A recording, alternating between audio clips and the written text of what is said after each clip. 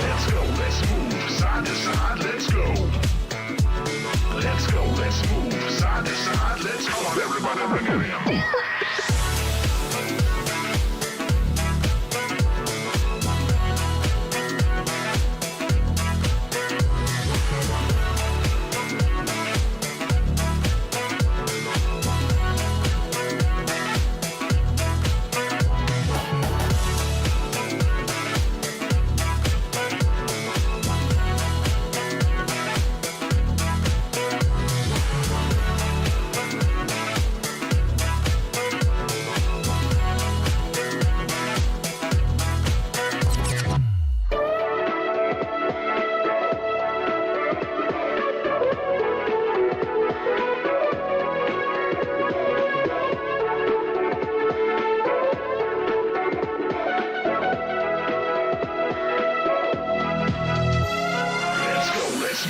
Side to side, let's go. Let's go, let's move side to side, let's go. Let's go, let's move side to side, let's go. Let's go, let's move side to side, let's go.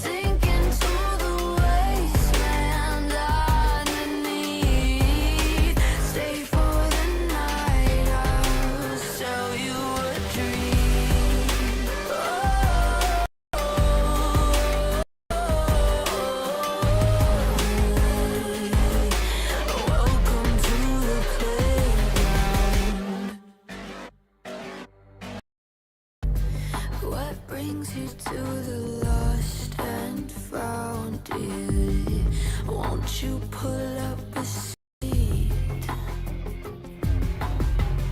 Everybody got a prize round here to play. Make me an offer.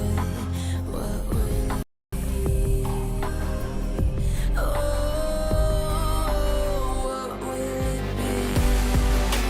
Welcome to the playground. Follow me. Tell me your nightmares and fantasies. Sink into the wasteland underneath. Stay for the night. I'll sell you a dream.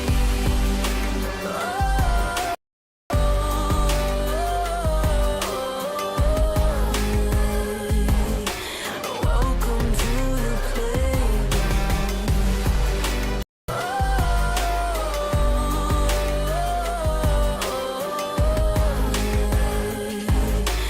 Welcome to the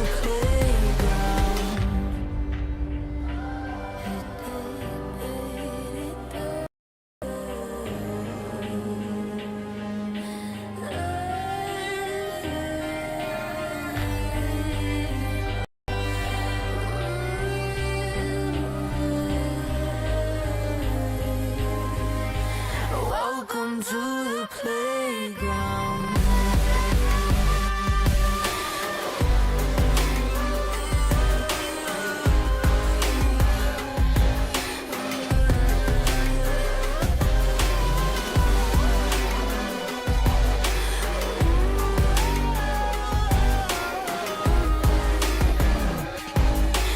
Welcome to the playground. Welcome to the playground. Follow me. Tell me your nightmares and fantasies. Sink into the wasteland underneath. Stay for the night. I'll sell you a dream.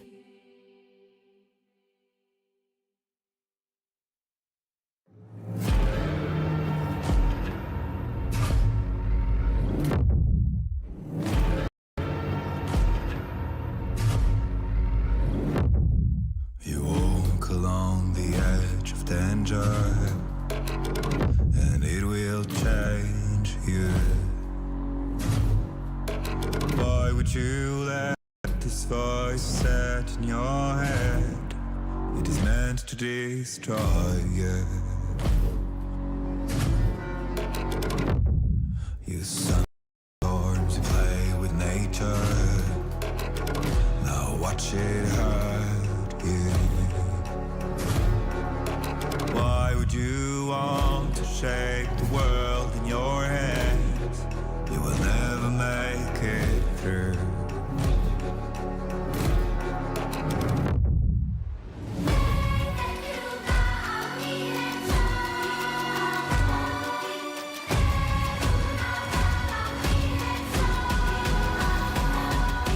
Catch the fire burning out your soul.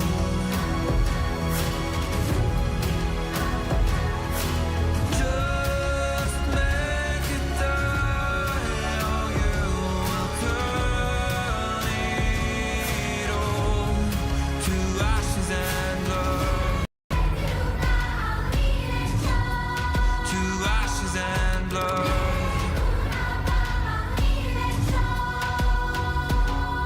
You waste your life to gain power.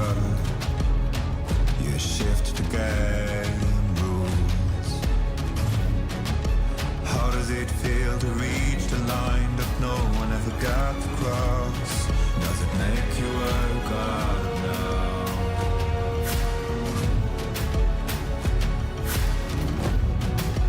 Every sin will be forgiven if you lay down your weapons to the ground.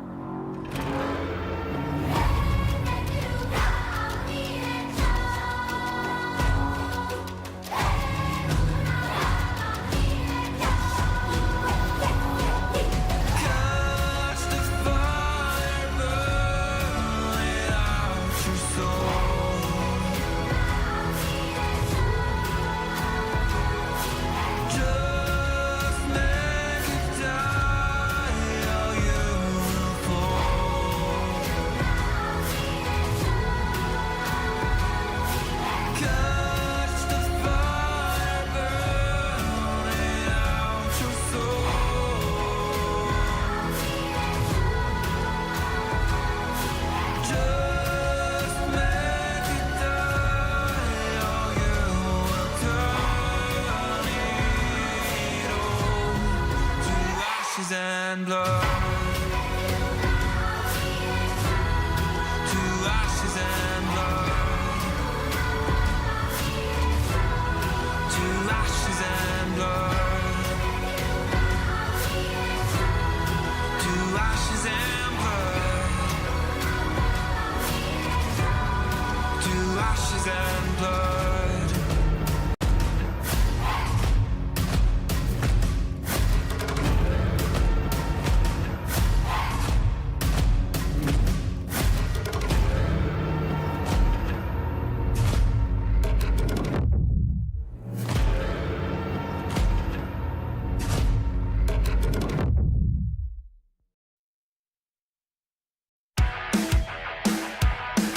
Hey, what? Hey, look up at the sky, it's just a starting line. Waltzing through the storm, feel the vibe align. Radiant rebels in the silent fray. In the pulse of dawn, we embrace the day. We find harmony in mayhem, finding our own beat. Eyes ablaze, we're laser focused. Dancing through the storm, we become the light. Against all odds, we'll set a flame in this never-ending fray. Eyes alive in the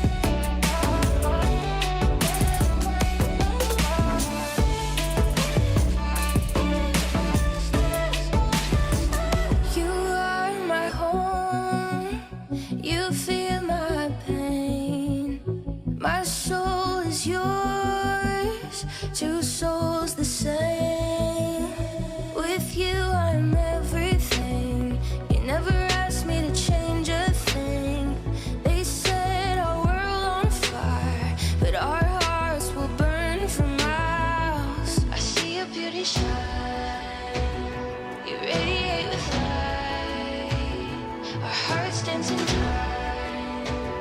You're one of a kind. Stars shining with us. Your fire is contagious. I feel the moon on our skin. Love glows out, love streams in. Your eyes shining through me. Light the way so that we can see. I feel the warmth of my love.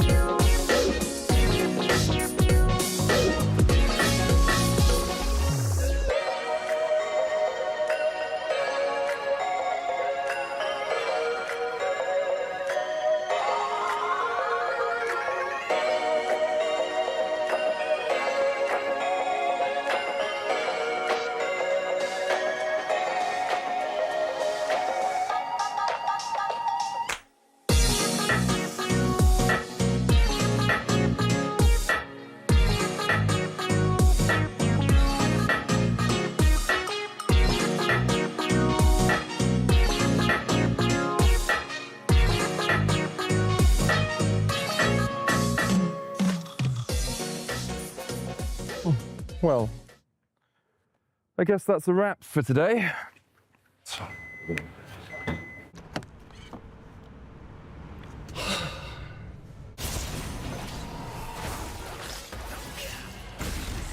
Seriously, medic? I thought we were going out for a ride.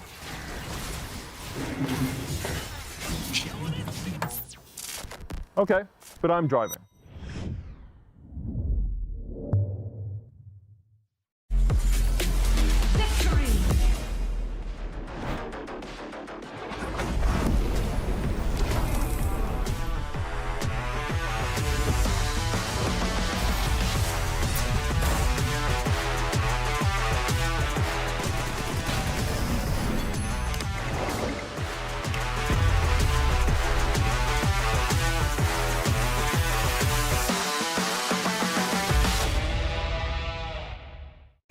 Now approaching the final pick, and what a ride it's been. A moment of hesitation, but we're getting closer to the game changer, and what a legendary journey we've been on. I mean, there's so many excellent options, but one of them has to be a perfect fit. Oh, they're about to lock in. Oh, what a pick! What a way to close things out. Book your next hotel stay in Madrid with Marriott Bonvoy. A check-in at every checkpoint.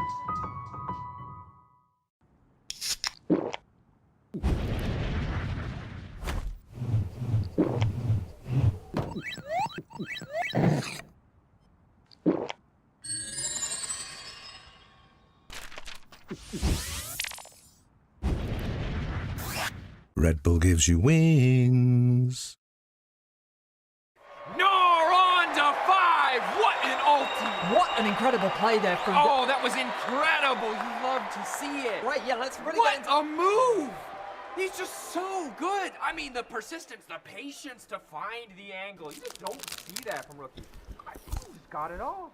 He's got the bad. Have a break. Have a Kit Kat. Ooh, that looks good. Do you want to maybe share a little bit? Yeah. What a move! Want to level up beyond the Rift? Express like a legend and find your fastest server in one tap. Express in game without ISP throttling. Express and shield yourself from DDoS attacks. Express and choose the VPN trusted by gamers everywhere. Express VPN. Experience gaming the Express way. Fast, stable, competitive. It's time to Express. Scan to start your 14-day free trial. Subscribe to unlock free Hextech chests and keys.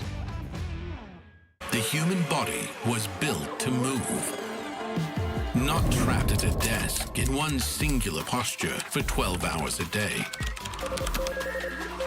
It's time your chair evolved. This is Secret Lab Titan Evo. Ergonomically engineered for you, gamers, hybrid workers, artists, backing your every move.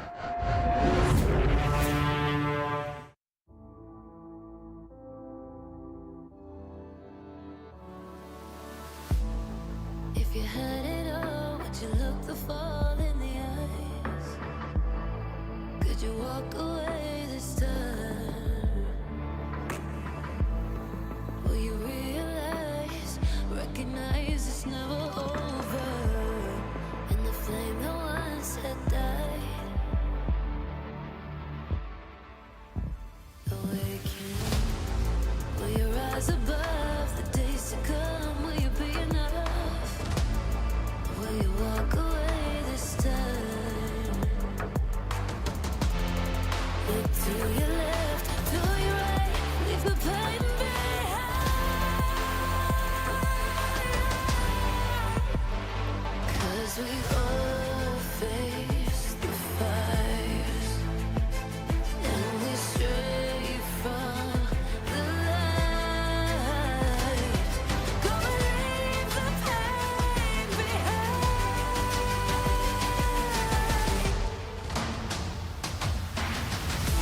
Feel that rush, feel the taste. Can you feel it? Read the page.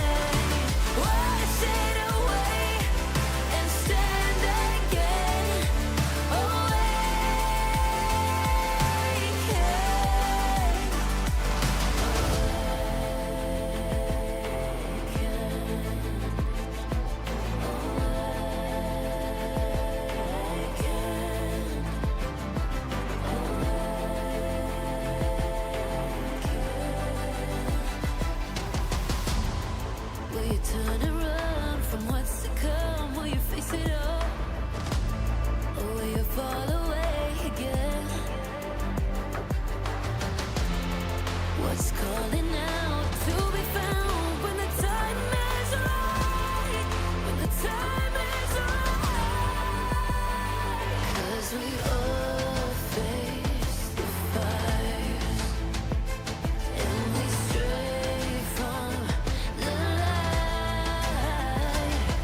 Go and leave the pain behind.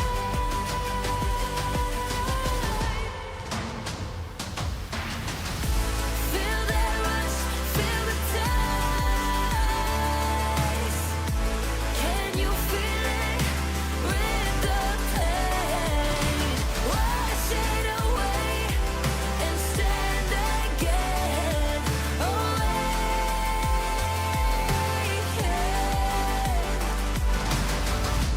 Feel the rush, feel the taste. Wash away what used to be. Will you make your stand? The world in your hands again. 'Cause we all face the fires, and we stray from the light. Turn the page and make it right.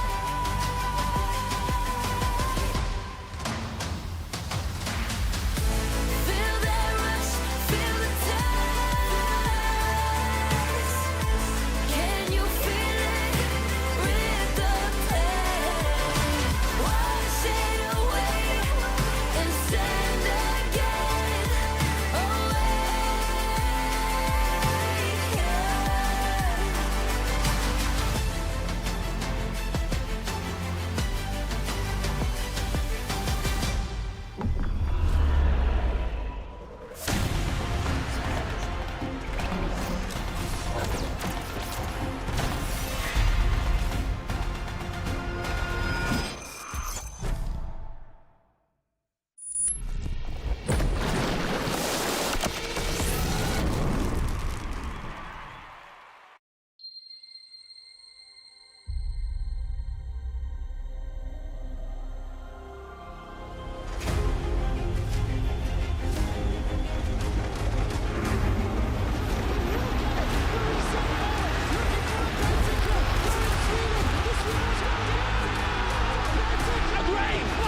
G2, the perfect team fight. They take it all. Here comes the Crow Storm. It's knocked back. Instant combo button. What is people? Oh my God! Claps, everybody. You know the story. You know the legend.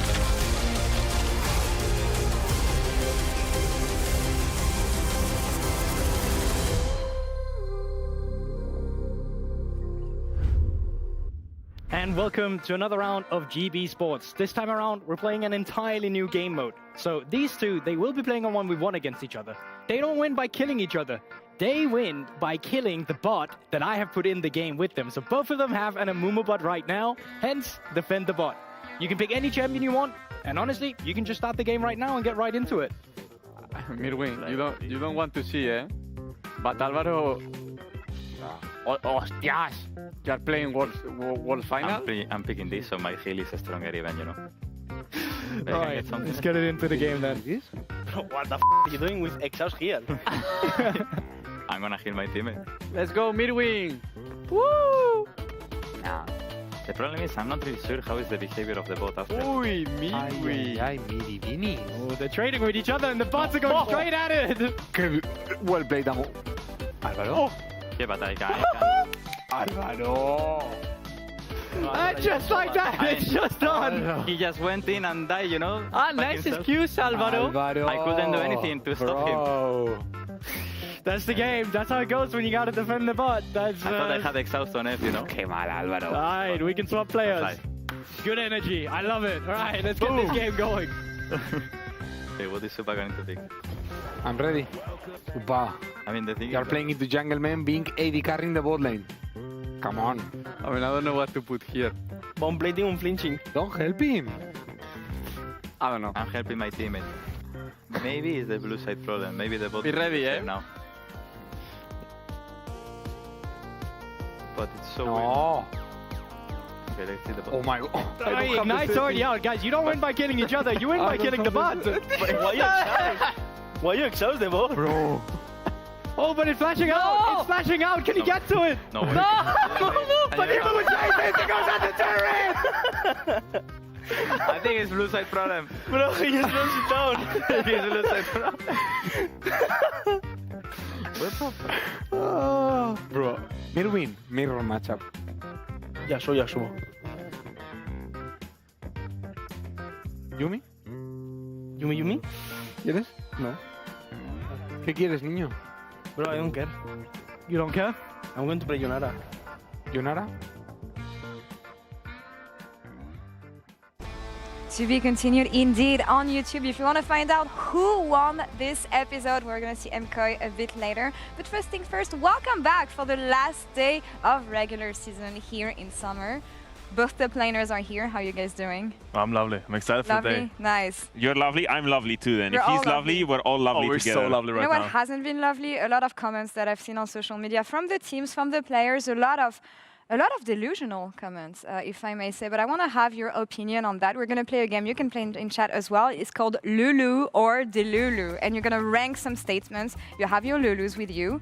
One of them is not looking that good. The other one is like, yay, chippy. Me after my solo queue games. Me after Dom replaces me. All of us solo games. But yeah, let's see who was delusional in what they said on social media. Jankos last week, he was here actually. Jankos, saying, okay, this. We play Vitality. You don't They even need to- are garbage. you don't even He need did to- not hold it back. You didn't even need to read the quote because if you say a Jankos quote, it's for sure Insta-Delulu. Insta-Delulu. They're just... Yeah, I mean, completely Delulu. Vitality has been great. We'll see them a bit later as well. Second one is, let's find out right now. Is it delusional? Vitality is making top 4. This is Jack Spectra at the beginning of the split. Top 4, not just in their group, but in general. They're halfway there. They can end first today. Do you think they have what it takes to make top 4? Finn, you were with us. I mean, I disagree then, so I'm gonna have to say it Delulu? Delulu. Yeah, I think Delulu MKOI again? takes it today. I mean, I have to double down because if I say that he's right, it would just hurt my ego too much. So there's no way. All right, next one.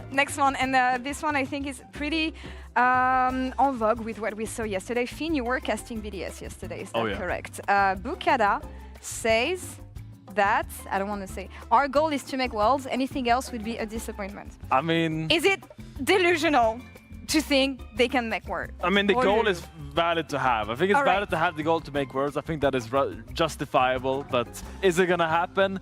That would maybe be a little bit... But it didn't say it would happen. It said that's their goal, okay? I mean, there's many ways to go to Worlds, you know? It's just, since it's in China right now, you just need to get the visa and you can always buy a ticket. They you know, did and go say watch that it. they wanted to play there. I mean, that is true. I mean, everyone can make it. Even Twitch chat can make it to Worlds. Next one is, next one was after Fnatic and G2 last week. Mickey said that our result against G2 was not surprising. They're just a lot better right now.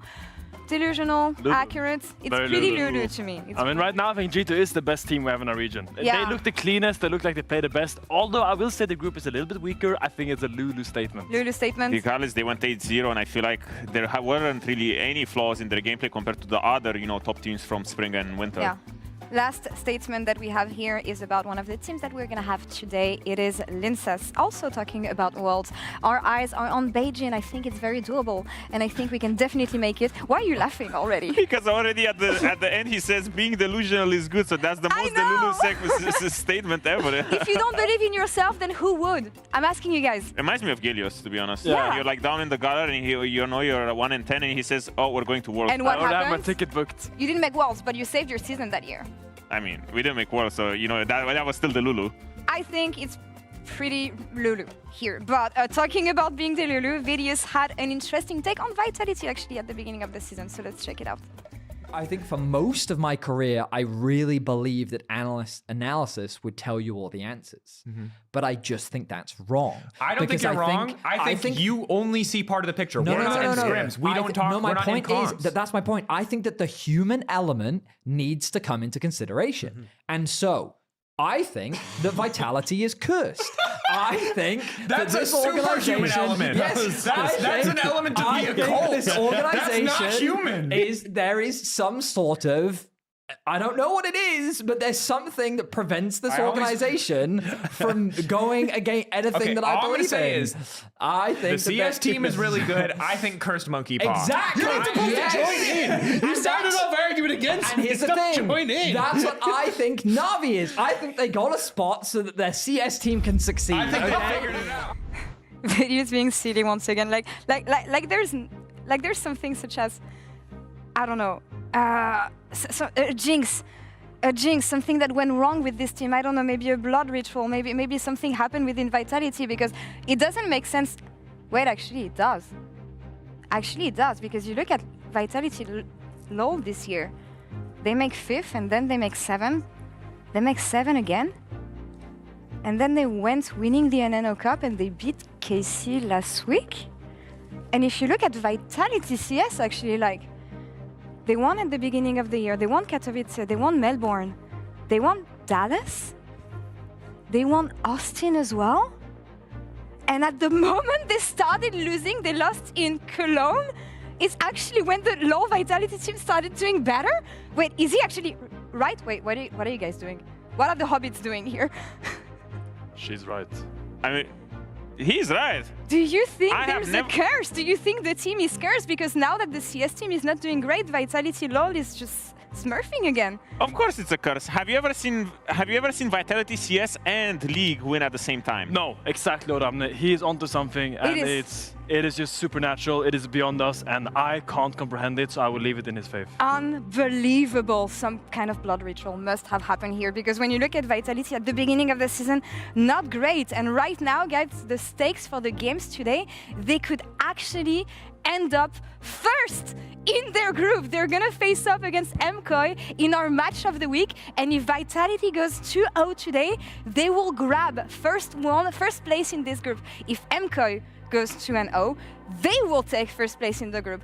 And then you have somehow KC, who have a horse in this race, because they're not playing today, but if the series goes 2-1, either way, KC will be first in the group.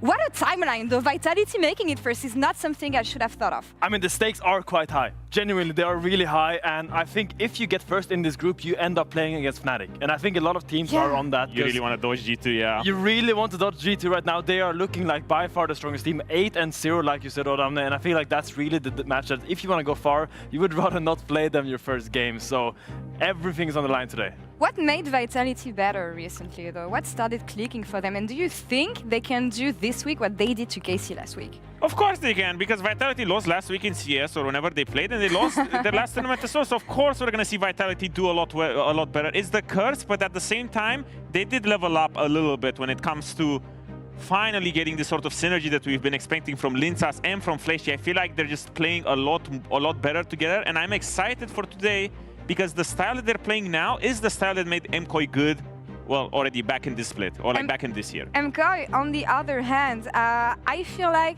coming back for them in summer has been a bit difficult. Every time we talk to players in interview, they keep on saying practice hasn't been the best, practice hasn't been the most efficient. It is now that they want to turn it around and prove that what they did in spring, they can reciprocate in summer. So I want to know what Zeph thinks about it, the MKOI coach. He's standing by with Dracos in the Marriott Bonvoy pre-game check-in. Thank you very much, Laura. It's my pleasure to be sitting down with Zeph, coach of Movistar KOI. Welcome, brother. It's been a weird week. KC kind of unexpectedly lost to Vitality, so what felt like almost a clear second place finish now has potential for first, but it does require you to 2-0. There's no room for 2-1s anymore. How do you feel kind of about the matchup and expectations heading into this week? Matchup to Vitality? Yeah. I mean, obviously they can win. Anyone can win. But I think if you were to watch the games of Carmine Cup, it felt like Carmine Cup gave it away in a way. I think the both games that they lost, they were not coordinated. So I think the key for us today is just to be coordinated. I don't see a world where we lose if we are coordinated as a team. Yeah. How do you rate Vitality? It's one of the biggest questions we have as kind of analysts and casters on broadcast. This is a team who can look like a contender for the top of the table some weeks and can look completely abysmal the next. So how do you evaluate them? What is the kind of focus when it comes to playing against Vitality? I mean, when you do scouting, I don't think you should take their first two games. It looked like they heavily underperformed. from what to me it looks like. I think they are a different team from the first week. Probably some nerves, right? But as a team, I think they're in the level of Giantex. Obviously, can take a game to the other teams, but I don't believe they will win the LEC. So, I mean, obviously we're here to win, right? But if it has to be anyone else than us, it should be G2 or Carmine Cup. Yeah. The way I see it. I know the goal is winning. And I know that no matter where you finish, you're going to say, this is the path we have to beat everyone. That's the classic coach answer. But first place does feel really important because it is the difference of first playing Fnatic at second in the other group, who look like, of the top four, potentially easy pickings, or potentially getting second, and looking at a team like G2 or dropping further. So how important is that first seed for you guys? Is that something that you're really focused on, that upper bracket? I mean, for me, I will have the preparation to try to do a 2-0. If it doesn't happen, we're still going to ramp up and win the playoffs. So whatever happens, happens. But yeah, the goal is to 2-0 for sure. Yeah. I guess the last question is the KC loss, again, pretty much everyone on your team, whether it was Euphoria or yourself on Twitter, you talked about, look, like we could have won. Both teams need to ramp up. So what is the focus behind the scenes for MKOI to kind of make sure that you are in that peak performance like you were in spring to make sure that you're showing up in those big matches? I mean, honestly, it's a lot of preparation for the opponent team. And mostly, I just hope today we are playing as a team. I think team that lost to weaker teams so far is only because of lack of coordination. I think when teams are coordinated, you can see it with G2. It just stomps over. So that's what I'm looking for today, basically. And I think against K-Corp, what went wrong is we are not coordinated. We lost one team fight, guys. Happens, you know. Super flash in 1v5. What can you do, you know? Sometimes you lose. Hey, it's fair. That's what AD carries love to do. Overextend on mid-wave and flash in randomly. But sometimes they win game for you, you know, so it's good. For the Koi fans out there, is there a simple thing to track for them to know when the team is on sync and playing together? Is there anything that they should look at? Is it something in early game? Is it the atmosphere on stage and the attitudes? Or even for yourself as a coach, what do you look for? When do you know it's going to be a good day when it comes to that coordination? For me, it's how we come into the day. Usually, if the vibe is not good, you can tell the player are not in it. If the player are locked in, and I think our strength as a team is to play them up. And you can see very clearly if we are comfortable and calm in the game. And if we are not, this is where it gets hectic. And you have game against Navi, for example. Yeah. Against Navi, we won the game 2-0, which is good. But the way the game looks like wasn't what we want to show, right? So I think you will see it very easily in the first game, I would say, or second game, how we feel. Eyes on the map, eyes on a 2-0 for either side. Good luck today, Zeph. Thanks so much for taking the time to sit down. Let's send it over to our match of the week, Vitality versus MKOI.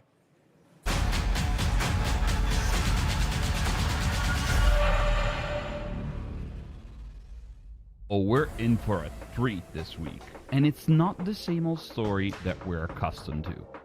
We're finally seeing the embers of the next generation beginning to shine.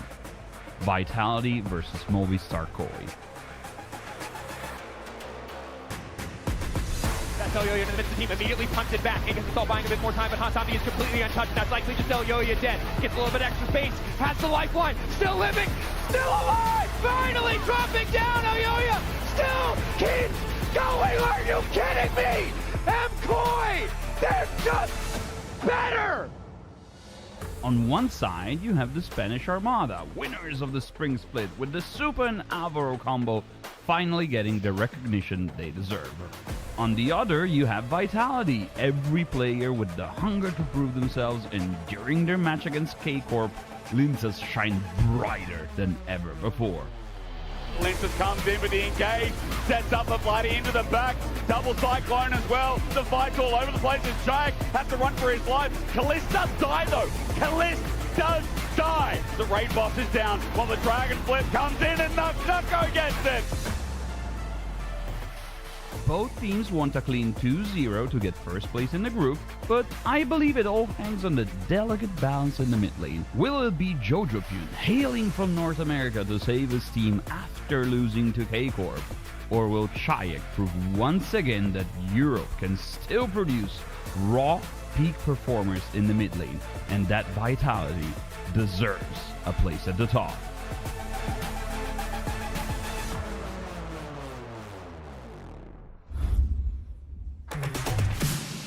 It is a battle for first in our last day of the LEC regular season all year long, and our last in summer as well. With Vitality and MKOI going up against each other, who knew it would be between these two stars? Well, one star and one busy little bee. It's myself, Asterix, and Nymira will be taking you through our match of the damn week. Holy Damn, on a Tuesday. Hey, it's a day of the week, and I appreciate being here with these teams. The stakes are really, really high. You heard about it from the desk, but every single game matters. I know it's a bit of a catchphrase. It's really, really apparent here, though. A 2-0 or 2-1, either way, it makes a huge difference. We are determining all 3 top seeds from this group in this matchup here. And I feel like the fact that Vitality are in the argument, a lot of people can be like, wait, what did you say? Vitality, their run up to this position, now sitting in 3rd, came off the back of Na'Vi, came off the loss of GX, but came off the win against KC. That 2-1. You want to talk about difference makers? That really changed the landscape that we're now sitting in for Group A. And I think in that series, Linsus reached a new level we've not seen from him in LEC consistently so far.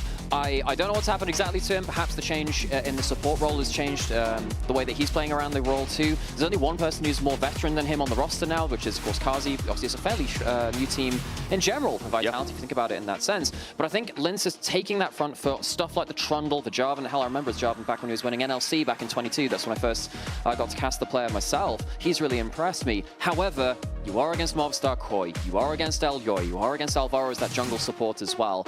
There are no easy matchups here. Movistar Koi, defending champions, coming in from that last split. They don't want to be left out of the conversation at all, and absolutely deserve to be talked about as potential top tier within this group, and they have a chance to finish first tier themselves too. Well, they lost out to KC, that was the difference. They did beat GX though, so that's where it comes down the middle as we finally get into pick and pan. This best of 3, this final best of 3 between the two of Vitality and MKoi to cement their season. Starts with a Galio ban on blue side, Azir on blue side as well.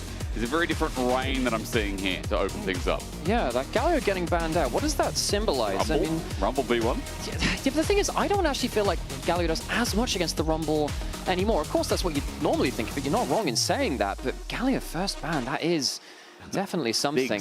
Ziggs on the other side. Kazi played that. Well, no, Kazi did play that against KC. And now, what this means to me now is that particularly with stuff like the Galio and the Ziggs gone, something like the Yunara does gain a lot more power because there's less things to pile on the engage, which Yunara can sometimes struggle against. Maokai typical in Europe as well. Talia gone. What's this leave up? Stuff like the Wukong springs to mind for Europe. Varus is also there, and Varus is still S tier. This is the strangest ban phase I've seen in a while. How fitting, Jarvan now gone. But if Jarvan's gone, an immobile 80 carry. Then who's driving the bus? And now we've got a Pantheon first pick, but MKoi so much up on this red side. Exactly. I mean, there's still the choice of those uber powerful 80 carries. We've talked about the Yunara, we've talked about the Varus. It's the potential of either of them getting locked in on the here and now hovering over that Yunara. The way you typically tend to deal with this is by hard diving. She's not great at peeling for herself. If you have something like a Vile onto her, that's great. You've already locked in that Pantheon, so maybe they say, well, don't have that hard engage from the jungle in the same way. Maybe we see an angle for this. Don't have snap engage through mid as well. That Talia's already gone. Maybe the Orianna pairing could be considered here, pending how they want to play out the mobility here. MKoi get the strong pick. Remember, Varus on the other side is pretty much a big possibility here for Kazi. But what else? What else has been left over? There's like too much in this draft already. I mean, weirdly enough, I actually feel like you can pass up the Varus here for Vitality. You could go for something like the Sivir or the Xayah, which tend to deal better in actually dealing with the 1v1 with the, at some points, the Sivir less so, but you can do some other things. The Rumble, of course, better as well, comes through. I think there was a real threat of Varus Rumble on 2-3 from Vitality. A lot of the time you don't think about top lane support, AD carry rather as a duo, but that one's a bit nasty with the double ults kind of pinning you into that equalizer. Varus is the big question mark, so they go towards it. Would they prefer to have more of a crit scaling marksman instead? Questions to be asked. And do we get a priority support for Vitality too? Because again, there are a lot of engaged tools open. Snap engage in the rel could be considered here, and it does feel like it's strange to see that Corki gets picked up instead, so Varus will just fly by. The funny thing is, Nucko is that crazy top laner who could pull Varus top. He could do the Mirwin special, and it was seen as the counter option into Rumble. So let's just hold on to that, shall we, as we progress through draft. You know, I hate the fact that you mentioned it between both these two top laners. If anyone was going to do it, it would be in this game. It would be in this series, yeah. I wonder whether, with the Corki, you do lock in something easily like the Rel now, though, just because it's such a good combo onto both. No, going to be the Rise for Chayak. Of course, Chayak, one of the biggest performers in Vitality versus KC as well. Setting up for more of this team fight for MKoi. The Orianna has just been that high priority as well, and going into the Rise feels nice. And okay, just going to play out the lane here for Jojo while we ignore jungle on the side of MKoi, at least in this first phase. Yeah, that's One thing which I'm thinking about now is the range discrepancy between the two. You've got a Rumble with an equalizer, you've got the Shockwave kind of being that kind of bouncer at the front of the team fight as well. While it doesn't feel like they have a quote-unquote front line, if you try and engage onto the Yunara or the Orianna or something like that, they actually protect each other quite well with just upfront damage. It's going to have to be very well coordinated engages already just with the 3 picks coming in from Vitality. Short range of Ryze, short range of that Pantheon. Corki's not exactly long range either. Xin Zhao gets taken away. Again, some of those jungles priority and the Xin Zhao looks so nice with Ori. Alistar might be saying that they're going to fish for the Rel on 4 MKOI and then get a counter pick for but jungle's already there, so I guess if you pick up this Rel here, you know, what's the point? Something to consider because they got rid of Nico and they are slimming down some of their own options here. If they don't choose to pick up support on 4 and then go for that late jungle despite the Pantheon already being there. I think Alvaro's feeling pretty happy to potentially support counter pick. I think there's stuff like the Rakan still available, which can counter some stuff. It's the Nocturne last ban against Yoya, of course, running out the Nocturne Orianna combo. Stuff like the Corki really hates playing against that. Could lock in the Ral now. Could also alternatively go something like the Wukong if you feel like you'd rather get that support counter pick.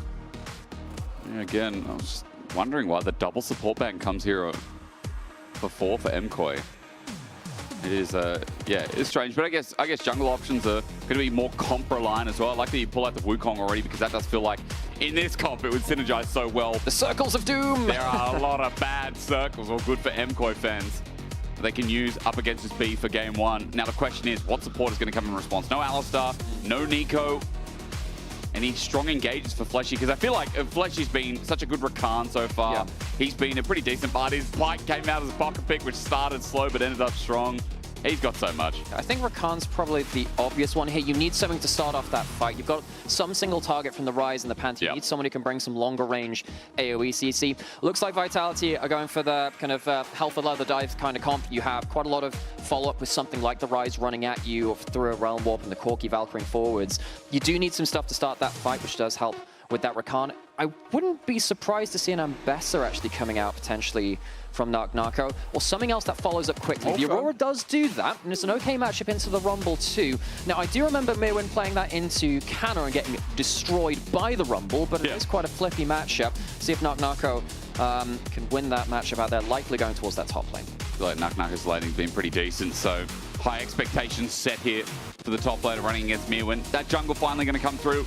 You already talked about the Wukong. It feels like the obvious choice here. Poppy, okay, a bit of disengage here. And there are a lot of dashes. You do mention something right. Yeah, so it's going to end up being... I occasionally do that, mention something right. No, well, glad I could do that. You always mention something right. I just had to tell we'll get that far. There was another one. You know?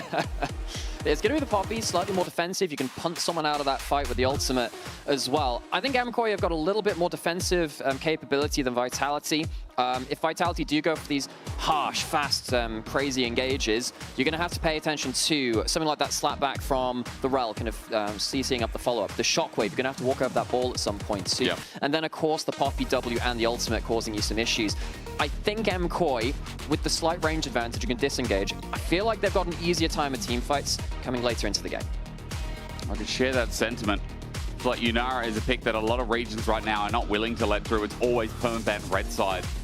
And here, the Pantheon priority for Vitality rose above it. This is the first Pantheon for Lince assist split, but to be fair, you know, Pantheon is permaban 43% of Vitality's games so far. They haven't had the chance to even pick it up on this blue side, or any side for that matter as well. So I'm not surprised that Lince pulls it up, but I am surprised, again, that they're willing to let go of things like the Rumble, the Yunara. I have to see for Vitality, this was a smart choice, because with people like Mirwin and Super, these big carry threats, they get ahead, MKOI will take charge. Remember, this is the fight for first, the fight for first in Group A, but the chance to be one single best of 5 away from Worlds. That is the bigger contest here. In our match of the week, if you can win simply in this hour and a half, 2 hour, maybe 3 hour charade, you lock yourself into the upper echelon and you give yourself a chance to be on a much greater stage. Vitality and MKOI starts now, and as you were saying before, Nomira, MKOI are our defending champions. Vitality, they're a team who are constantly up and down. We don't know which way they're going to land. I think particularly with Vitality, the conversation has changed so much over time. This team has promised a lot, delivered sparingly little, but now they're in a situation where actually they could finally get themselves to a result which they've been kind of pushing for, been waiting for. It doesn't take too much. This series here, they get a clean 2-0. Things go very, very well for them. They'd finish first in the group. And of course, every game matters here. We'll have to see how that works out from the laning phase, particularly with that Yunara you mentioned in some of the comments there at the bottom there too. Yunara's laning phase has been something which has been very, very strong in her game. Just getting that Q auto-attack reset in lane has felt so disgusting. Hit level 2, the prayer bead thingy flies at you as well. Prayer bead thingy. Yeah, the Orianna balls, not balls. I can't remember the name of it. It's Q start here in the laning phase. And yeah, very, very nasty ability to just control the wave, auto-attack reset on you when that Q's ready.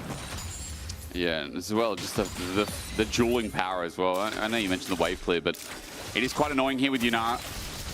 And Chayak, it's already starting out pretty good here for Jojo, as you kind of expect for Orianna early levels. Ability to trade through the wave versus getting stuck there is...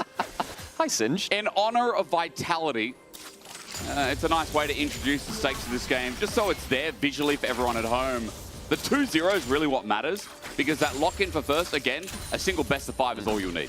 And worth noting as well, if you're a KC fan out there, your opener goes to a 2-1. Because KC go first instead. So we are determining, with this series, top 3, all top 3 of our seeds going out of this group as well. So a ton in terms of stakes, and I'm sure that pressure will be felt by all the players in the Rift. It's not just the players as well feeling the stakes. I mean, a very public statement as well from CEO Neo, like, Mac and Pat have had a lot of work with this roster, right? And there has been a lot of ups and downs. We can go back to 2024. We can look at how close they were in spring, then getting spring playoffs, getting knocked out by Fnatic. Then summer, it was like, man, they had a 9th place finish at the end of the year, lost to a tiebreaker in the end. Vitality has filled us with a lot of hopes at times. That's why we're talking about them extensively, because you all know the story of MCoy. They've been in the limelight. They have been champions. They've been near the championship multiple times. They're that team that always somehow makes internationals, or at least most of them. Vitality do not. They are a roller coaster of a team if I've ever seen one. And I actually ran into Mac and Pad backstage before we came on cast, and I did ask them about the pressure being put on them, saying, look, this is last chance to loot. They said basically, pressure is a privilege.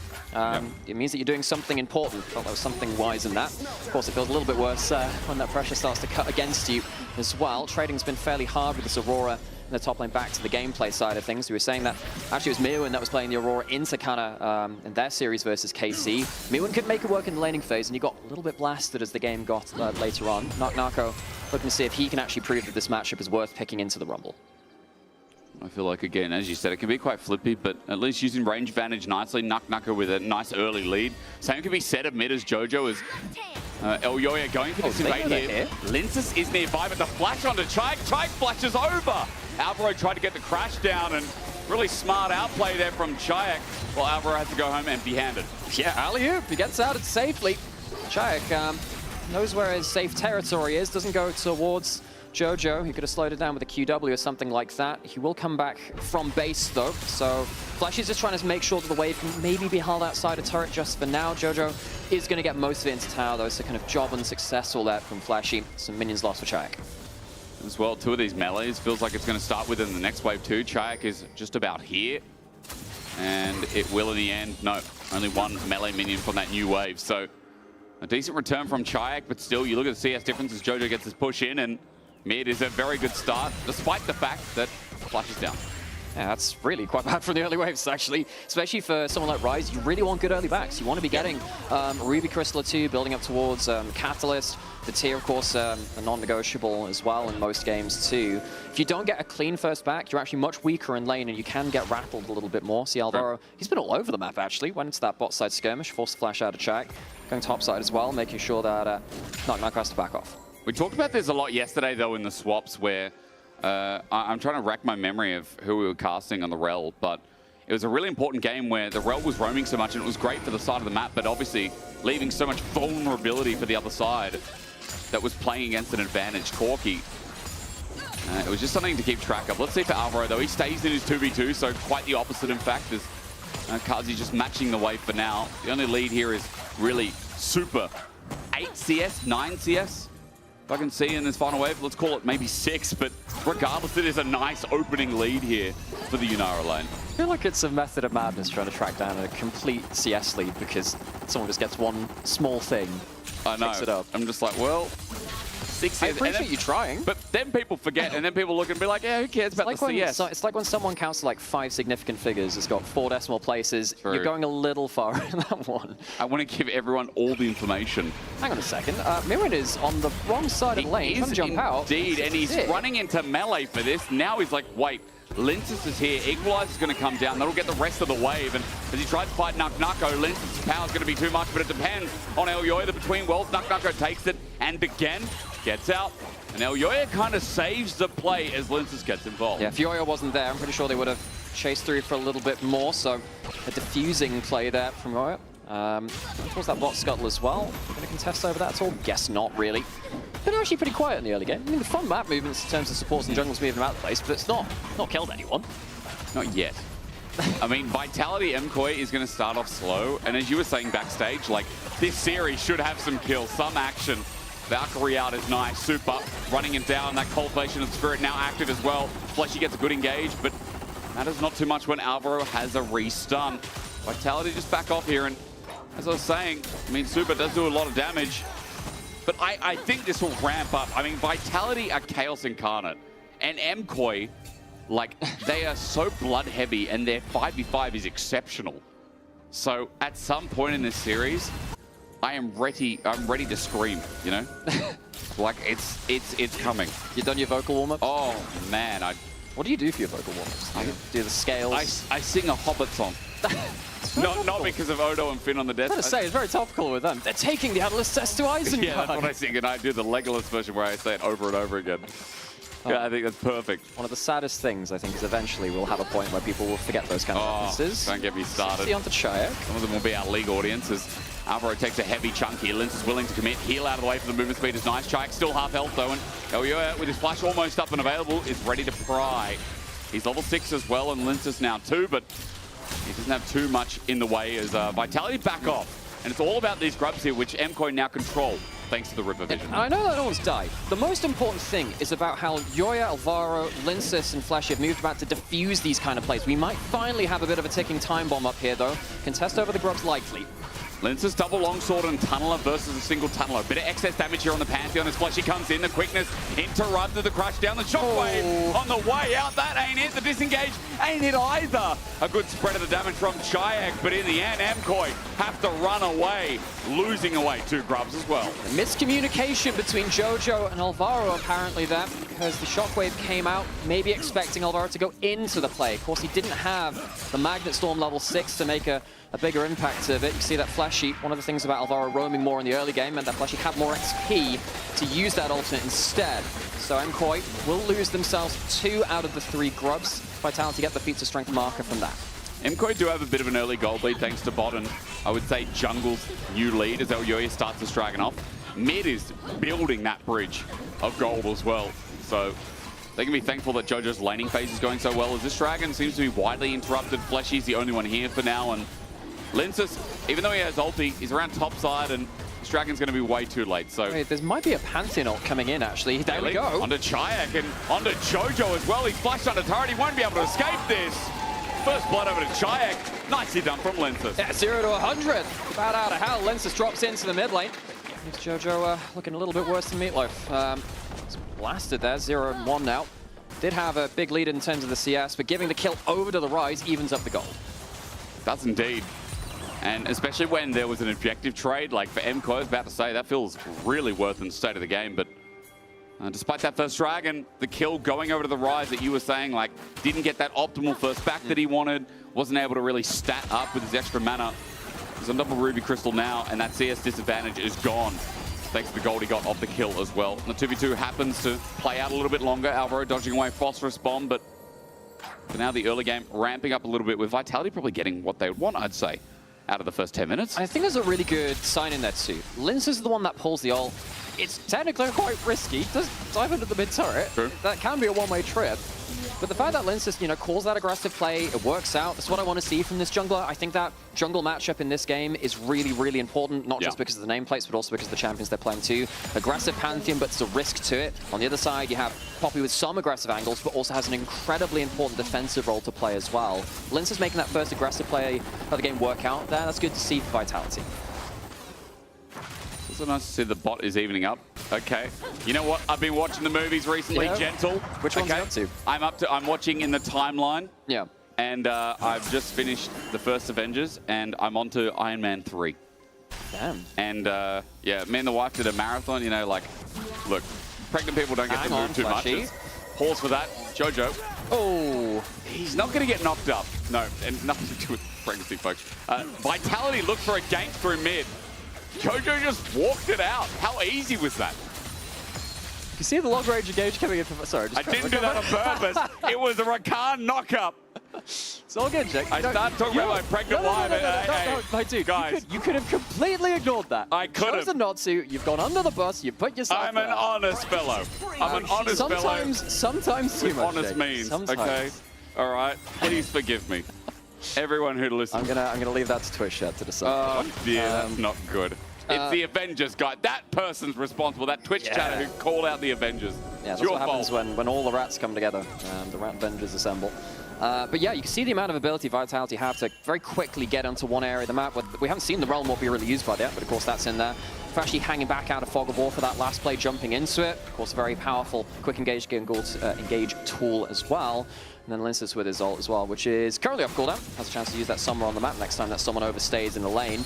So I know this is going to be quite boring for MKOI fans in some sense. Oh, no. MKOI's goal is to not die to Pantheon ult, not die to Realm Burst. So on the list. The less that you see in terms of aggressive plays working from Linsis, Chayek, and from Flash, you have those big long-range engage tools, the better it is for MKOI. I know it's about inactivity. It's like choosing immobility as a mode of transport, but it's actually quite impressive here if MKOI can make it out into the mid-game, get a couple of items without dying too much. Now, when I think of immobility, I think that's not a good mode of transport at all, but you've really reshaped my thinking. That's what I'm here to do, Jay. Standing still is the best way of moving forward. Oh, wait, that's very wise, actually. You should all write that down. Yeah, do you know what it means? No? Does anyone else know what it means? No, Not yet. But if I pretend, maybe.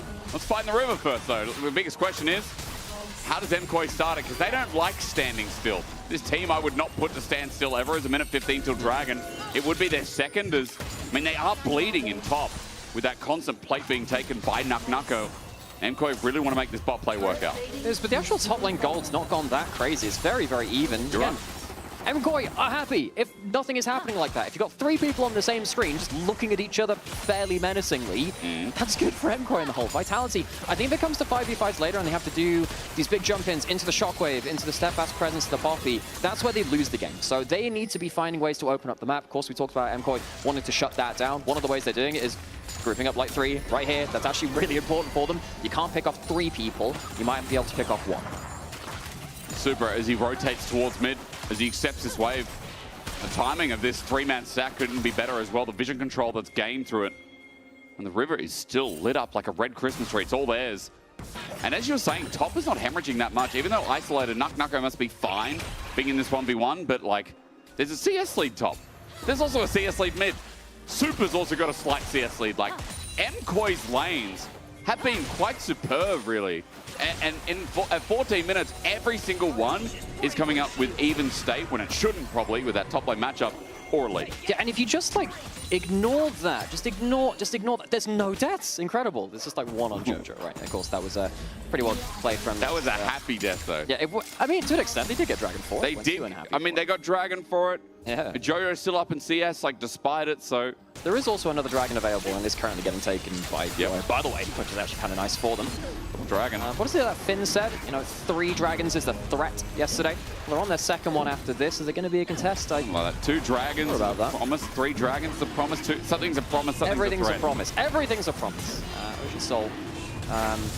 No, it's not. It's the second one. It's the other one. Hextech. Oh, even worse. Even worse. Having a Yunara chase you down with Hextech. You talk about zone control. Adding a slow into the mix. Hang on, Flashy. He popped the ult. He is going quick. He's immobile. He listens. Choosing him, but no, they don't. No. They're the ones that are not meant to do. Oh, no. So they took the advice to MKOI. Oh, dear.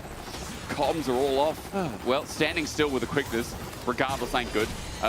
Heal was used, or rather there was something else used that he's now swapped to with Unsealed Spellbook. Into a heal as Vitality try and siege mid. Not much of a minion wave to do it.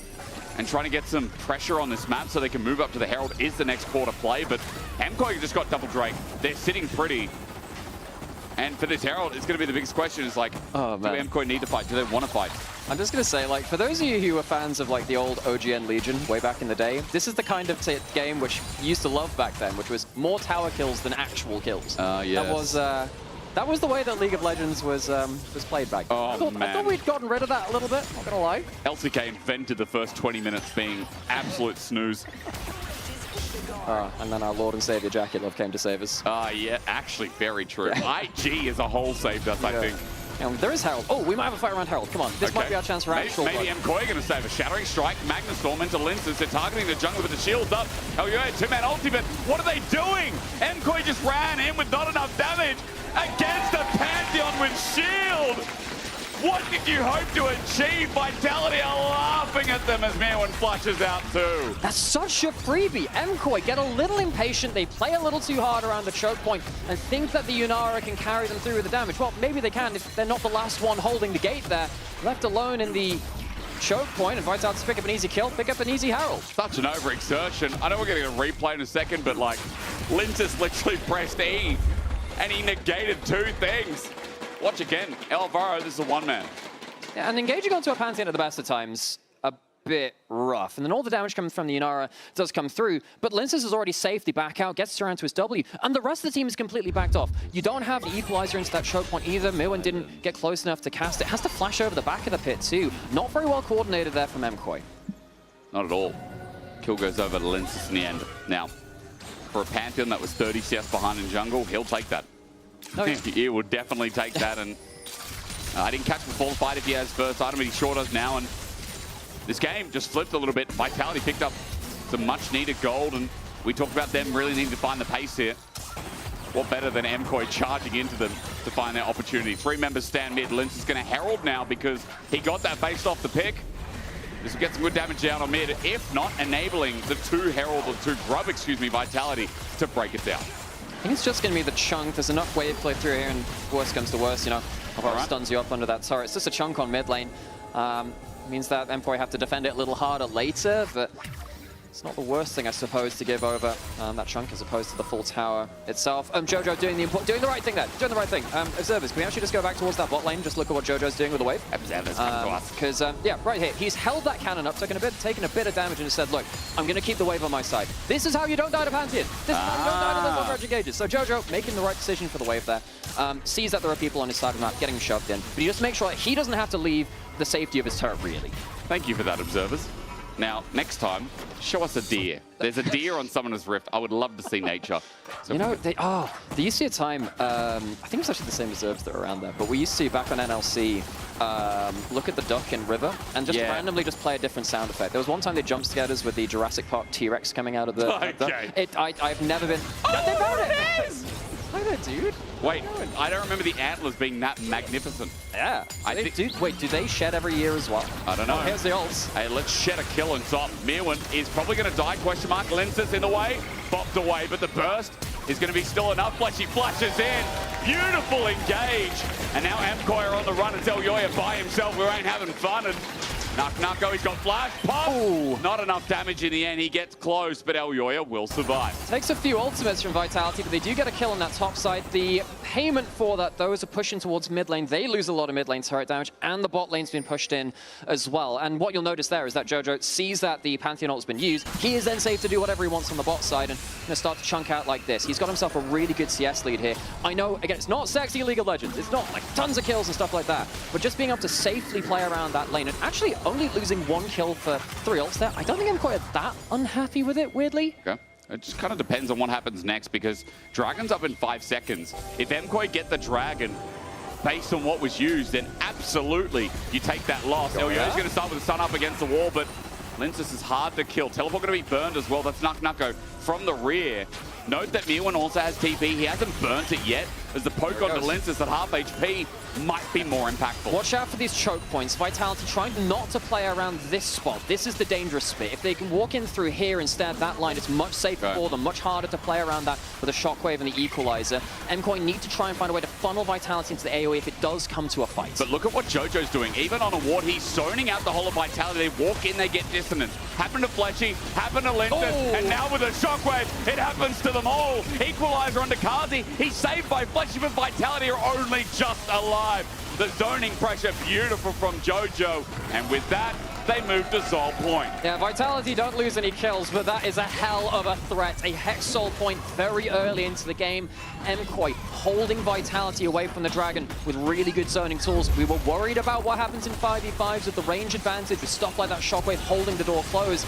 And right here, Alvaro really makes them feel bad about that too. Kazi barely making it out with his life, and there's no hope of a contest over the Dragon. Nice disengage as well. Chayak was coming in from a flank, and Elio just sends him skyward. Third Dragon, as you said, MKOI, all that ult usage in top, that really made a difference. Third Dragon is so big this early in the game. Yeah, looking good for Vitality. I don't know if I agree with that. You know, we kind of gas lamped that person a little bit. We literally put them up and said, you know what, this is a good time to... We're really doing the gas lamps. We're doing the gas lamp. Okay, all right. Oh yeah, let's show it again. Yeah, I'm so sorry. Oh, shit. That person is getting fried. Like, you know, let's put the comment in the bag, yeah? Like, this is crazy. Like, let's be honest, they probably didn't like sign up for this, or they'd type that in there, just so you know. Hey, they typed up and they signed away The chance everything. of getting called out live on the LEC broadcast is low, but it's never zero. All right, Mod, yo, look up, 5 minutes, we see what Biz says next. Yeah, can we just cherry pick for another thing, which is talking about stuff that we disagree with? Let's cherry pick 10 minutes ago. Oh, I like that. Gas lamping is not okay, though, guys, just letting you know. Now, where are we at? Well, we're looking for the next big play from Vitality before the next Dragon really makes things difficult for them. Atakan is available, and I'm not going to lie, Atakan is where games go to die. We can actually see a bit of an intercon there. Smite used early by Linces trying to take this down. Vitality maybe feeling a bit of the pressure of time against them. Going towards the Atakan, see if they can get something out of the big objective. They're losing bot turret. They're losing the next wave onto inner. Alvaro is low, and that's going to help out. Vitality are doing this on a ward. Redemption's going to come down. I think that's a friendly one, and it is. So it's going to be taken. Atakan, okay. MKOI are not going to commit the TP. They think tier 2 is more valuable. They think mid turret's more valuable. They do open up mid, but can they get a second in bot? I actually think the damage is done because, where is the minimap zoom? There we go. You have now lost this defensive line across your side of the map. You now have to defend from this line of towers, and that means that when you're heading towards, you know, the Soul in a minute, which is really, or in a couple of minutes, you have a much longer distance to get towards that objective. So MKOI, I think they get the territorial advantage for the next Dragon. And despite, look, Atakan is really, hang on a second, my dude. Linces, that is not the wave. He's going to get out for now. Okay, he's lucky. Thank God that the shield gives movement speed at the end. Yeah, like that empowered E gives you resist, it gives you movement speed. That thing is just so wild in terms of the value which it has. Good shotgun there from Nark onto the two of them. Pushing in towards that mid lane, seeing if they can get themselves a bit more territory back for the next Dragon fight in a few minutes. Kazi stepping up to enable this turret. It's so close to dying, but they just can't step up. Biggest range is Kazi, and even he's scared of the hard engage. And you know, you look at stuff like this with the two grubs and you think, well, that means you kill towers well. Okay, well, I don't know, Shockwave, you're not going to be able to walk up to the turret. There's someone like Avara that can slam the engage onto you too. You need to actually be able to hit turrets, and they've not been able to do that. Not really. Sure. You see that Vitality, they've been... I don't know, I feel like they needed to be more proactive, find some more opportunities with this Pantheon. I think they should have full sense it once or twice more. I don't think I've seen a proactive roll morph either. This is not looking great for Vitality. Remember, very important series for them. If you lose a game, you lose your chance at first as well. And this game, I know there is a gold lead towards Vitality for the moment, but we saw what happened in the last 5v5. You see the Dragons on the other side for MKOI. I think strategically, advantage to MKOI, and that, I think there's got to be some pressure weighing on the minds of Vitality and going up to that Dragon in just a minute. It's a position of power with Baron also as an option, right? Like, MKOI can just swap sides of the map and go, all right, well, if we do have to swap and Vitality get the Dragon, that's fine, we'll get the Baron. And then Vitality will be in a lot of trouble with sieging we've already seen and how easy it is. Nuck is going to step up and sneak the turret. That does open up mid a little bit and give a bit more gold. But again, it's all about this Dragon. 45 seconds until the potential of Sol for M4. Yeah, and there's some important stuff that's happened during that too. Got some wards in place of where that vision line really should be when you have both your outer towers available for Vitality. They're trying to just claim some vision back, but you can see MKOI have a couple of things around the place too. Just knowing where Vitality can walk in. So Between Worlds going to come in. Nucko doesn't get to the other side of it. Linces, he wants the spear, and yeah, that Q, that pullback through gets us. He now takes well. Alvaro's here on the other side. That time the portal's punished. Nucko dies to Baron. The second time Vitality have taken a magical journey, almost. Well, this time it was to death. So much. They shot the jungler, which gave them an option to go towards the objectives before Yoyo could reset. Then they lose their top lane. He's now there for 30 seconds, and they're in a 4v Hex Sol. Yoyo's back with the help of the Hex Gates. MKOI, huge advantage going into this fight. That's a big whoopsie for Vitality. Flash from Fleshy, matched by Jojo, but now look, he is danger. Realm offensively, Chikes pulled out of it in the meantime.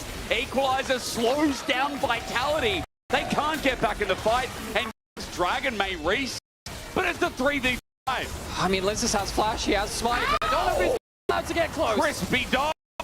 He's going to run for his life. He's burning. He's lucky to be alive at 30 HP. MKOI, Sol in the bag, and this game is looking mighty likely too. RT slammed their heads into the shield wall of MKOI a few many times. MKOI have come out better of it. They get Hex Sol, and I don't care that the gold's not with it. Sol is such a huge win condition. Flash away from Flash's engage. A lot of their potent power with that. And credit to Alvaro just saying, look, I'm not here to actually properly engage. I'm just here to tie up 3 members to the defense of Chaya there. Jojo's had a really stable game. Like, he got caught out once in mid, but that was just a hard-on game. Like, how much can you really blame a Pantheon slamming down in your lane, you know? But Jojo's zoning over this Dragon has been really, really good, and he's had such a, I don't know, I guess just what we know of him, great lane, and then sometimes his mechanics can be a little bit iffy, but in this game, definitely not. He showed up big, and props to Jojo, who is now European. We claim when he plays well. I mean, if you're gonna follow on the Spanish vernacular, wouldn't it be Yo-Yo? Maybe we can. Yoyo and Yo-Yo. Oh, that is cool. Actually, we'll workshop it. We'll workshop it. Let us know if Spanish fans. Let us know where we can go with that. You know, like what sounds the coolest. I mean, there are some pretty cool names on MKOI, and not to glaze them. And obviously, a lot of people would be sitting at home today and be like, "Man, you guys have really hyped up Vitality again." MKOI is the story that just keeps on giving. We don't need to, rush into your ear and say that, man, MKOI is so good. They have been a little bit slow off the gates, coming back from MSI and EWC, but like, hey, I mean, they've had back-to-back internationals. It feels like they're finding their groove a little bit. This has been a cleaner game of, as you were saying, Nomura, like knowing what to play for and when. I think their macro has been insane, where it looks like they're giving up a lot, but actually, in fact, their game plan is like 5 minutes ahead. Yeah, I mean, this is just the kind of game which it's sometimes difficult to watch as just a third-party, non-biased like viewer of League of Legends, because look, it's 5 kills in 28 minutes, definitely not as most as we see across World League of Legends or whatever, but you can't deny the strategies work from MKOI. They've got a ton of gold, a ton of farming experience onto Jojo, who's never really been threatened outside of that first kill, which you were saying. Yeah, there was that 1 kill onto Mirwin, okay, 3 ults for that. No dragons came across from Vitality.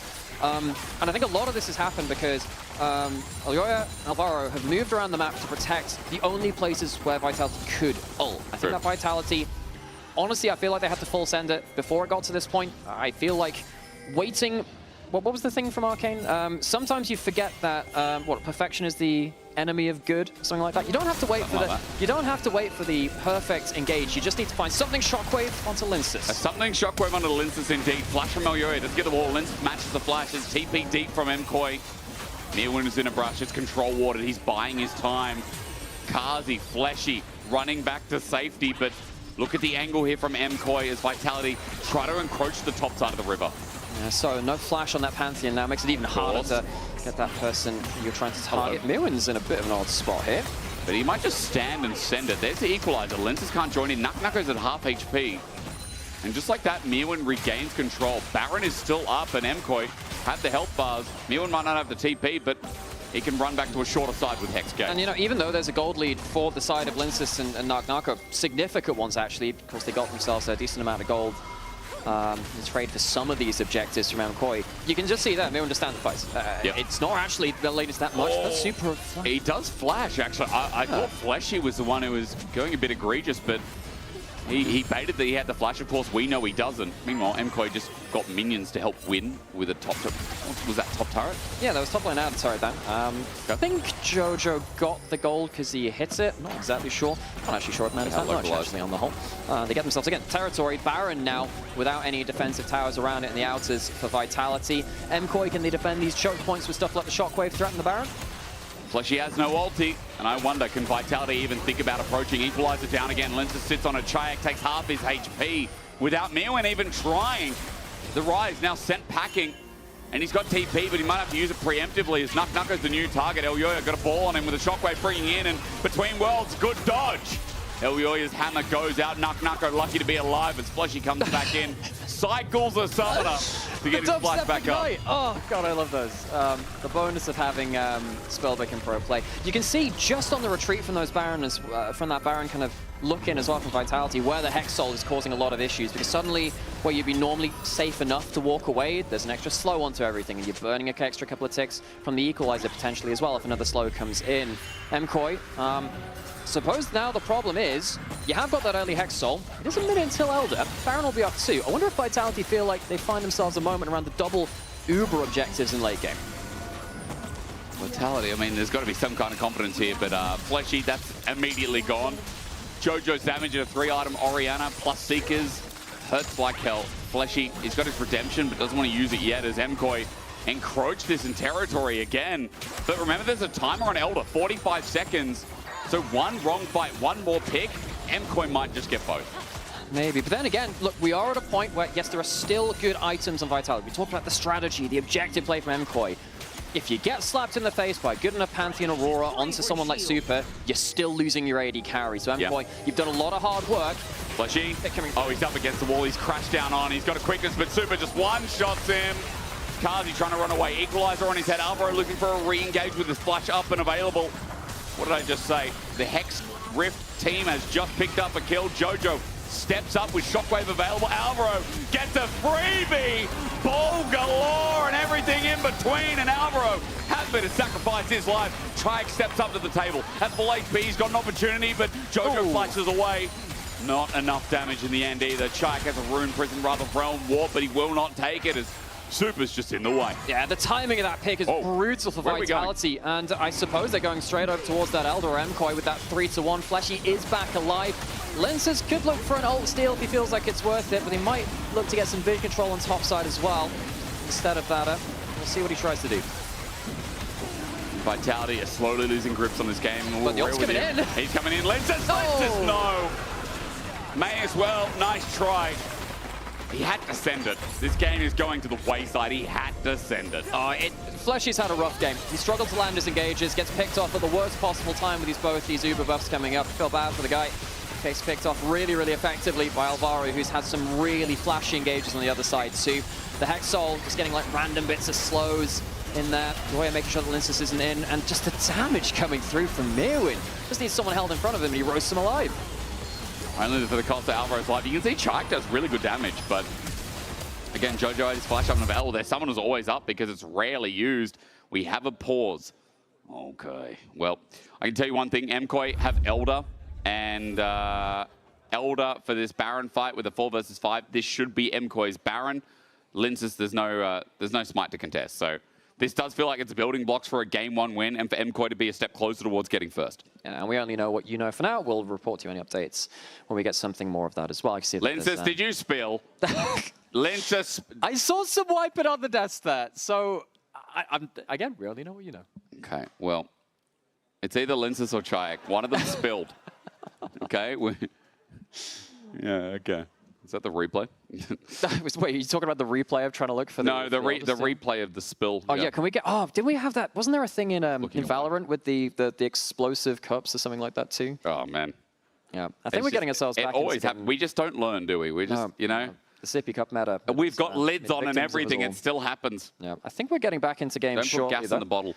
You know? Should be hopefully getting back into it. A reminder, as the last things happen, Elder was taken by MKoi, go towards that Baron, and Vitality, you're now just going to have to ride out the storm if at all possible. MKoi, they have played around objectives so much better than Vitality in this first game. You're very right. Again, I think it's been intelligent play. We've talked it up enough, but it does feel like, you know, a lot of games are just shown by gold value, and generically they're right. This was not one of those games in the early portion. MKoi's comp, they did play it steady, and this is them reaping the rewards. 6+ K gold lead right now, and even better, the Baron's already at 2.5K, just taking it. Now sieging top. Vitality, they're losing their base, and they're not even here yet. Mid's getting pushed in as well. Inhibitor comes next. Vitality doing good damage, but remember, they have Elder. El Yoya for the disengage. Fletchy, good engage in the back, but they're fighting with one hand tied behind their back. Chayak gets a kill though. Wait, almost winning against Elder. It's noble, it's valid, it's valiant. But MKoi have still got the burn. It's valiant, noble, but it is all entirely too late. They have not been able to find their timing to make plays before the big buffs were taken by MKoi. MKoi realized they can just throw the weight around at that point. Slow and steady has won the race for them largely in this game. Won't be ending the game here, but with the base broken and gold leads starting At least they stopped the game, Vitality. I mean, that could have been a lot worse. Absolutely. You know, the game still goes on. Leaves the door open for something special to happen later. Nako did just get a death cap before this fight. Does get some decent damage down. Jojo gets the shockwave just before he perishes to make sure he's not going down without providing value. Yeah, I feel like a bit disingenuous, guys. I'm sorry. Vitality, the fact they went 2 for 3 against Elder is actually... Maybe that's as even should be called at this point. It's really hard to call, right? Because it's really good from that position, but it's still not... It takes so much to win a game from this kind of deficit. Hex, Soul, Elder. It's incredible that they held on to the game. Absolutely, we should. Yep, nice try. You know what? That's a bad comment. That's what a happened bad comment. What happened Nice to Blaz or Biz? What happened to the Biz person? Yeah, get on to that person. You're excited for the mid matchup, bro. It's 35 minutes in. Let's talk a little bit deeper, yeah? What else we got? What happened to the Biz person? Where's that Biz guy? Or girl? Where's the person? Where's the person? We'll find out. We'll get them in game 2. Like, with like a feudal lords in medieval times. Mods instead of guards. Mods. Now, outside of my words of non-wisdom, remember, as inner turret goes down, this Baron is still ticking. It's 45 seconds. Alvaro might be caught out here. There's a quickness laid down. Alvaro tagged out, but Chayak can't reach the big one. Not in the inventory either. Kazi runs out of space. Alvaro does get out, which is a win for MKoi, but Vitality are defending. No, they are, and you know, the Elder's timed off, the Baron's timed off. There's a few minutes until we get the big objectives back, and there are big items still coming in on the side of the solo laners. I mean, there's some nice hats on the side of both these solo laners for Vitality. You get caught out a little bit too far, they will blow you up. That was a good damage check there coming in from Chayak. I don't believe that in our region anyone is 100% clean enough to not throw away games from 9K gold lead, okay? It has been done before. It will happen again. Always throw that out there. Observers, can we just toggle over to Vitality Vision, actually? Because this is one of those times where I think it's really important to see what they see on the map. What do Vitality see? Because, yeah, they really don't see that much. They have one little bit of vision up towards topside, but this is how dangerous it is to go in there. If you walk into, you know, Super into a good spot, Jojo into a good spot, they will just shred you. You don't exactly have much information to approach the map with for a little while. They need to just start to encroach a little bit more into their own jungle, which is a sad thing to say. If they can get any slight bits of vision, maybe they open up a random freak pick from a Realm Orb, a Pantheon ult, which of course are still available for Vitality. At least for now, Vitality, as they continue their defense, getting some gold to, you know, some more of those major items you were talking about. Just waiting for Kazi to get an item number 4 here as well. Chayak, who's been farming away quite nicely and catching back up on Jojo's game. The fact that he's at 3 and a bit items and actually doing a lot of damage, quite admirable as well. So let's see how Vitality approach, because a minute 15, another Elder comes up, 2 minutes till Baron. We're going past the 40-minute mark. It's only the start of the series. MKoi, what do you got to finish off this game? Because the ball is not only in your court, the ball is in the basket. You just got to, you know, like when the basket, the hoop is too small, you got to push the ball down. That's what you got to do. Well, one thing they do have to potentially finish the game is a flash on Alvaro as well. That'll do it. Now, whenever a Rel has a flash, you do just have your hackles up a little bit, because that champion really finds some nasty engages. Get my hackles up. Yeah, whatever they are. Yep. Shoulder bits. Yeah. Oh, yeah. Yeah. Well, hate my hackles feel funny, you know? But I think Alvaro, if he finds, honestly, anyone out of position, instantly die. This is the kind of point where you misstep once, someone's immediately gone, and then you're suddenly in a 5v4. That does apply to both teams, but MKOI, again, most of this game has been them playing defensively quite well. Can they find the offensive play now to finally finish off the game? On a ward, Elyoya has a wall right there for him. Hammer shock down. Doesn't do too much. Redemption used a little bit early, but MKOI looking for a pick as they push this bot side wave. And again, remember, 15 seconds. Dragons coming up. They don't have a Hex Gate to really take right now, but they're looking for a pick instead. A guarantee, as Linces just gets poked out a bit by Super. But Hextech Soul is just so powerful if you're ever trying to run away. If you get caught out, the chase is huge. That Arc of Judgment range is a good starting tool as well to keep note. Yeah, it's full build onto that Yunara, which makes things very, very difficult. All right, Elder's up. Gonna see a contest. How far do Vitality think they can push it? TB starts us off as well. Alvaro, as you said, that flash is available. He's got Ghost too. His movement ability is big. Lenses gets tagged out by distance. Jojo is unreal, but flashing over the wall. Anyone gets caught out. Bob Domin's dead. The Poppy ult's down as well. Wait, that's a shutdown. Fletchy will die for it. 4v4. Super's ult is unleashed for the time being, or rather he was not. He gets between worlds. The jump down coming through. Lenses engaged from Alvaro though, and the arc glider ruined. Hit from afar. MKOI are still strong, but second point. They've lost their AD carry. They've lost Mirwin. Dragon's still sitting there. Vitality have the damage. Both the solo lane is alive. It's a stand-up. They're waiting for the Poppy. Oh, it only hits one, but Chayek still here as the 1v3 gets crushed down, shut down, and hit in the face. MKOI have a smite. Nucko's gonna try. He does not get it. God damn close though. Vitality find a decent fight amongst the chaos there. Mirwin dying without using his equalizer was terrifying for MKOI. Great pickup by, again, that damage check of those solo laners. Disgusting damage coming through from Chayek even over the wall. MKOI do get themselves the Elder though, and they will use that to go to their second Baron of the game. It's been a long one. MKOI have struggled to actually finish the game. They have. Perhaps they can use that second round of Uber to do something. Fletcher got caught last time. He ran into the pit for the trade. Doesn't get caught this time. Look at the health bars of MKOI as they start up the Baron. They don't have Super for 5 seconds. He will have ult when he returns, but MKOI seem to have the numbers. That Baron is there, so we look at a replay here of how close this was. Yeah, Mirwin tried to get the Hex Gate out of flash forwards from that Rune prison, and it went down very, very easily. Honestly, just the equalizer not being there in any capacity is a huge loss. Big overstep. We did say single mispositions can really start to hurt. Super manages to get a decent amount of DPS here, but Chayek gets that Rumble just into position to shut him down before the Yunara takes over the fight.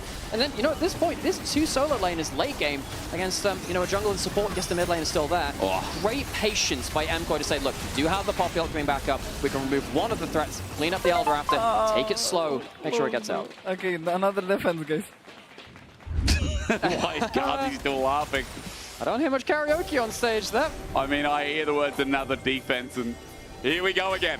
11.5k is what they're dealing with this time. Lince is going to face check first against Elder. I don't know if that's the idea, but onto Elyoya, maybe it's correct. Alvaro gets an engage. Elyoya's getting low, but there's the burn, there's the turn, and everything in between.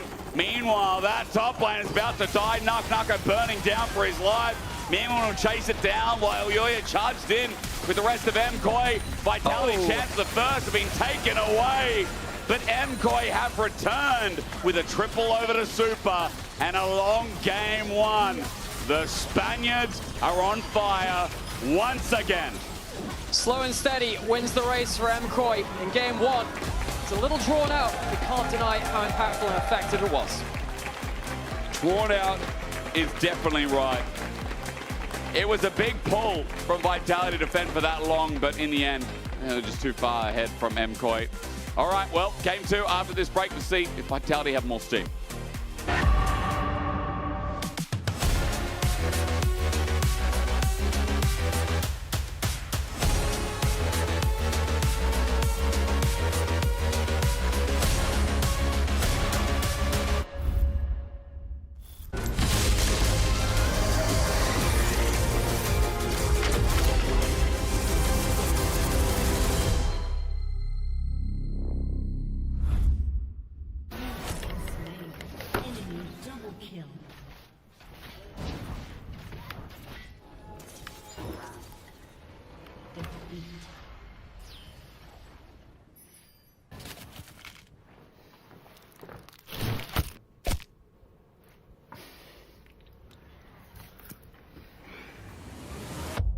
Have a break. Have a Kit Kat.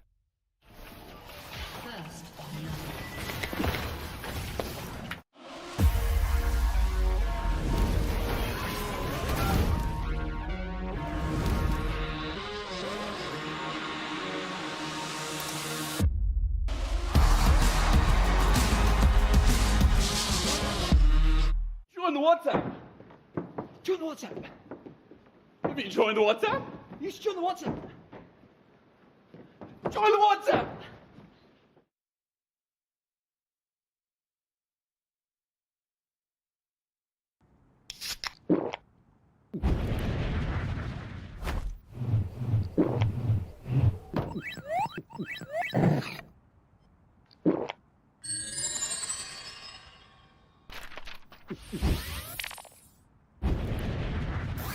Red Bull gives you wings.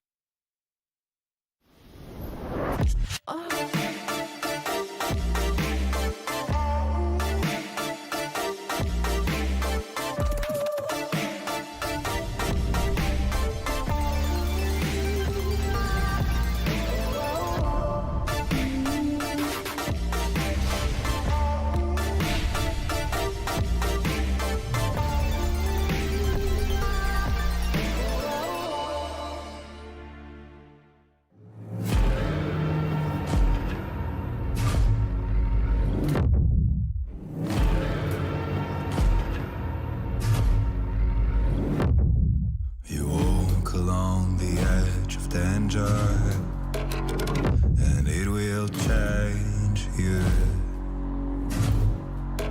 Why would you let this voice set in your head? It is meant to destroy you. You summon storms, you play with nature. Now watch it hurt you.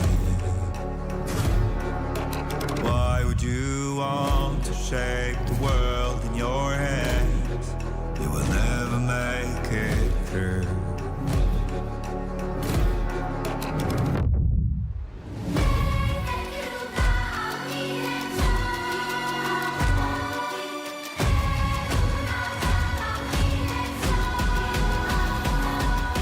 Catch the fire burning out your soul.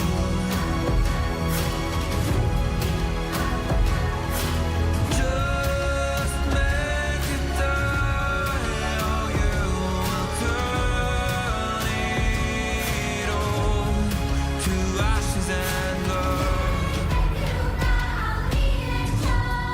To ashes and blood.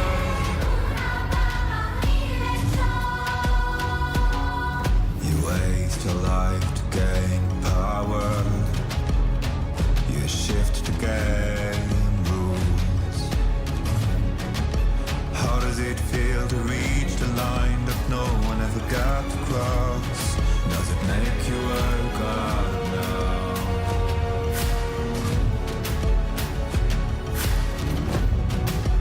Every sin will be forgiven if you lay down your weapons to the ground.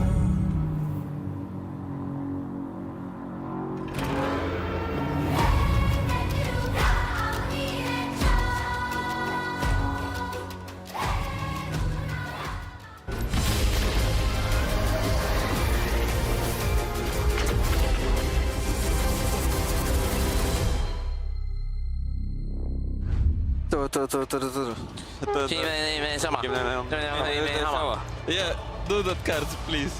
No, han sama. Yeah, Aurora no ulti, Panther no ulti, but I'm out. If they play Nash, Slowly. Look, no ulti. Yeah, slow, just chunk. Okay, play Drake, no? Worst case? Yeah, is that? Okay, we'll play Drake. Slow, get soul. Probably Panther will try ulti, okay? 50-50. Finish. Nice, Javi. We can go now. Guys love to put me in exam, eh, super? It was a surprise exam. Conspiracy theories about Vitality. No more. MKOI strike first here in this series and grab the first game. But guys, it wasn't easy, honestly. I feel like the game was pretty close for a while. I mean, 2 Elder Dragons, that is not normally. I feel like they got the early soul point, they got the first Elder. From there should be an easy close, but I mean, there were some steps that didn't really go the correct way, Odamne. Yeah, I feel like it was, if you go in a game where you need 2 Elders and 2 Barons to win, obviously something went wrong, but at the same time, it's also credit to Vitality, because I felt like, you know, you lost Soul at minute 24, and even, you still made it a competitive game, even though ultimately you ended up losing. Well, I want to talk about actually what was the game-breaking moment of the game, because as we said, Vitality had the initiative in a lot of the early game plays, but then I feel like MKOI stacking up those Drakes up until the point they were able to fight and open up the map and bring the game. And is there a specific play that I really want to show us? Yeah, I mean, there's really one moment that comes to mind that I would love to talk through together with Odamne here, and Let's it's go back really in game then. Elder Dragon is spawning in 1 minute and 15 seconds. So, what is your goal here as MKOI? You just pushed out this top lane and now you're recalling. So we wanted to highlight what are they doing from base, Odamne? Well, the vision denial is just incredible, because right now they got tempo on the top lane. Now they will exit here, and if you can speed it up a little bit, they will just waltz here because the Baron is still up. It still feels like, you know, the bigger threat on the map is this Baron, but MKOI is playing so well around this mid wave and identifying that this is the proper way where you get control. And even though Naknako now finds one way to walk into this river and, you know, establishes the foothold of control for Vitality, from this point on, if we can just play it from Vitality's point of view, it's just nigh impossible to get any semblance of control here. So step one, MKOI, they've denied the Baron setup. What do they need to do now? Transition that to bot side? Yes, because right now you want to sync up these objectives and make it so that when both of them are up, Vitality is in this sort of standoff where they don't really know where to choose. And now Jojo in Fogo 4, we already see he is TPing here because he knows that it's so important to have numbers advantage and to be here in position for this mid wave. And right now, Fleshy and Linzas, they're already a little bit distinct. They need to pick one side of the map where they want to walk in. They can either choose around here to walk in for the vision, or they go into top side. But with Elder being up, you know that you always lose the game if you don't go for this Elder. So if you can roll the clip now, look what happens to Fleshy out of desperation. Yeah, I mean, he really tries to get any kind of semblance of vision here, but he disrespects the fact that Pop is sitting in his bush waiting for him. The sweeper doesn't spot Elioya because he's actually looping around, and they're getting a little bit impatient here, but it's natural to get impatient because look, you have 0 vision over this area, and you feel like if you don't get a semblance of vision, if you don't get a single ward in there before the Elder spawns, they're just gonna camp, hit you with their harpoons, hit you with the Orianna balls when you walk in, and then it's gonna be impossible to take back that area. And now it's just the double down. Elioya is still there. MKOI is still not pulling down towards the Drake at all. They just keep making these sort of vision plays, and for me, that's all I wanted to share, because what happened wasn't that this was the critical moment of the game. I felt like this was the play that showed the best at what MKOI has been doing well this game, because it's always been about getting there first, putting vision now, because there were times where we saw Vitality even have the goal lead, but it felt really hard for them to get anything. I mean, it really did feel like from that first Dragon that Elioya got this game that was kind of free for them, they really made sure to hammer home these early Dragon setups. They were always there first, they were always setting up the vision and highlighting here the support jungle's proximity. I feel like Elioya and Alvaro always walked in really early together. We want to highlight, we always praise these two because they still keep doing it. It is their bread and butter play. Elioya and Alvaro know how to control the pace of the game, they know when to get the vision, and they know how to play for these objectives, and I think they did so masterfully. So synergy on point, they knew exactly how to execute their game plan. MKOI is back. For me, MKOI is completely back here. MKOI is back, but it was also an interesting game from the side of Vitality, because now they're facing someone who is doing what they do, but just a little bit better, because I feel like Vitality still had, you know, ways to get back into this game. Even though in the play we just showed, and even in the third Drake or many of these objectives in the game, what happened is this sort of skipping steps, because we saw earlier, all they have to do, walk down the mid lane, make people show, start face shaking. You can't face shake without numbers advantage, but now MKOI also knows this playstyle, this book, that they need to deny this vision, and Vitality just hit the wall. Yeah, I mean, I want to see where this series takes us, because I remember when I was playing, and I had these teams where like dragons is everything, and it started going where when everyone prioritized these dragons, suddenly you're there, not 30 seconds before, not 1 minute before, but like 2 minutes before dragon, everyone is staying there in the river to try to hold the points. So I want to see how it evolves throughout this series. Is the dragon priority going to be so obscure that all the players are standing there in the river 1.5 minutes before this dragon? Before this week, when we were prepping for the show, we've talked about the fact that Vitality won a lot of games, also this split, of the fact that they have a really specific play style that works for them. But can they go away from this? Do you feel like they have more tricks up their sleeves? Well, the thing is, whatever trick you have up your sleeve or whatever playstyle you have up your sleeve, it still leads to Drake. All roads lead to the Drake, you know? So the question is rather, can you find ways in the early game where you can get leads so that when it comes to this objective setup, you set them well, you have advantage, it makes it hard for MKOI to walk in. And we saw that this game as well. They had goal leading up to the third take, and they still dropped the ball. So I would still challenge them to replicate this and just execute a little bit better. I mean, it's actually say, I feel like it's all about seeing the bigger picture. I feel like Vitality this game, they got a lot of early kills, but did they transition that into objectives? No, they didn't. They weren't able to do that. They weren't able to do it, and I feel like I would love to see Vitality sewn back into this kind of mindset where, okay, I don't care if we get kills, we gotta make sure we get something out of it. Well, Vitality cannot play for first place anymore after losing this game, but let's see if they can bring this series to 3 games. Hystérix, c'est à toi pour la deuxième partie. Yeah, vous, parlez-vous français? Notice that she didn't ask me that. Do you speak French? No. Okay, well, that's ask good. me that. Good. So, ça va? And my response is, yeah, not bad. But Odo, what happens if I don't have... Deutsch. What if I don't have sleeves? Hablo un poco español. Can you say in Spanish, what if I don't have sleeves? Like, that's a big problem. No. That's a really big problem, and I'm now contemplating. I can say, hand me the jump leads the chickens have escaped in Spanish. Oh, okay. Dame los cables de batería, los pollos he escapado. Wow, that's good. Yeah.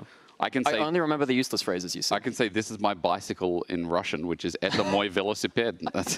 That's very relevant. That's perfect. I ever caught out in a Slavic country, then I can use that. I feel like this is the most valuable stuff that we could have said right This here. is important before our game too. No, which of course, has incredible stakes and all that, whatnot. It does. Game 1 was a little bit slow off the bat, but to be fair, tense for quite a while. But MKOI are one step away from locking in first.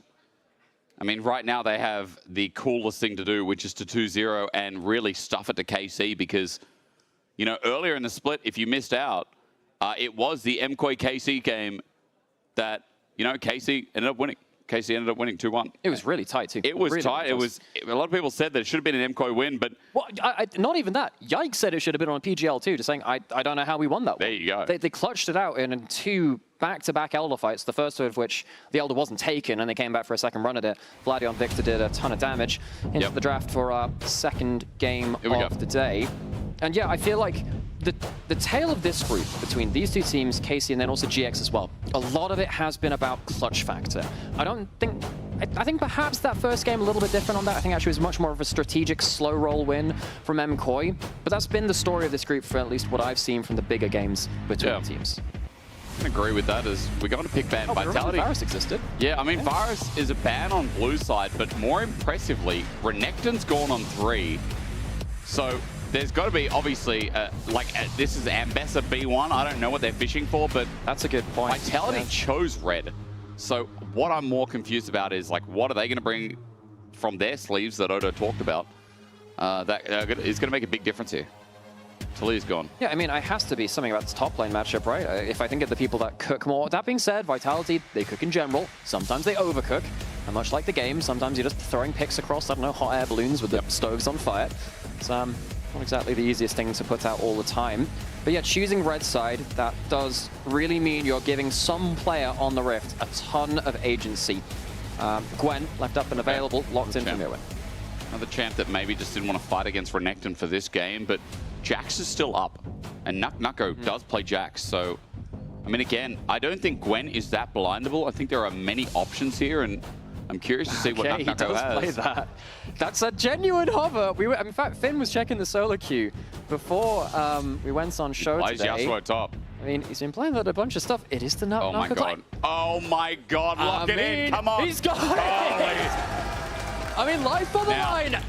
Alistar priority, let's just say that should probably go up a bit. Are we going to get an early support here? Are we going to get facilitating jungle? Sejuani might be an option here with a melee top laner as well. And again, we are consistently saying this is top. It is still technically a flex, but it is most likely for Nuko, as you said, Namira. Solo queue has been checked, and he's playing a hell out of this. Nuko's been playing this his entire time on Vitality. Linsus locks in that Shin's out. That is a knock-up for him as well with the 3 talent strike. And of course, true. Point and click. I mean, way back in the day, we used to see stuff like Yasuo, Lee Sin, and stuff like that in the mid-jungle. Shinzao is 1, an S-tier jungler right now, and 2, does have that targeted knock-up, which can be very, very good in some side lane play. The problem is, if you end up putting that ult through, and you're doing that on top of a Cyclone, you die horribly. So if Yoya can get into kind of back up the first person who's caught out, I'm a little bit worried because Yasuo is many things, a tank he is not. Yeah, and especially with double AD topside so far. That's true. My biggest concern is Wukong passive gets extra value here in this game. You forget how valuable that is. I mean, it's so good, and part of the reason why Stone Skin just feels like one of the most broken passives for a jungler. Add into the mix, now you've got Yone as well, so side lane accountability goes up for MKoi. Yo, got all of the Ionian windy boys in Wind there. people, yep. Yep. Careful with the wording there. So Vitality, you need some magic damage from somewhere. Do you lock in Mage now into the Yone? There's no Aurora, which does quite well. The Annie does quite well into them too. The Orianna's gone. A lot of your choice matchups into the Yone missing right now. Do you lock in something? Syndra? I mean, Syndra into Wukong feels a little awkward. Yeah, I guess they're choosing to... I mean, potentially an option. Not going to rule it out, right?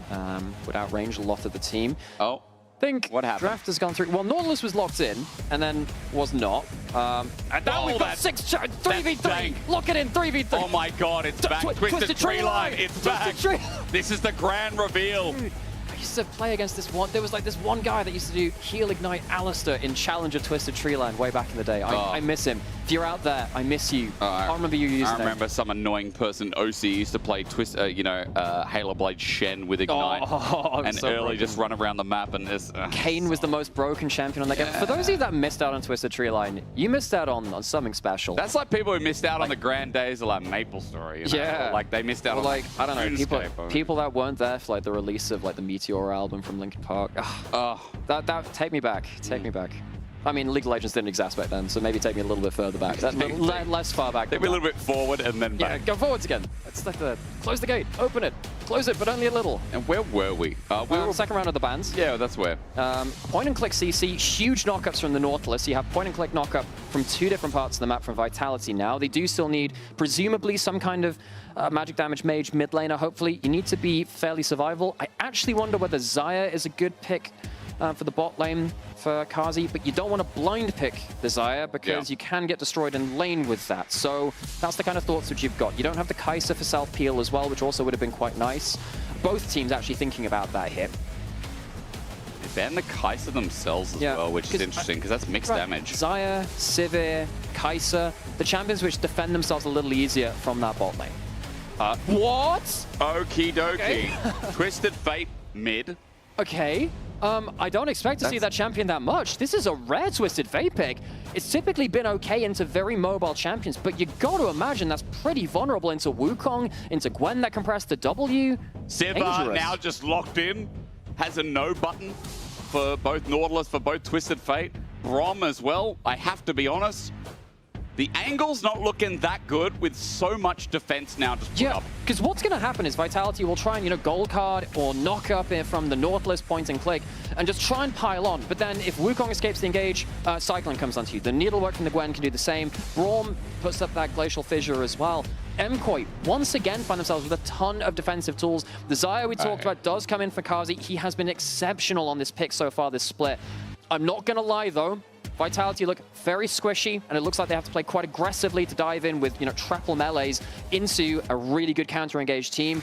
I think Vitality might have overcooked here. It's fun. They're going to have to massively outplay, though. They are going to have to, because that is single target, like, pick damage for AP. The rest is AD damage. Like, hard AD damage. Yeah. So, I mean, Nautilus has magic, I guess. But hey, I'm still looking at that. I'm saying for Vitality, is the damage profile enough? Even though you don't have hard tanks, Brom's there, Wukong's there. Yeah. Gwen is a bruiser. Like, it does feel like MKoi, if they just chill in this game, if they have a decent early game, it should be a run over. If they scale to mid game, it should be fine. It's up to Vitality with this Yasuo first pick to blow us out of the water. And Vitality, that's one hell of a statement if you can do it. You don't underestimate this team. They are full of... What are they full of? They're full of life. Creativity, life. They are a bee. They are vital to our ecosystem. On the other side, if I'm Mobstar Koi, I'm feeling pretty happy with this draft as well. You got plenty of disengaged tools. I think that Allura is a really good Wukong. Mirwin has done a ton of work on the Gwen over time as well. Can they get that 2-0 and secure themselves first? Find out on the Rift. Okay, Drew, if you didn't say hi back to that guy, we will fight. I will come over to Sweden. Yeah. I will take you out, okay? All right? In game. course. But you better be saying hi right now. You better be waving at your screen. If a co-streamer gets called out, you better give them love. You better send them a big kiss. That's what we're about here in the LEC, all about the love and the love of this game and the love of watching this series. I'm hoping continues to ramp up. Quick reminder, Vitality are out of the running for first in this group, but they can still take a 2-1. KC would like Vitality to win this second game, but holy. Yeah, that person, you know, they're probably talking about the start of this draft. I don't know what we think. Wait, was that guy's name Lando the Hutt? Nice. I mean, cool. Good. AU, I suppose. Yeah, we got the brothers matchup. But wrong lanes, you know? Wrong lanes. Wrong lanes, guys. We will get a side lane at some point between them. Surely we'll have that at some point. and Yasuo is nuts indeed. I think Galio was up, wasn't it? It was. But I mean, running into a Yone does seem a bit int, but I'm just trying to think of better options in this game. No, I'm just really surprised by this TF, which is, I popped off when it was picked in, because I didn't expect something so vulnerable to be picked in. Yes, it technically is, you know, another global playmaker. It can be very, very dangerous if you ult into the right place on the map, but you're very single target. Braum can block off your gold card for someone else who stood behind you as well. If this comes to a 5v5, I think Vitality get blasted, much like the last game. And they got blasted in that last game. So MKoi should be feeling pretty happy with things. Vitality, you have cooked. Let's see if the dish is any good. Well, we got to really just leave it up to mid-jungle in this game. Look for Chaik level 6 and look to see what Linces can do early. As Dredgeline comes into bot, nice little trade. Alvaro gets something back here as Kazi. He's going to be amassed upon by Super. That's a heal burned out by Alvaro nice and early. And a quick reminder for you that Linces and Elyoya, I mean, these guys are at the heart of it all now. Obviously, the stats have changed since game 1, but the biggest thing to take away is that, like, Linces is very active around this mid lane. He needs to do that again here. He definitely needs to do that here this game. And you can see that Linces not really going towards his bot lane as much. He goes towards the mid lane. So take a gold card there on Chaik. It's been a little while since we've seen the Twisted Fate come through. A lot of it is about that auto-attack spacing. You know, you don't have much sustain in your quick, or any at all if you don't run something like the Fleet Footwork. Really good trading. Yeah. Punishing the early levels of the Yone where you're a little weaker in lane. You know, Twisted Fate at MSI got such a bad rap. Obviously, true. Never won, right? But show your bust. It was literally one of the worst performing picks alongside the Kalista. That's why, again, it had such a bad rap, and people are like, oh, this was like the bait pick of the meta, I think, of the tournament. And we haven't really seen it since. I'm going to quickly check it with my lovely computer as we get a full-on engage in top. Mirwin is losing out that as well. He's just waiting for the wave to come back in. So, now, typically what happens in a lot of top lane matchups, and you'll hear plenty about it from Finn and Odo, right? Typically what happens is you fight for the level 1 to 3 push, and then the person who loses it just kind of takes the L and then pushes back on the bounce back. Right now, you hit the level 4. Champions like Rumble, you see this very commonly on, because you get your second point in your major ability, like this is the Q from the Mirwin, Gwen, and then you get a bit more chance to play things back. Narco wanted to head down and put some vision in towards River. Both junglers were heading towards that top side a little. And this is where the matchup gets a little bit more interesting, because of course now junglers potentially could come and interfere. Narco clean. And so far, remember, he's playing lethal tempo. He's getting some good autos off as well. That Steel Tempest just touches the end of Mirwin, or rather the start, and he gets low as... Look at his roam in as well. That's Linces waiting for maybe an overextend or maybe a jungle gank in himself. Meanwhile, the 2v2 kicking off yet again. Mid's going to get a bit of attention. Elyoya is coming in onto Chaik. Bit of damage, but there's no knock-up from Jojo. So he can't really do too much here to set up the gank. I think when our first big plays are obviously the level 6 is where the first big plays kind of come through, but good trading there actually from Jojo. The thing about this kind of mid lane matchup is that it looks very, very different after each reset. One big trade comes in, someone has to play very far back, and right here, you know, before this, Chaik was actually trading very well with Jojo. Well, you know, Chaik's now come back in, he's got himself his first back, boots and Dark Seal, but he took one bad trade and suddenly Jojo has control of the lane. Kind of ping-pongs like that. The dagger reducing Q cooldown as well, trading ability enhanced, and as you say, the push is coming in through mid.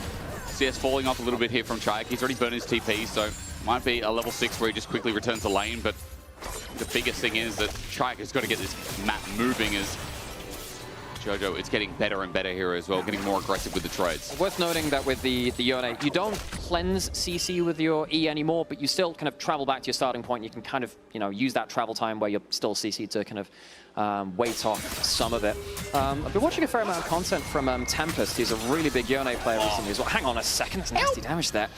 But yeah, he's been talking a lot about Yone builds and what's the best builds anymore. I think Vedi was even talking about it yesterday on the cast, where I know a lot of the time people just expect the slam or the Berserker Greaves in, but if you go towards something like that recurve bow, the on-hit damage really early on really makes a difference because it's about the same attack speed as the Berserker Greaves anyway nowadays, ever since they nerfed Berserker Greaves down from what? It was 35% attack speed. It's down to like 25% now. I can't exactly remember, not going to lie. But yeah, he has gone for Berserker Greaves. Speaking about that, you see, could have listened to Tempest. Could have. But what's more interesting, you know, Chaik has just gone for the Moby boots. Oh so, yeah, the Symbiotic Souls. The Swiftborn Bound, whatever you call it. You could pull up any name at this point. No, but for that one. Remember again, guys, no enhanced recall early. That was the biggest change why we stopped seeing it. You know, on the Talias, on the rare cases of supports. You have to get your 150 Teemo's worth of movement, and then you get the enhanced recall. But you do get 10 move speed extra out of combat. That's what really counts here as well. So he's at 55 extra move speed when he doesn't hit. And it really tells you about the playstyle which Chaik is going to put in here. He wants to shove, he wants to roam, and he wants to make plays. Not making plays like this, though. Ridgeline going in, forces the flash, but the Fate gets sealed, and Chaik maybe two with it. A Winter's Bite sets him up, but the regain Lince is here in the nick of time. It's beautiful from Vitality, but Elyoi's taking a while to die. The passive is so too much. Heal comes in as well. The stun and the re-engage. Lince comes in, but he can't kill Elyoya. You can't kill Elyoya. A Wukong versus Triple AD and auto attackers early. It's just too good. Get yourself a support like Alvaro. Completely saves the play. The shield blocking out autos and Qs. The heal onto the Wukong as well. So close to being an outplay there from Chaik. I thought he had the extra damage, but really that Braum coming up tops there.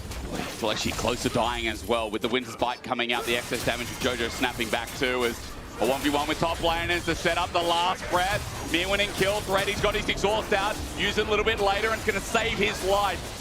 Into the wind wall, the needles will fly. Mirwin gets out alive though, and that's what matters for him. Yeah, good 1v1 there from Narco. We're talking about him having a bit of a specialty pick here on the Yasuo. He's played it a lot in solo queue, played it once or twice here on the pro stage as well. And I mean, he's had a couple of Duff games on it too, you have to mention. He's had that, what was there, a 0-10 game in there at some point? It was a pretty nasty one. Super left alone on this top side. Ridgeline won't connect, but gets Fleshy closer. On the hunt has been popped. Super is going to get out of there, and Kazi at the wave in an okay spot, but it's going to reset, meet in the middle, and I've got to say, for Vitality in this early game, the only real win right now is Nuko in that lane. He's got a 20 CS lead, but bot again, Super's out CSing Kazi this series in a big way. Yes, and that Civ is so annoying to play against if you don't get that big lead. Hook into the shield. Lince is coming up. Kazi's stepping up with no health bar. He's confident. The feathers will fly out, but Super, he just spell shields the recall of them. Lince doesn't get a spear to become lightning and find his way in either. It's all about the fight for these grubs now, and Lince is full HP with level 6. I wonder if Kazi was trying to, I don't know, make an outplay, throw a Q midway through the pullback, see if he can bait out the spell shield for the wrong ability. Doesn't manage to do much there. And now with no HP, no ult on your AD carry, Grub's very likely to go over the full set towards Mkoi.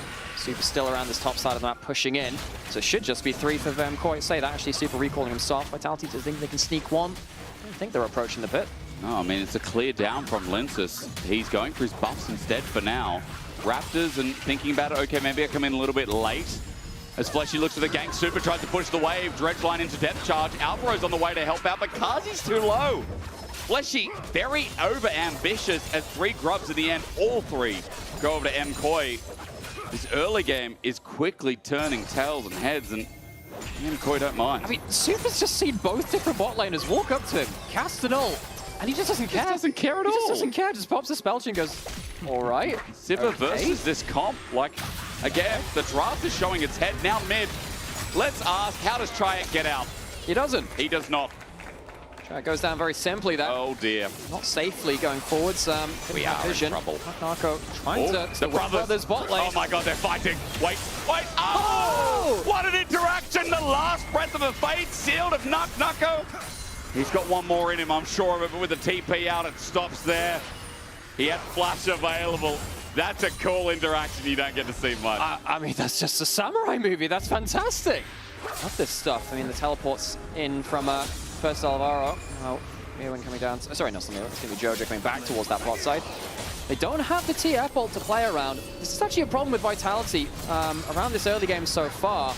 Both the first ults have not been that successful from the TF. They've been used in mid lane itself. Has not been able to get outside of this lane, and that's a huge problem for Vitality. Now being in top lane as well. I mean, he doesn't have the ulti, he has TP. He's matching Super for now, but Super probably cheering that he can just stay here isolated and keep his CS lead. Lince is taking this first dragon. Here's a small win this game for Vitality, considering how MKOI have really been keeping up the pace. Especially since they lost those 3 grubs as well. But TF in a side lane just not going to have the same effect like the Yasuo too.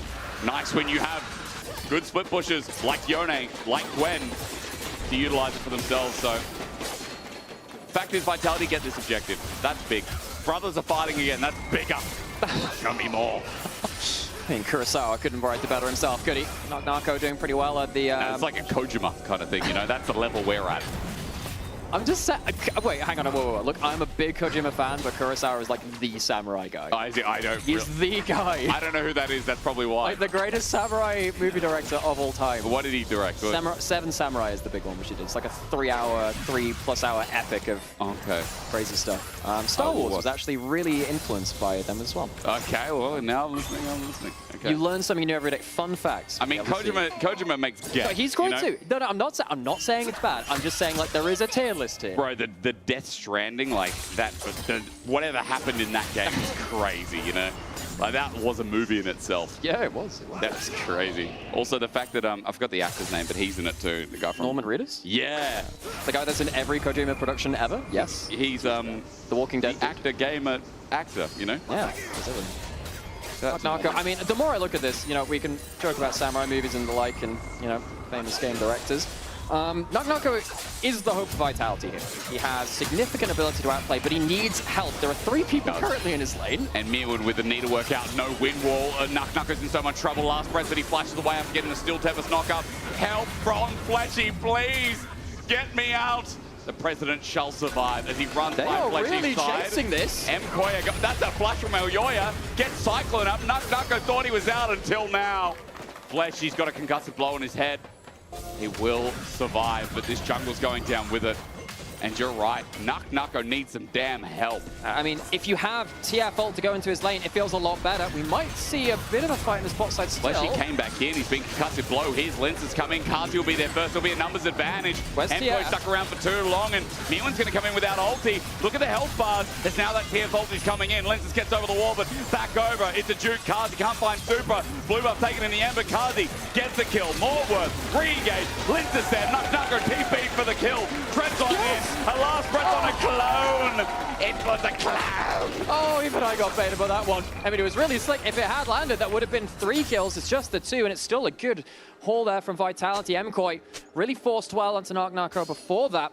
This time they go a little bit deep themselves, and Shaq's first actual impactful ult of the game comes through. This is how I expect a lot of the game to play out. It is about those very quick collapses, trying to play around these quick bits of CC from Nautilus, from the gold card, and on the other side, potential of Braum adding into these skirmishes too. Wherever Alvaro is on the map, you've got to feel like MKOI feel very strong to play around them. This is the playing bot side again, because the initial escape is actually very good. When Windwall comes through, he stops a lot of the slow from the needlework. Good knock-up to get the double CC, flash away from the Braum Q. Narco does everything he can. But you know, TF is on the other side of the map. He's not going to be able to ult down to this side. Zaya's not pushing and roaming. It is just on Flashy. Vitality have not been able to bring the same amount of players to the play that MKOI do.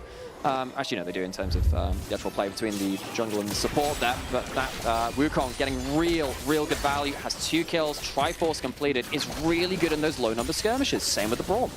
I mean, again, we've told you multiple times about his value in this game. That Twist of Fate needs to get on the map. And, you know, we've kind of said in this game that MKOI, as I'm about to sneeze on Mira, it's all right, it's about early. I'm just telling. Well, Vitality, the bees, they bring some pollen. They do. I'm pretty sure I'm allergic to hay or fever. I've got the fever of hay fever. I am allergic to pollen. I don't know. I just think I'm allergic. We'll get that sometime. There must be dust in this studio. Narco is actually nuts. He's pretty good at League of Legends, I hear, every so often. He's Got that first item spike on the Yasuo as well, same as Jojo getting the Blade of the Ruin King on the Yone. That is a disgusting first item. Oh yeah. Of course. Vitality, do they have the big ults up yet again? Well, they don't have that TF ult, importantly. Herald being started by MKoi.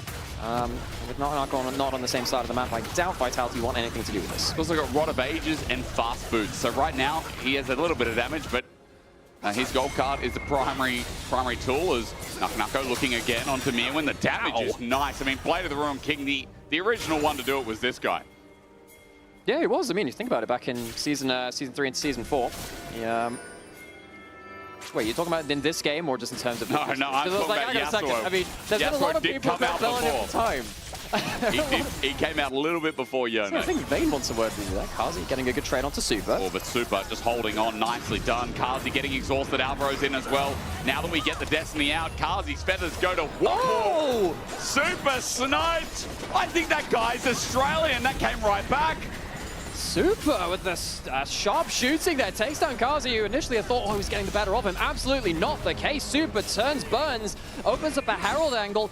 Maybe take 2 turrets down here. They've got 3 grubs, remember. It's going down so quickly. Now with the charge out, look, even the defense from Linces has to bring out his ulti, and Flesh is going to help defend, but that turret going down, I guarantee you, Elyoya turns it into an engage. Not just 2 turrets, but with a bait seal, 2 kills.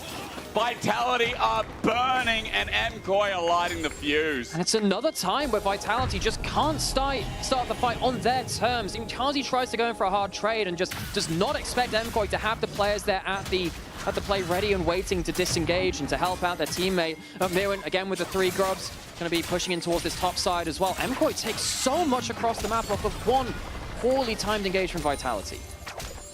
It just seems like such a hard game, and you look at the individual gold leads, how a Sivir is up this much this early. Just comes to how well Super's been playing in the lanes throughout this series. That's a 20 CS lead. That is almost an Infinity Edge on the way. Second item. It's kind of crazy. I mean, you even look at Elyoya. We'll look at the replay first though, but like Super. And it's a great spell shield coming through as well. No chance of that root coming through. And just look how quick Elyoya and Alvaro are to the scene of the Q. The Q is on target, smashes Kazi, doesn't flash, doesn't barrier, isn't expected to kill, I suppose, there.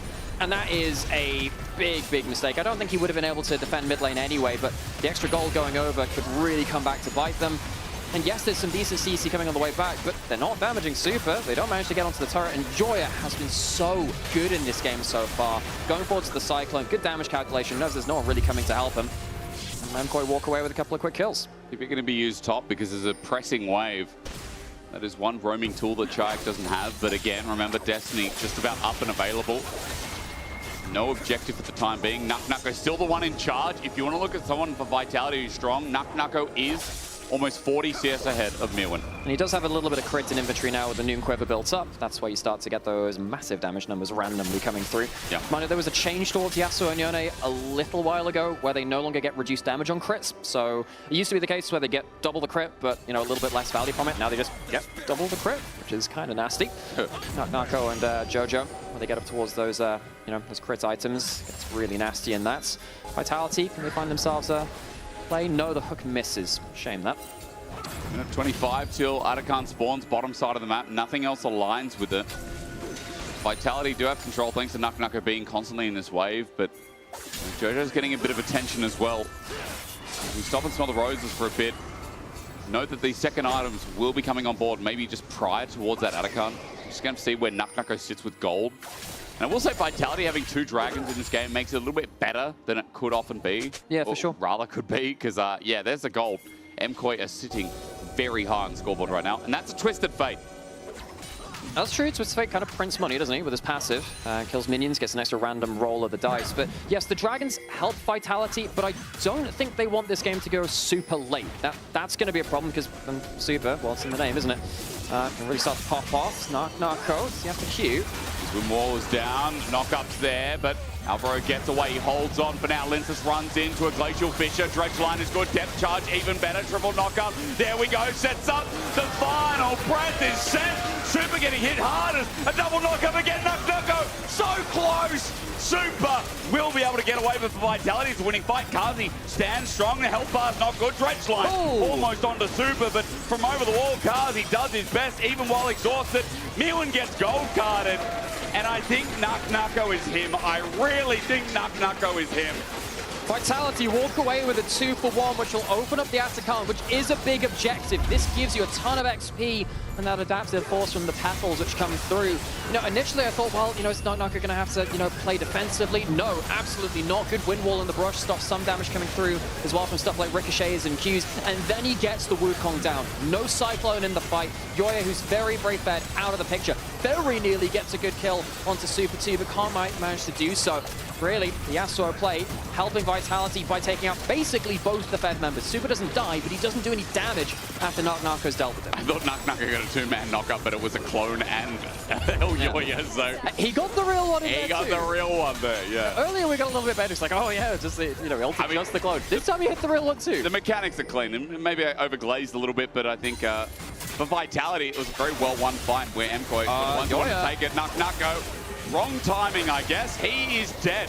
Triax here, he can't save the play, he can't even get a kill, and even with Lichbane, there just ain't enough damage in a kit. I've been so impressed with Yoya and Alvaro, just always being at the right place on the map to predict the next play. I mean, first game, it meant that basically Vitality couldn't make plays with the Pantheon and the Rise, what have you. In this game, Yoya and Alvaro have very much been kind of, again, that real wrecking ball wherever they need it to be. Right there stopping Nuko before when they chased him into the enemy jungle. It was them again.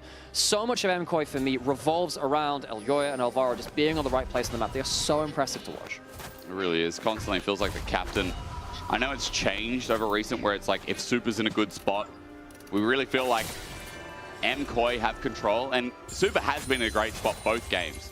So it's given a lot of definition to MKOI, but it's just a even high definition to play when someone like Yoya gets the early game of his choosing. This game was definitely one of those where it's high definition of play. Is it in like 1080? Are we talking like 40 I'm talking 40? 4K. Yeah. And MKOI at their peak, he does have that right I think they're Ultra HD. They're like 8K. Yeah. Yeah, it's actually got a 412 resolution. Oh. Which is pretty low, isn't it? All right, now let's see if Vitality can slap back in anyway. You know, they are 2,000 gold behind now. It's not the craziest gold lead, but again, as we were saying before, it feels like 5v5s are difficult for this team to play out. They need pretty much, you know, very good wind walls. They probably need a pick at the start of the fight from the TF. If the TF manages to get a good pick into a knockup, into a kill, the game becomes a lot easier for Vitality. But as we said before, MKOI have been playing defensively this series really well around jungle support. Dragon spawning now, Vitality, well, that 5v5 question is going to be asked of them. It is not easy for their comp to put up the same amount of AoE damage that MKOI does. Is this Tri-Brush watered observers? I'd love to know. I don't think it is, no. As we come back to full vision. Double control wall placed down. Third dragon for Vitality if they can get a steal. Linsus needs this. Nuko coming from an angle, but the Cyclone is immense. Setting up with the Glacial Fissure, and Jojo! Oh, he's ended the show! A triple kill, Triax ulti's out. He's embarrassed because the better mid laner is clapping Vitality. The better brother wins the fight this time. Yone coming away with a triple kill. And the Yasuo can't do much about it. MKOI getting a huge fight, which earns them the dragon as well. We got Triax, he's running for his life. He had to ghost out, swap back over to Flash, and this Twisted Fate has done little. By the way, the title of Better Brother depends entirely on who wins the last team fight. So it was Yasuo up until that. It's the way that brothers rule. Those of you siblings all know. True. And Jojo will go back to why and how he ended up earning that title. Yoya, oh my dude, this guy gets such a good cycle into backlane. Easy force of that Zyre ultimate. Kazi then has to deal with two solo laners in melee range of him. He cannot deal with that. Jojo cleans up, gets a ton of kills, and it's a wipe. Now he did miss the Q. It's still fine, lads. It's still fine. Is it? It's I like don't know. chill, kind of. Okay. I'm not sure. Kind of a chill life. No, Kazi's right. That's what you have to say on stage. That is what you have to say on stage. Someone has to be calming them down because Vitality, they are now behind 5K. And, you know, we can say that from this perspective, but if you're on stage, you have to chill out and find extra angles in. You do have 3 items onto the Twisted Fate, including the Rapid Fire Cam, which unlocks a huge amount of utility. They've not really been able to do a crazy amount with the Twisted Fate in terms of individual picks. That needs to change, I think, if they're going to mount now what would be a comeback in this game. It's a hard one to hold on to, hard one to manage. For MKOI, they've got a Baron in front of them in 30 seconds. Being blue side just feels that much nicer. As Triax going to go body STP, he'll have Destiny. His TP just got changed to an exhaust though, so it is now Destiny or nothing if Baron is the play. 15 seconds. Is he going to have a target to use this exhaust on? As Mir went pretty close to the inner turret. Naknaka is trying to set him up. I don't know if Chayak's going to do like a little warp step here with his ult, but he's hoping. He's waiting because he has to use that exhaust now. Otherwise, he just doesn't have TP. He does have level 16, which means it is a lot longer range than you expect sometimes. Yep. So I think as long as he sees a play coming, he should be able to get there in time. And also, the thing about the Symbiotic Souls is that he's able to actually run to a play a little quicker to use that ult. True. So actually, the more I think about it, the more I'm okay with this, actually. It doesn't necessarily need that teleport to reach a play in the same kind of way. Vitality, can they find themselves a play on the side? Jojo doesn't have anyone on this side of the map. They turn around onto him. Nice damage from Jojo. The root doesn't connect either. Kazi almost dies. Kazi almost just got 1v2'd him. That's because Jojo, he kept hitting him in face of support in case of jungle coming up. We're just like, hey, can they do something about Jojo? He's alone on the side of that. I mean, he's the guy who's making the plays. Yeah. Got that triple kill, has rolled into, the shield bow, lost the QSS, got a pickaxe on top of it. This Yone does damage. He's having a good day. He's another player who I think is having a really, really good day. This game's awesome. Super's been the one who's been farming out. I feel like Jojo's having massive impact in lanes. Like, there you go, total damage done. Nuko is... He's trying. He's raising a fire in that top lane, I'll tell you that. Reminder, folks, loser of the series goes third in the group. So that's why you could have ranged anywhere between first and third Vitality. Cannot get first anymore by losing a single game. They can get second if they were to come back into a 2-1. That's why the pressure's on right now. They're behind in this game. Lose this, they lose another spot in the standings. Linsus wants a pick. MKOI know that this game is in the palm of their hands. Vitality looking for one themselves, using that Twist of Fate. Jojo goes deep, but it doesn't matter. Into Linsus, he cares not. He's got life still, but he's got one hell of a damage output. Dredgeline in at melee range, but there's a door in the way. Glacial Fissure out, slows down. Alvaro trying to bait out. He's exhausted. Teleport's coming back up for Chayak, and now we just find out what does that play really mean, because it didn't do too much. It doesn't open up Baron for either team. Alvaro's low. There's a dredge line again, but MKOI just resetting. So hard to chunk through that Braum when he's got that shield up too. And of course, we talked about Vitality, the pressure's on them. I mean, you could say it's on MKOI as well, although they look very, very calm here, so perhaps not. They win this game, they do secure first in this group over Carmine Core, despite the fact that they did lose that 2-1 series to them. They could leapfrog them, face Fnatic in the first round of playoffs instead. Set up. Fight around the Baron. They found Fletchy with a Winter Spike, concussive blows. He's got nowhere to go. The door's up again. Dredge line is a whiff. Flash away from Fletchy. Outrose low, but Elioya does it again, and Jojo spikes the ball down. He's stunned up though. Great gold card, but will he die? Will he die? The feathers are out. Kazi doesn't get a root, and therefore Super reigns supreme. If it's not one carry from MKOI, it's the other. Super goes man mode. Shy, can he escape? No! Mirwin takes the last kill of the fight. Baron on the table for MKOI. Getting all 5 members of Vitality for just the cost of their mid laner. 5 for 1, Baron in tow. Baron, 10,000 gold just about. It's replay time because Fleshy really wanted this fight. Well, it did. And, Jojo in a great position, so you kind of jump forward and jump back. The shield from the Braum is doing so much work in these fights, and it allows them to extend them through to a better angle for Yoya, a better angle for Super as well. This Sivir gets to walk forwards and just freely auto-attack the entire fight. Doesn't have to flash, gets a ton of damage out. This Sivir just shreds them. I was wondering why no one was hitting Kazi at the end of the fight, and it was like... I've been in this situation before, like when we won LEC in 2020-21, but the draft was more playable, so like... Wow! All right. Okay. All right, Kazi, you know what? Don't need to say it. Yeah, we just rewound. We're like, delete the tape. I was going to say that Super took a while to die because Elyoya altered backline and all damage just ceased. Yep. So Elyoya's impact was insane. No, it was Jojo. Sorry, I meant Jojo. Jojo didn't die for a while. No, but I think there's like a bunch of different things in there. You mentioned the Cyclone and Yoya just blowing up and blowing up the backline and putting the Cyclone in place. The shield as well from Avaro. There's so much disruption. Vitality, this is why 5v5s really were where they wanted to avoid, really. They wanted to get those picks somewhere else. They're not been able to do so. Jojo will be able to stop her back onto Linsus. I think he can 1v2 at this point. I am convinced. Maybe without the IE, maybe it's going to be a hard task, but I'm convinced that Jojo's that strong. He's level 17 as well, and Nuko, the strongest, is now 15. Super pushing in with his cohort of bodyguards. Yoya and Elvira saying, okay, you want to find a pick on him? Nope. We have the defensive crew here.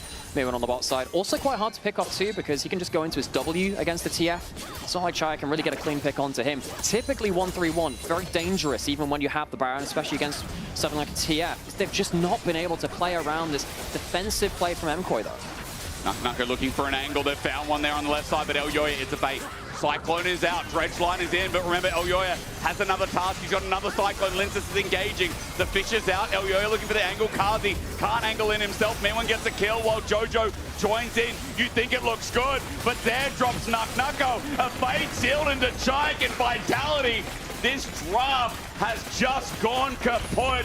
The leaders of Group A, the lords of Group A. You thought it was French, but no, it is Spanish. It is the mighty MKOI again, who lead the LEC.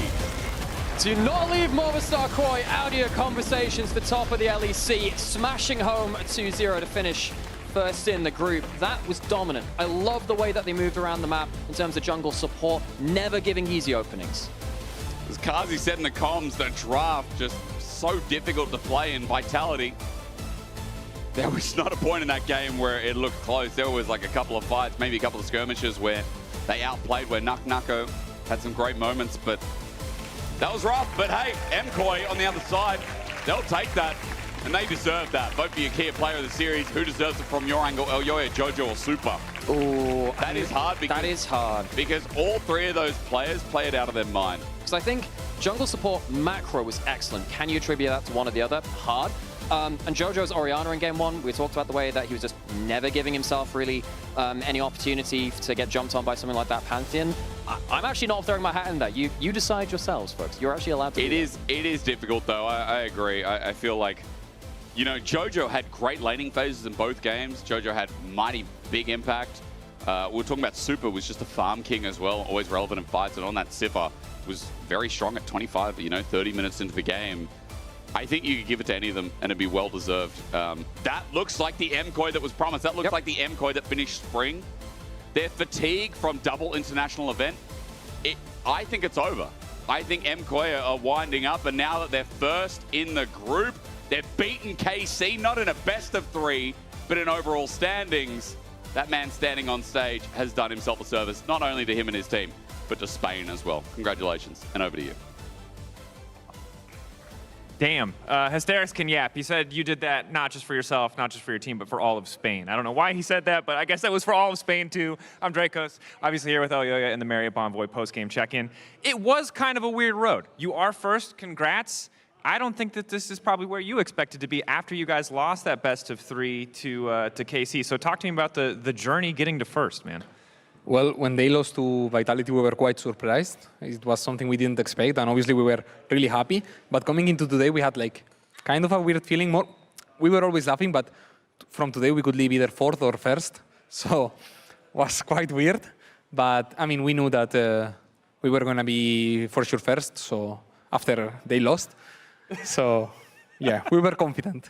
Hey, look, man, it all worked out in the end. Respect. I talked to Zeph earlier. He said, like, the number one thing for you guys to perform, and he was feeling confident about the 2-0, is just, like, are you coordinated? Are you playing on the same page? He said you can see it on stage, the players are vibing, and you can see it on the map. Do you feel like you showed that level of coordination, you showed that high level of play today that you guys are looking to strive for? I mean, I think for sure. I think even in game one, even though we didn't really snowball hard, I don't think they took... I mean, they took attack on Herald, but any Drake, we had really the control of all Drakes pretty much. So game one felt really in our control, and game two, I think we had a much better draft and we just executed it better. So yeah, I think it was quite under control. Yeah, I felt like I controlled one overall. I think the thing that is on my mind now, as much as Vitality in this series is interesting, is like you got a week off, playoffs on the horizon, and you've secured a matchup versus Fnatic, which I think was the reason first seed felt so good, right? Not only are you at the top of bracket, you're against a Fnatic who's looked a little bit shaky. What can you tell me about that matchup? Is there anything in particular you guys are going to be focusing on to prepare for Fnatic as an opponent? I mean, I still think Fnatic is a really strong team, and like they show really great performances individually. I would say Razork. I also think of Upset. Oscar has been playing much better also lately. So I think they are a really good and respectful opponent. We prefer them over G2, so we don't complain. Not like we want second, we want first place. But yeah, I mean, we also had some shaky performances. So if we fix them up, should be a convincing win from MKOI. Let's see if it happens. Okay, you say if we fix the map. But I feel like the map was fixed today. So how are we going to know, or how are you going to know coming I out of don't think series? it was today. I think today there were still some shaky performances. Like, we still need some more weeks of training. I think we benefit a lot from scrims. And yeah, I mean, anyways, I'm really confident that in these 2 weeks we are going to show a much better shape. And we are just ramping up for when it matters. That at the end, I think this best of 5 is going to be one of the most important of the year, if not like the most, because it makes us to worlds, which is what we want. Yeah, look, 1 best of 5 away. You said it was a little bit shaky today, but ultimately you were the Kia player of the series, so congrats to you. Obviously, insane Wukong performance. Shout out to you. We're going to go to a quick break. When we return, Super and Alvaro will join Lore on the analyst desk to talk more. And congrats again to MKOI on finishing first in the group.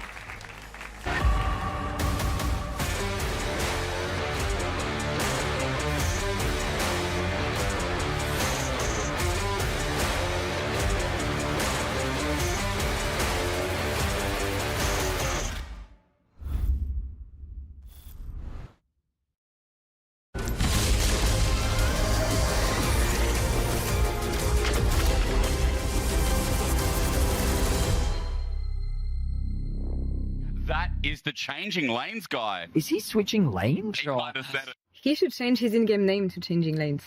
I mean, sure, but his teammates will have a field day. How come? Well, think about it. Hey, changing lanes, what lane are you playing? Or changing lanes, you don't seem that good. Have you considered changing lanes? Okay, I have a good one. Hey, Changing Lanes, have we considered changing games? That's kind of rude. But it's League of Legends, isn't it?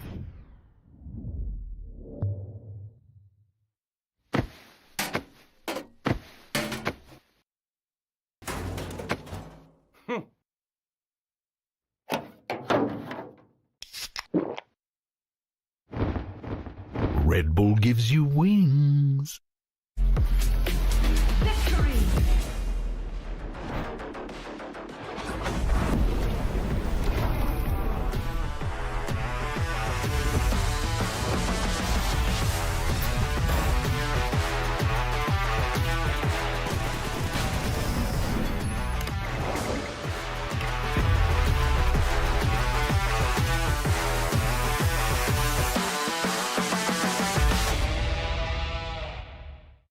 Want to level up beyond the Rift? Express like a legend and find your fastest server in one tap. Express in game without ISP throttling.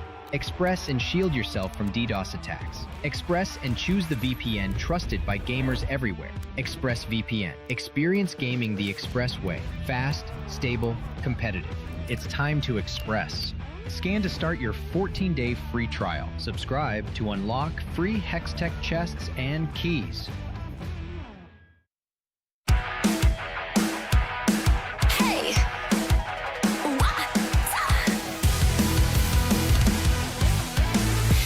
Look up at the sky, it's just a starting line. Waltzing through the storm, feel the vibe align. Radiant rebels in the silent fray. In the pulse of dawn, we embrace the day.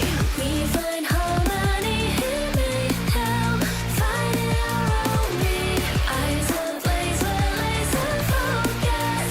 Dancing through the storm, we become the light. Against the eyes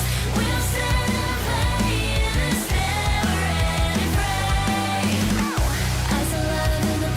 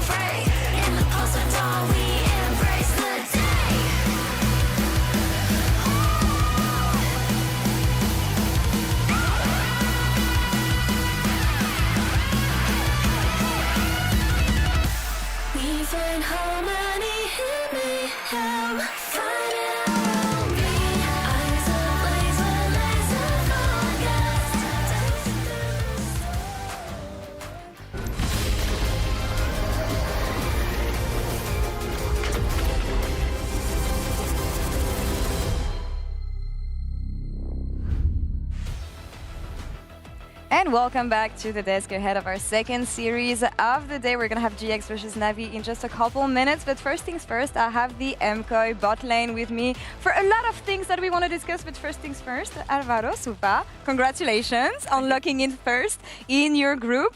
It's going to be hard because I'm going to have to turn back and forth, but you guys will understand why in just a single bit. How do you reflect on the run you had, locking in first and facing Fnatic in the next round? So I think we had a bit of not the best weeks. I think in Navi it was not the best gameplay from our side, but I think also it's a process that we're trying to change a bit the way that we play, and I think sometimes it will look worse. I think today it was more stable, but still we can fix a lot of things and be prepared for Fnatic. And I know that you guys have been talking a lot about practice in interviews and the fact that you guys came back late, took your time, easing into it. Was it worth it in the end? Do you feel like you're back at the level that is going to set you on fire for playoffs? I mean, I think it's pretty good to rest in general. Yeah. You need to manage your energy because at the end we want to reach walls, and our season I think is like 2 months more. So I think we are focused on that, but we don't forget we need to win LEC again. We need to do it really well. So I think we come back late, but I think we put the more hours from all the LEC's team in the time. So I think this is really important, and I think we are improving slowly. Yeah, peaking in Madrid and peaking for wealth, that is what we want. Guys, we saw your synergy on the Rift. We know that it is spot on, but I want to test your synergy off the Rift. We're going to play duo queue. You guys at home know the game. You have your heads here on sticks that you're going to hold. The goal is, I'm going to ask you questions. You have to give the same answer. If you don't give the same answer, you lose the points. Okay. Ready? Yeah. Ready. All right. One question. Who would win in a 1v1 full fist fight in real life? 1v1. 1, 2. Okay, we don't look at each other? You don't look at each other. No. No, don't sync up. How do we do it? Like this? Yeah, just look straight at the camera here. And I think it's going to be enough. Okay, 1, 2, 3, reveal. I mean, Okay, why? I think I will win because I am bigger and I'm taller as well. Okay. And I think if I go crazy, I will actually destroy him. But he's also really strong, you know. But you agree. I mean, I don't like fights, like for myself. I only like when I get angry, so okay. Why I will get angry. A peaceful guy. Love it. Who's got the best fashion sense? Who dresses the best? I mean... 3, 2, 1. This is so... I don't know. I think me, but we are both NPCs. Okay. Yes. This was completely 50-50. All right, both NPCs. Who would die first in a zombie apocalypse? Oh. 3, 2, 1. I think me. I mean, I played Call of Duty Zombies too many times. Like, if I die, I did something bad. I have seen many films and I actually enjoy it, but I think I will just get bored. What is your technique? What is your... I think I will try to go to a place that there is a lot of supplements and everything, and like a tall building, but I think I will get that bored that I will end up leaving and dying. Okay, we have 2 more questions here. Who is the best at other games than League of Legends? Because I know that pro gamers usually are good at games in general. And this can be problematic. Okay. It's like we need to read because he's good in things that I'm not. I'm good in things that he's not. But it's the answer here. I mean, I think if you take quantity. All right, quantity counts here. Let's 3, 2, 1. So you're just good at everything. I mean, I played a lot of esports in my... Like, I have played... CSGO, Overwatch, Valorant. I just read his mind, you know? Even if I'm not agree, I read his mind. All right, last one. He has been really good as well. Last one, and I hope I'm not going to create any issues here. Who is carrying who in the bot lane? Okay. You are trying to create problems, no? Of course I am. Instigating. 3, 2, 1. I mean, but this is... We know what the other thing, you know. Yeah. Easy. And I think this is easy as well. Because I think he helps me a lot. Yeah? Yeah, to improve. I think you guys work amazingly together, and that's what we love to see. Guys, thank you so much. Perfect answers here. I think I've never seen this from any team I've played with. I want to focus a bit on the next game. We're going to have GX versus Navi. GX needs to win the series to get 3rd place. They don't have to go to 0. So even if they drop a game, it's going to be fine for them. We see them arriving at the studio right now. I'm going to be honest with you guys. I have trust issues with GX. I don't trust that they can play clean games. What do you think of them? I mean, I think they are a really solid team, this split. I think they improved a lot during the year, and now I will say that they are in their peak. Yeah. So even if into the best teams, they lack something, I think into teams that are worse than like the best, at the top, I think they are a really good team, no? So Yeah. I think it should be a 2-0. I think I really like how Isma is playing. I think June is playing really well, and the jungle support coordination is so important. So I think they should be winning. All right. Do you agree on that? I mean, I agree. I think it should be a 2-0 because I think laner, like individually, I think they are better, and also we have a screaming to them. And I think as a group of 5, they should be better than Navi. Yeah. So yeah, I'm pretty sure that they will take the win. Do you think we're going to see anything different from a Navi that has nothing to lose? now? Yeah, that's what I was thinking as well. Yeah. Because sometimes when you don't have anything to lose, you don't care, and you usually perform better. Mhm. So that's the only thing that can be a bit scary. But I think from how the players are, like they have been already playing in LEC, so I don't think it will affect them that much. All right, and let's see about this as the players are ready to enter the stage right now. It is going to be the last time we see Navi for the year, and hopefully, GX can show us a convincing side of the team today. Casters, over to you. Gracias, boys. De nada, War. No problem. Happy to be here. Love the synergy there on the desk. Game might work better if they're facing opposite directions, I have to say, but those boys know how to win, and in all games, whether it's League of Legends or otherwise. But here we are, Navi versus GX. This one, folks, it leaves a weird taste in my mouth, at least, because for Navi, this is a really tough one to play, right? You're not really playing for anything. You know your season's over, you still scrim for a week, you still practice, you come back, you play one more game, and then the future is uncertain. We've talked about contract expiration dates, we've talked about the ambitions of the org, a full rebuild expected in 2026, so it's a bit of a weird one. We'll just have to see how they take it. Yeah, I do think for the players, though, they probably want to be able to show their stuff as a kind of last hurrah. Especially because like we saw them actually look pretty good in their last series, especially like game 1, game 2. We got some off-ball performances like Larson's Akali looked absolutely sick. So True. I'm kind of down to just see them give it their all. And look, it's not really like upset, but you can still deny Giant getting that 3rd place and kind of at least have left a little bit of a mark on the league, you know? Definitely can. And of course, wanting to show more, right?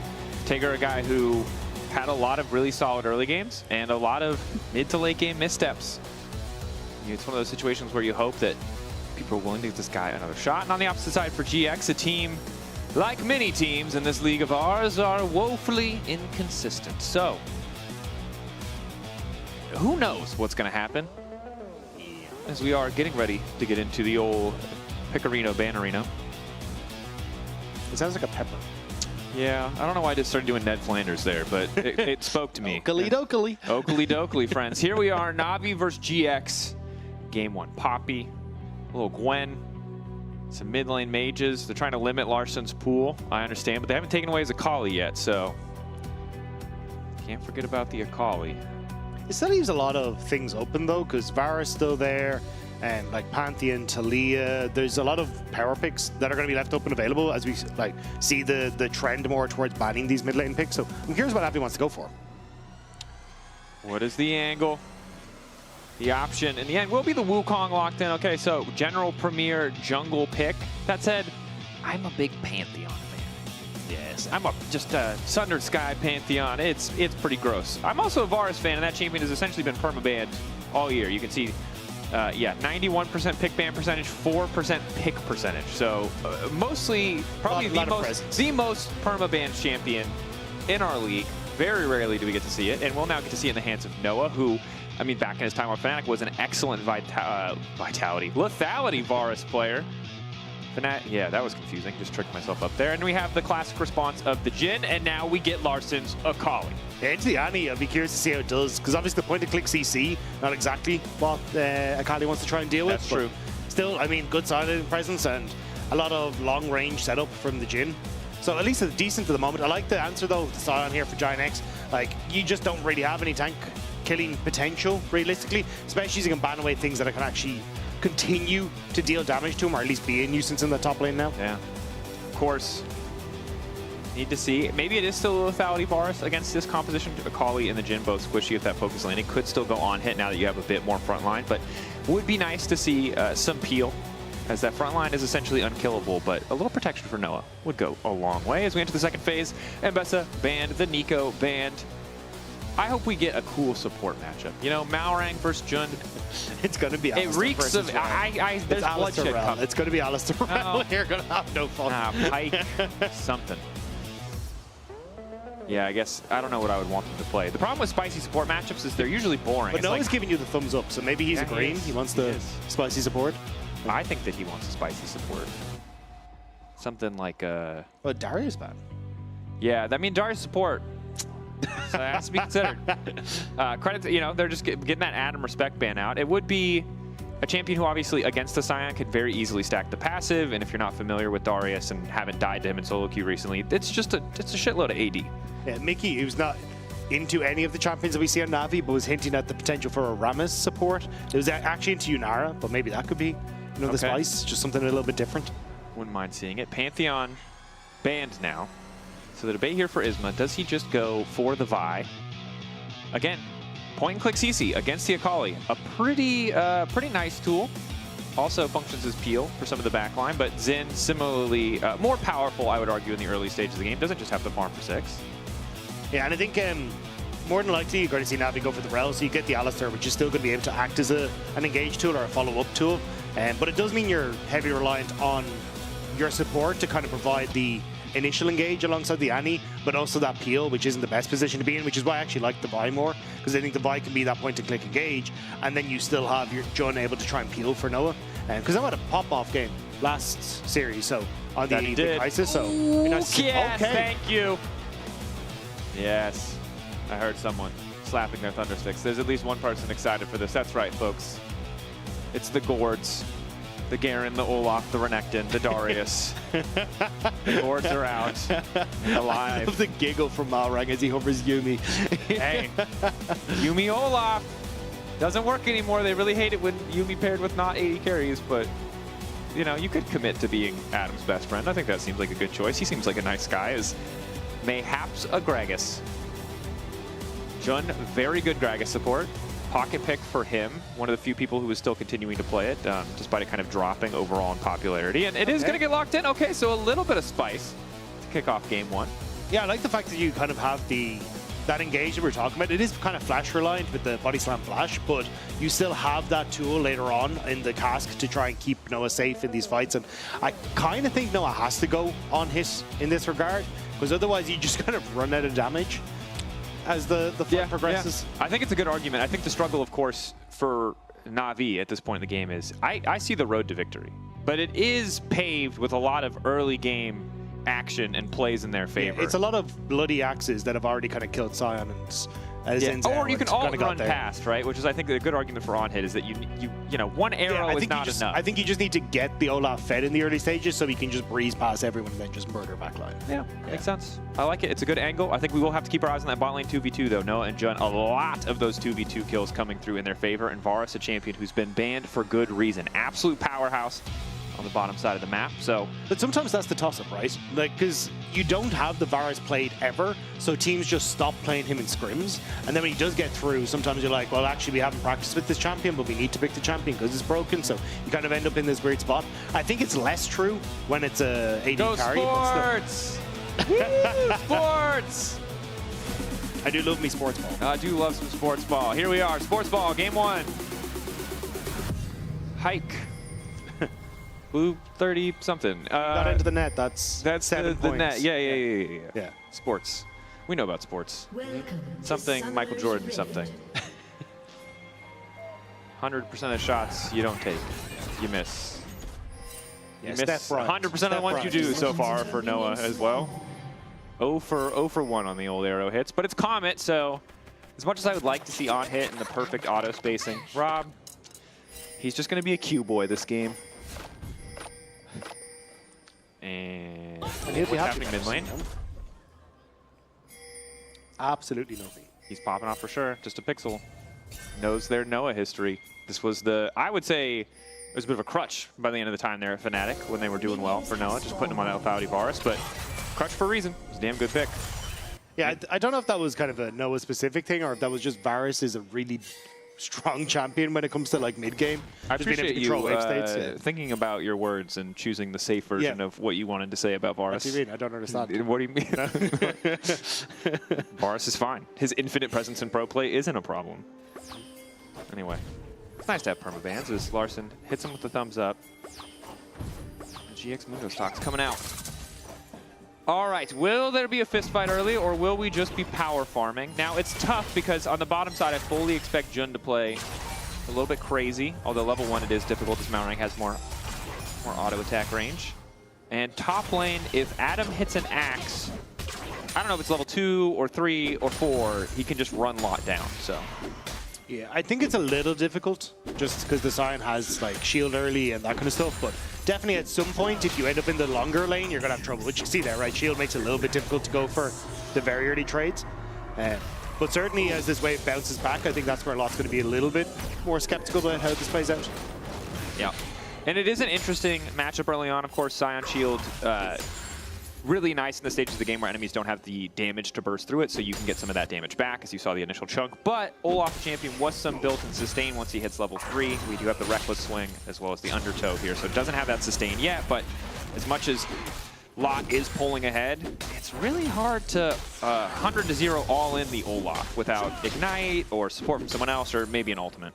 Yeah, I think what we're more than likely looking at is what Tiger's going to do, because there is a chance that Lost ends up with this wave bouncing. I was going to say moves up towards that top lane with Adam, but Adam actually going to go for the quick reset here after crashing the wave, and should be able to get back to lane. Could even ghost back to lane, honestly, if you really wanted to, just to keep up the tempo, but no, just got to TP back. Of course, quick TP back with the Cole, so getting a bit of sustain. Olaf, you know, will have access to the W, which is a massive shield when you're at low percentage health, but now a bit of extra actual sustain to keep him healthy. That said, Olaf is... I mostly remember the bad Olaf games, I'm going to be honest. I've seen the good ones, I remember them. I remember the crazy junglers. I remember Mowgli playing on Vitality and staying at blue buff at level 1 until everyone died, as we now have a bit of a fist fight on the bottom side, and Noah getting some good damage down on the Hansambi. He went back! Calculated. Hansambi turned around to fire that W on Jun while Noah was still in auto attack range. That was bold. I mean, Malrang had heal as well, so he just, you know what, he was fine, he knew. But they did get a summoner spell. It will likely cost them this entire wave of XP, but they did get the summoner spell. Yeah, but back to the Olaf conversation. So you had that. I had SOFM, who was building Redemption Olaf. So we kind of had like different outputs on what There was Olaf not a lot of the item or the concept of Redemption for Olaf for us, outside of Adam and, of course, the Brief Gods area. There was a lot of Olaf jungle. It very, very infrequently looked good. But today could be a new day for the Olaf. Comfort seems to be the name of the game here for Na'Vi, at least for topside, right? Tager could have gone Pantheon, opted for the Wukong, probably comfort pick. Feels like it's maybe the best in the meta. Adam back on the Olaf, Larson on Akali, which has looked the best of any pick he's played this season. Of course, it was only one game, but it was a good game. It was a very good game. I do think, though, you're in a little bit of a disaster position for Na'Vi, because well, you have this TP coming down, which is not the best of positions for Lot, I will say. But he should be fine. He doesn't have any armor yet, so needs to be careful. The whole Sion is an unkillable frontliner thing will take probably at least a Bramble Vest and some steel caps. But that's what I was going to say, was that Adam has now reset, used his TP, and is now stuck in this lane against Noah and Jun off of their reset. Has gone cool, hasn't really got access to the wave, and Lot in general should be fine to just kind of farm himself up, but did end up TPing into Hansamdi and Malrang, which was less than optimal, I'll say. Yeah. And I think we partially omit it from our memory every time we see Sion, because we just hope for once in our lives that we'll get a 1v1 top lane matchup for more than 4 minutes. But Sion is the king of swaps. The fact that Olaf had to, or decided to in this case for Adam, TP back to lane early, even if it was an econ choice like the Cole, does mean that we now get to witness this awkward period of long-range axe farming. That said, Adam is level 6, so there is some very real kill pressure here if Adam uses the ult and the ghost, as Noah is also currently ghostless. Yeah, I think it's just the wave is in such an awkward spot. They managed to get at least a little bit of a freeze off on that first wave we saw for Giant X. So Adam kind of just has to sit here now as this slowly pushes out, and there'll just be too many creeps eventually for him to really go for the all-in. Yeah, but it looks like the Rel Olaf 2v2 is the name of the game, as Larson getting bullied by this bear under the tower.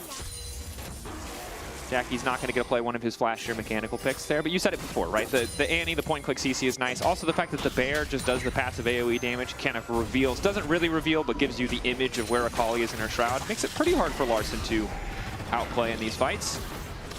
Bigger. Gonna get the recall denied, and GX doing a good job of taking control on the top side. Still a minute and a half away from Herald. Neither side is really poke denied towards the Dragon whatsoever.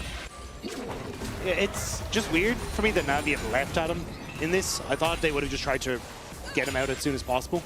Because it just means now you've got lost into Hansam D, where a lot is just fine to farm it up. He's going to be able to avoid a lot of the damage that comes through. So I think, yeah, this is okay. They're going to swap it now.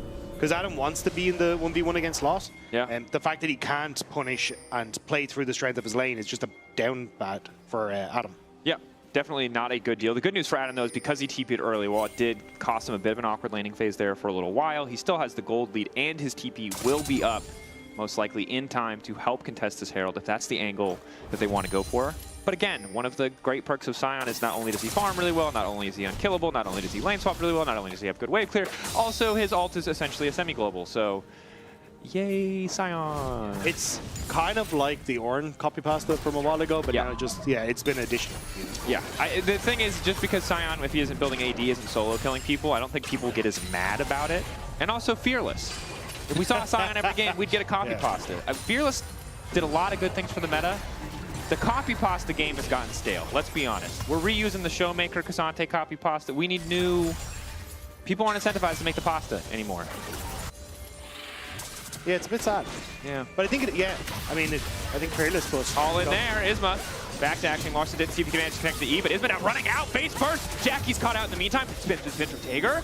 Jackie's waiting for the CC, but quick early kill for Na'Vi. Excellent start and a bit of a head scratcher from Isma. Nice timing as well, because Jackie's ultimate was just about to come off cooldown, but they managed to sneak that one in just before it happened. So push on top side, Void Grubs now for Na'Vi as well. That's a big old win in the early stages. Definitely is. Hamsamdi in an okay position is Adam. Oh, it's time to go all in. Lot used his CC, Adam used his ultimate. Lot debating when the right time to ult away is, if he even wants to, but as long as he keeps auto-attacking, he should be fine. Lot finally going to flash out. So I think he just didn't quite have enough mana there for Adam to get it, but here we go. All in on return. All in, trying to turn it back. Adam needs to sidestep. The W is there. Oh, he doesn't indeed. It's the solo. It's the bolo. Lot stepping up on the Sion.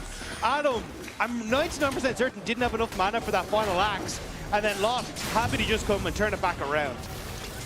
That is about the worst possible thing that could happen. Well, the champion with more team impact has also won the 1v1. This is a precarious situation now for Na'Vi. We'll see how they bounce back. Maybe a stride breaker will help things out a little bit, but that is the fear of Sion, is that there's a lot of burst damage in that kit. And you don't need a lot of that burst damage when you're at 20% HP. Yeah, and it's the fact that, so Lot wins in the 1v1 because of the because of Hansam D kind of sitting up against Lot, didn't actually get full push. So he's now sitting at a deficit as well when it comes towards the CS2. So you're kind of in this position where Giant X have already started to pull out to, like, in certain situations, a little bit of a nice lead. It's just that one kill from Na'Vi onto Larssen that's really going to be the difference maker. And that, I think, is where Na'Vi kind of need to put their focus now, is can Larssen just blow up Noah in that back line and make it very difficult for GX to really have any sort of way into a fight. Yeah. Again, we talked about the peel options. Jun has the access to the cast, the body slam to interrupt those dashes in, but needs to position well. Might limit his ability to try and find those flanks. It has been tricky. We saw yesterday, right? Operation Kill the Sion for the Akali team and all AD champions did not go well. And mayhaps this will be a similar story. Although again, I think the name of the game is Avoid the Sion, which everyone gets to play that game except for Adam, unfortunately, who will continue to be okay in the 1v1, but just a bit behind in terms of his ability to push the lane and the sheer quantity of armor that Law has begun to stack. Yeah, it's just going to be difficult for Adam to really get value from the Olaf, as you were saying, and now with GX moving in towards the Dragon, I don't think they really have position on this, Isma, and you're on a ward. But Larssen's half health. Jax is on the way down. Stun fully prepped. No flash, however. All right, time to flip the coin.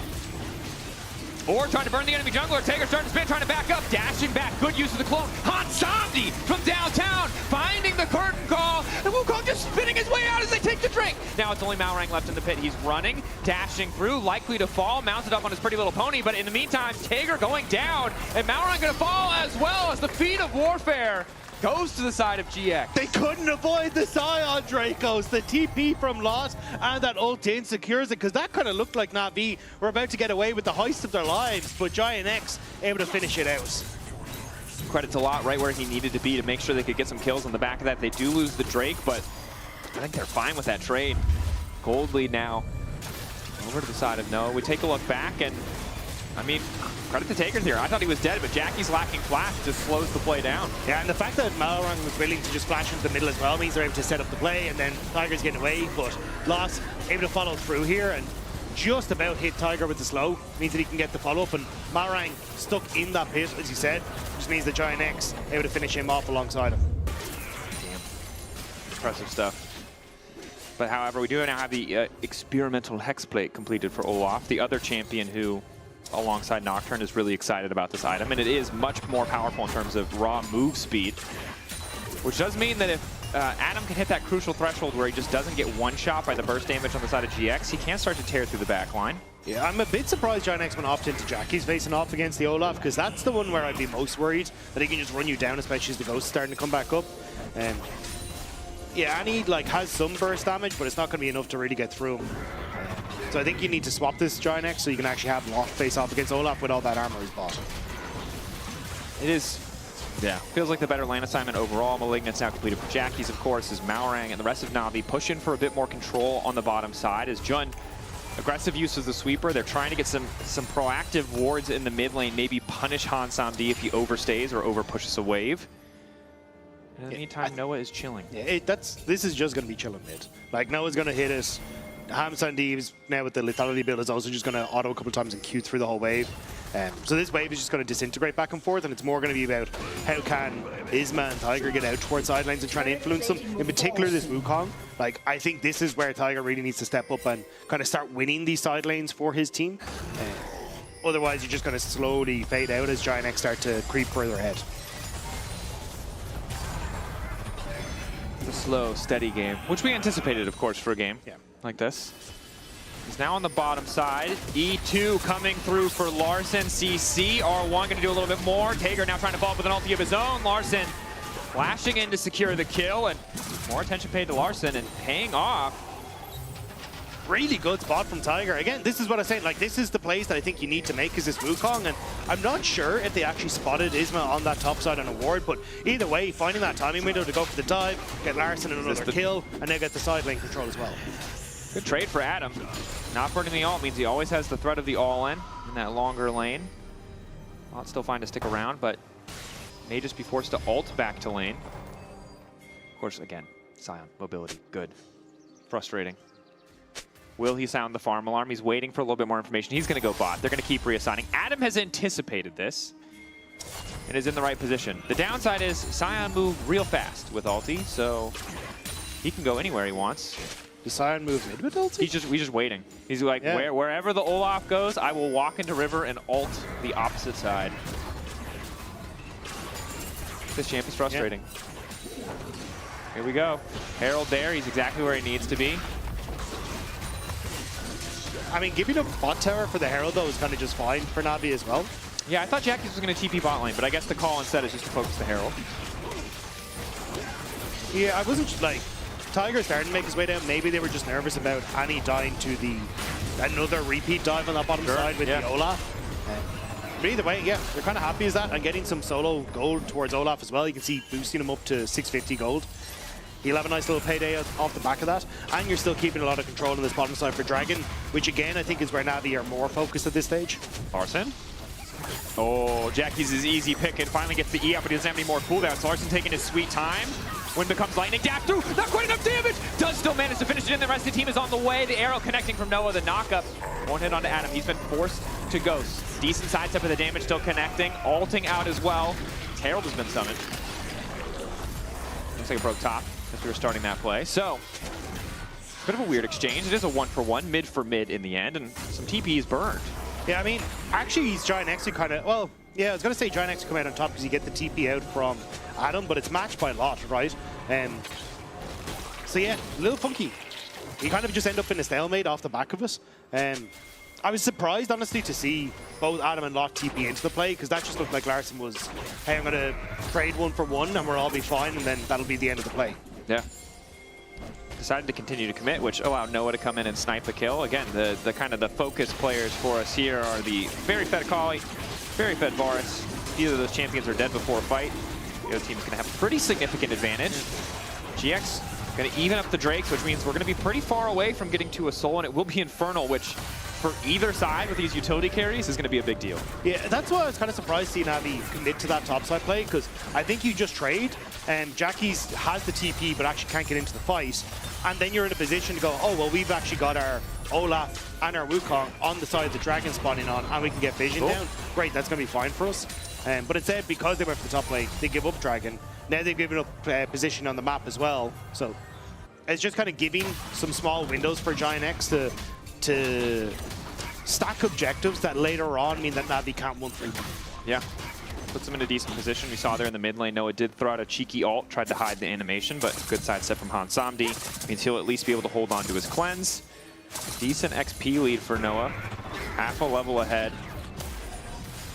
Larson a whole level ahead of Jackie's, however, as that side lane does just continue to get more and more difficult. He's trying to swap to exhaust. Maybe that'll be saving grace against Larson. It might be. This lad is getting like Shadow Flame very close to finishing as well. We just saw that Jackie's cannot manage the 1v1 against them, and Larson is well aware of it. Jackie's is going to get some decent damage down, though. I say decent. He did very little damage. That was Merc treads alone or mitigating a lot of that. Sometimes it's the thought that counts. Okay? Yeah. Got a threat. Larson wanders through, takes a blast cone, feels completely fine and dandy unless someone else shows up, and someone else has. It's Jun. Will be spotted out as Larson. Quick shuriken flip back, and Noah now on a second item. Spell shield going to be big there. Edge of Night, both for potentially blocking that initial slow on an Olaf axe or an initial bit of damage from Larson. Lodge is kind of chilling. He's got he's waiting for Adam to go back to lane, then interrupts Mount. What the? Flash? Full committal on a Malrank, casual sidestep, exhaust down, flash out. What? I'm trying. What? I'm trying not to use those words that I didn't want to use earlier again. That was a gentleman's agreement. Can we? All right. Request. Because I don't want to just flame. Is there a way we can get a replay, whether it's live or picture-in-picture, to show the fog of war there? Because we're gonna hold that thought as Lot. Getting all in here, that's the CC they needed. He's just focused on clearing the way because he's realizing he's going down. Adam starting to hurt. We'll try his chances against Zombie Sign. It does appear that he wins because Zombie Sign is trying just to clear the wave. Okay, can we get the Fog of War? Because what? Give me blindness. I mean, there is a lot of people coming from that. Malrank sees everyone. Yeah. I think he could have just walked up. Yeah, I think he was worried of them cutting off, because obviously top tower's in there. So I think he was worried of them walking through their jungle to get to that position. Yeah. In the meantime, Olaf will break a tower.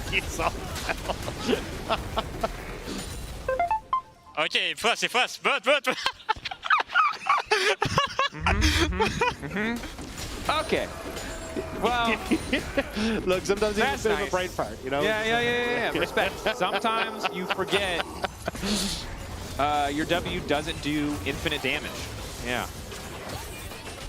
It's okay. It happens to the best of us. It scales infinitely, but doesn't do it does. Infinite health, for sure. At least he laughed it off. Well, Rob, I think now is the time. As we prepare for Otacon, as we see a push in on the bottom side, Larson fighting for silent. I didn't think you were going to go serious with that. No, I'm not. I want a pirate version of Sion. That's my only request. I want his ult to be him riding a pirate ship off into the sunset. I want Pirates of the Caribbean. I want the Pirates of the Caribbean theme song to play in the background. I know it's copyright. I want a really budget version of it.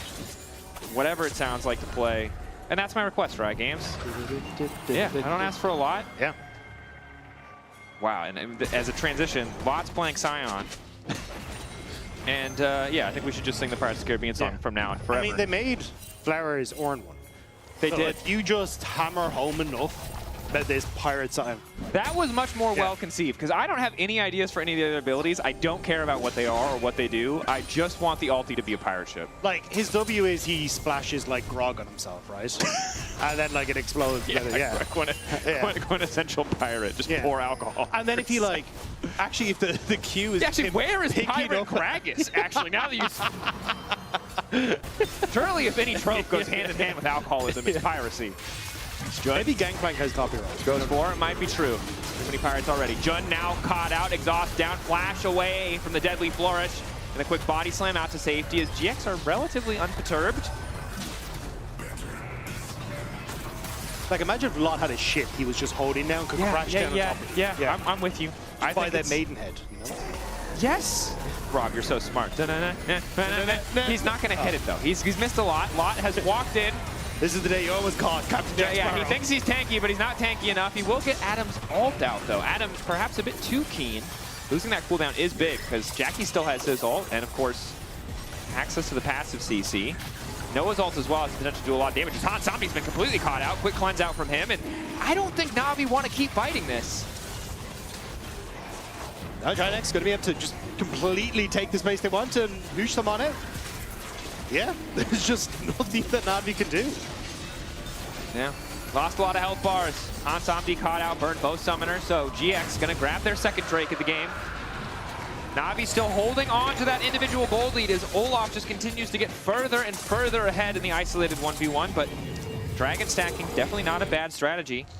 And if Na'Vi keep losing sums or getting a little bit caught out or a bit over eager with some of these Olaf ultimates, then this gold lead's not going to matter too much. It's the fact as well that like for Giant X, if you can mount enough dragons, you're just going to screw Na'Vi because they want to try and 1-3-1. We already thought Lars can take Jackie's. Adam's in a relatively decent spot. If you can just leave them in isolation, fantastic. You get to third dragon, you're like, ah, crap, we got to go. We have to go. We have to clock in. We have to clock in. It's time for our shift at the Drake pit. Adam. Ulti back up. CC immune. Jun potentially in trouble trying to find an angle to body slam out, but he can't do it. The curtain combo. Adam finds the kill there. The roll-off. A lot of alcohol-themed things going on today. The bro call seems pretty good, though. The bro call does seem good. Yeah.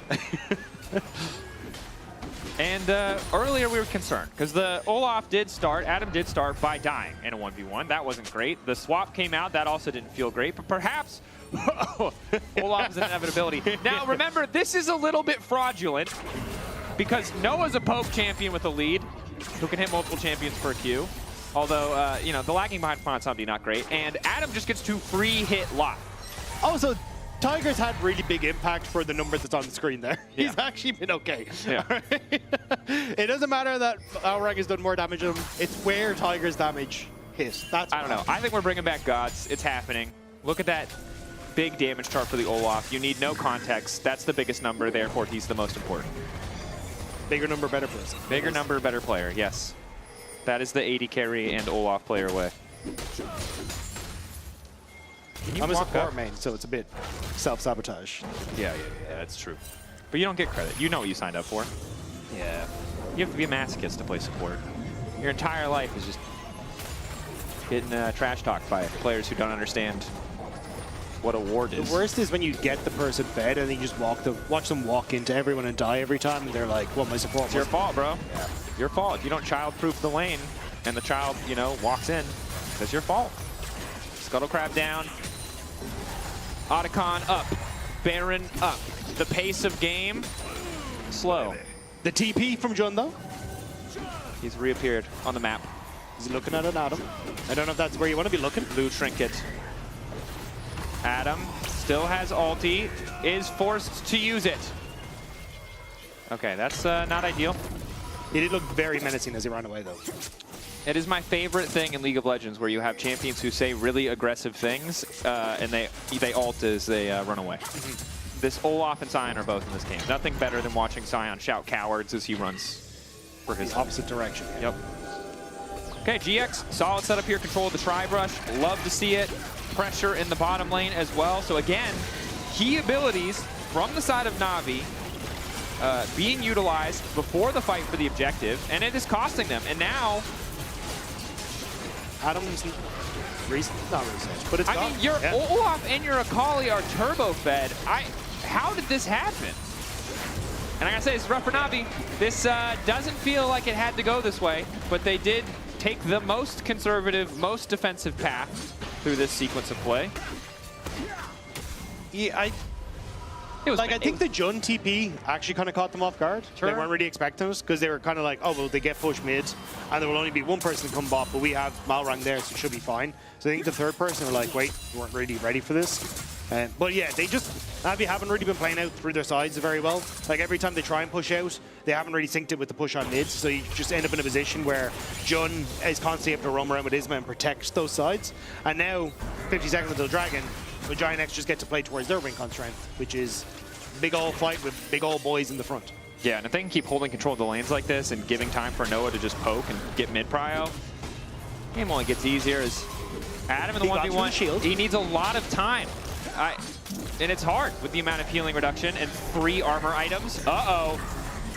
There's the ulti. No time to sing the Pirates of the Caribbean theme song, but time enough for Adam to run away. And GX doing a really good job of shutting down Adam on the side lane. It does mean that they've left Jackie's isolated, but it puts a lot of pressure on Larson to reap a greater advantage. He knows he has the 1v1. He doesn't want to dive a tower against the Nanny, which I think is a perfectly reasonable choice as ring the bell, folks. It's time for round 2. Olaf go forward. Oh, he's fast boy, though. He's very fast. Doesn't want to keep pushing. It was more of a taster. You know, it's like a... This is but a taste of my full power when I hit you with these cardboard beer axes. The paper cuts are nothing to it. That is actually true. They are lethal. They are lethal. Yeah. Of course, I've never sustained a serious injury in my life, but from the little that I have, I can tell you paper cuts are up there. Navi, this time, playing through bot lane. It's an even wave. Mid wave. Hard for me to tell because there's a ward there blocking the screen. Malrang cut off. No opportunity to flank, but Taker immediately going to go and tries to get more time. Good ulti coming in from Jun. Adam, CC immune, but doesn't really feel confident to step forward. And Larson just hanging out in the back line. However, the Drake has gone down, and that's all that Navi cared to get. But the Scion ulti is right where it needs to be. Jackie's over the wall. Taker's has to be taken down as Hansamdi fires back and at least gets one. Lock continues to chase. There's a bear besides Hansamdi, and now Noah's on the way. Flash ready to go. Q coming through. Cleanse the sidestep. Trying to get fancy with the movement. Gets over the wall. Hansamdi manages to get out. Why did he turn back in W? That was an unnecessary risk, but it does not matter. Help Larson escape. He's just trying to help his homie. Larson is fed. Who's trying to escape who? It's Larson. There's 4 people. Okay, yeah, but... Giant X also kind of just followed Navi to the escape instead of going for Baron, which I really thought they were going to follow after that. I mean, Malrang completely caught out. Was hoping that he'd be able to make a play or at least get that engage on the side. I like the idea, but no wards to spot at Jackie means that he's able to set things up. And then it's kind of a scramble for Navi. First Dragon, hope you can get out of there, but the ultimate's coming through from Lost right as the Olaf ultimate fades, then sets up for Jackie to come over. And here I was like, okay, you just move towards Baron, right? Like, Hansamdi has to go back, Akali can't really do anything, you can take the Baron, but maybe not confident that they'd have the quick kill pressure when you've got a lethality Varus and it's a good call, yeah. Very slow, and then here, Hansamdi again. The W, what's he doing? Trying to get more value. I respect it, but gotta be careful. Navi have leads. Adam and Larson are ahead, but the way these fights are playing, you wouldn't really believe it, because as good as an Olaf with this kind of item advantage can be, he's actually still just even. His items are just more expensive, and he still can't eat 3 people's worth of damage. But maybe 2 is the right number for Larson. Dashing forward, flashing, trying to make a play happen. Instantly CC'd, revealed in the shroud. Malrang on the way, but he doesn't have any life left. Forced to dash out. Malrang on the retreat now as well. GX chasing. This is priority access to Baron if they want it. Adam continues to push in mid, and here comes the Pirate King himself. Oh! Okay! Oh, God. Davy Jones locker. Sent there in an instant. 1,400 health just about from the Soul Furnace passive for Lot. That is one tanky boy, and still he hits like a truck. Navi know, or feel at least, that they need to fight for this one. But it's tough. The bear finally down. Adam, a lot of cooldowns missing. Has his ult, but no ghost. 7K as Taker tries to find the angle, running in onto Jackie. The Deadly Flourish connects, and that's going to be at least 1 kill. Still CC immune, but doesn't want to walk face first into Noah, so that's Adam's ult down for 1 kill. GX focus on the objective. Taker can go over the wall in an instant. 5.2. Malrang with the TP. That's the Sterix Gauge proc. Flash out from Malrang. Managed to connect the Q onto 2. Knocked up in the meantime. Isma instantly goes in to take down Malrang. Taker finding the multi-man ultimate, but there's no follow-up damage on Noah. He's untouched. It's a beautiful ult from Jun to disengage. Hansamdi running, but running into enemy territory. Body slam, flash the Q to fall. One more auto. Hansamdi gets 1 back. But GX might not have been clean, but they still win the fight. Na'Vi were really disconnected on the play. Tiger was trying to move around and flank off the back of the Baron pit as you got the TP in from Malrang. So Giant X immediately have to spread out, pick off Malrang, pick off Tiger on the flank, and there's just not enough damage from the likes of this these lethality 80 carries to get through. Like you can see it here, Hansamdi is trying his best. They get Annie, which is great, but watch this. Tiger starts to move up around the back of the pit here in a second as this TP starts to come in just on here, and it ends up messing it up entirely because you've just completely desynced, and it means that then Malrang turned and burned. Hansamdi is trying to do damage but can't get past Lost, and by the time then the Tiger shows up, the support's already dead. Yeah, and you can see for Adam, without ulti, he kind of just walks in circles, right? He does sidestep a Noah ultimate, he sidesteps Lot's Q as he channels it in the brush, but there's still just a cask waiting for him, and the second that he uses that Akali ulti could TP, guys. Akali can TP anywhere. Let him TP in front of my face. Oh yeah. Damn, that's a Scion player right there. Let them come. I will take them all on. I don't believe that these two people are the same. The person who flashed out into Baron pit and giggled maniacally. No. He's the same person. That's Scion. You got to have the aura, right? The knowledge that you're going to be a beefy boy. You could be the guy singing payphone and also the guy who's furiously clicking. Yes, you can be both. Lot ready to go is. This is a Baron. Now, if you told me you wanted a 2-man Baron on this Na'Vi team, I would say hell yeah. But if you told me Adam wasn't one of those 2 people, I would say, huh? So I'm saying, huh. Bit of a questionable one, but hey, you never know. You got to test it. You got to test the water, see if you can go for it. It's the T1 Classic. Sometimes they just don't check. I guess Albus Nox Luna were like the first team to just randomly do Baron at 20, admittedly back then, but. And T1 took that personally. T1 took that personally and did it better and more successfully for many years. Yeah, it's going to be a very slow Baron as Giant X take the Dragon, and now they should be still completely fine to contest this. Yep. 3 Drakes side GX closer to Soul. Man, that good old roster. The Odd Future, Guma Carrier. I thought you meant the Albus Nox one for a second. No, I don't remember that one. I just remember the support was really toxic, but very good in interviews. Is that Double Dome? No, that's the Turkish lineup you're thinking. He did also kill Faker, though. It's easy to get lost in the IWCs of the year. Licrit, I think it was. Yeah. Another game where our eyes are on Larson. Thank you, observers. They're bringing us back on track, Rob. They know what we need. What we need is discipline. I'm not a train, I'm a ship. I will be the part of the Caribbean. Okay. That movie has no business being so good. It's about a ride. It's about a ride at a theme park I never went to. And it's at least 5% of my personality. It's just... GB also brought the Liar's Dice to the bar one day, and they got unreasonably excited to try and play it. Not that like I had any clue how to play it. It was just, oh, this existed in the movie series, so now I'm like, I'll I'm roll invested. 3 dice, slam a cup down, say a random number with no understanding, and feel like I'm 1 step closer to being a pirate. Although I don't think the pirate's life is for me, I will say. You don't know until you try it, though. That's true. Oh, thank you, observers. What should we name that is the real question. We'll take your suggestions. In whatever, That's what we need. Whatever chat you are in, suggest names for that, and we'll ask our producers to pop up your name suggestions. I know, what is that Sally. little thing called? No Sally's. Sally's already taken. Yeah, Sally is taken. Hansamdi, Alti, Noah getting lower. Taker off the side trying to 1v1 Isma. It's not going super hot for him. It looks like he's going to lose out on that one, but the rest of Na'Vi now ready to descend. Unfortunately, they just grouped up and pumped up, and Isma's still living. The dash is coming for Larson. It gives his life to finish off the 10% HP. Xin Zhao. Noah's legendary. And they're still going. I don't know if you can really get in here, Na'Vi. I think you got to give up the gold. This is their time, Rob. They're gonna Hansamdi and Adam are gonna cross the language barriers, Pacific Rim mind meld, and stop this Baron. No, they're not. Oh my God, the Bear's just beating the hell out of him.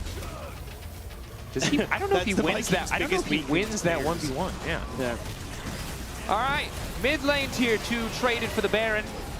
As the gold remains close, but GX remain just about in total control. Credit to them, they have not gotten lost in the sauce. They have not given angles for Na'Vi to easily leverage their side lane advantages. I think that has to be called out.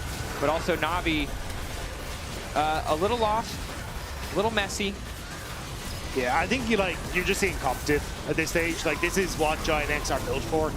Take team fights, have a strong front line, and unfortunately Na'Vi aren't really getting the position to set up their team comp to get access to the back line. And yes, I can't. Lozark looks perplexed and Gyota looks upset, but they're winning very handedly. So I don't know. We'll have to maybe check in with them at some point. yeah, I'm kind of glad that they haven't implemented those cameras for us yet, because there'll be some facial expressions. They have. For us, yeah, you can literally go to there's like a mobile stream at all times that is always but showing we're not us. on the actual. That is true. We've been spared. Yeah, if you ever want to see the reactions or silly faces that casters make, or the fact that we occasionally, I don't know, drink from a bottle of water, there is the mobile stream. The madness. The insanity. Yes. We like to go wild. We are sometimes. actually part plant. Need to be watered on occasion as Larson gets a big chunk taken out of that life bar. I just realized I forgot to wear my glove today. Oh, now it's dying, Rob. Reflect on that as we wait for Lot to solo guide this wave in. Isma standing beside him. 7-0-5 the score for Noah. Will he die this game?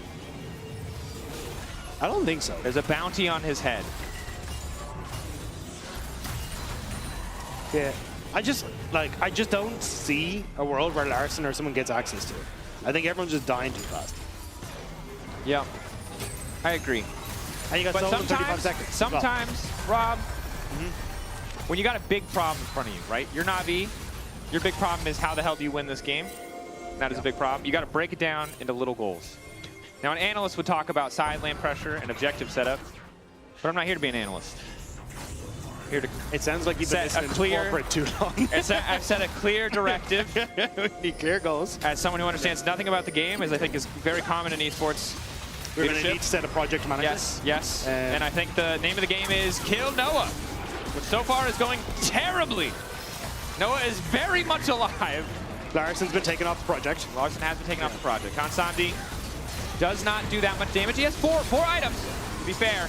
But Isma with that ulti, it's just so hard to kill him. Olaf, ready to, he's running out. He's leaving. He's leaving.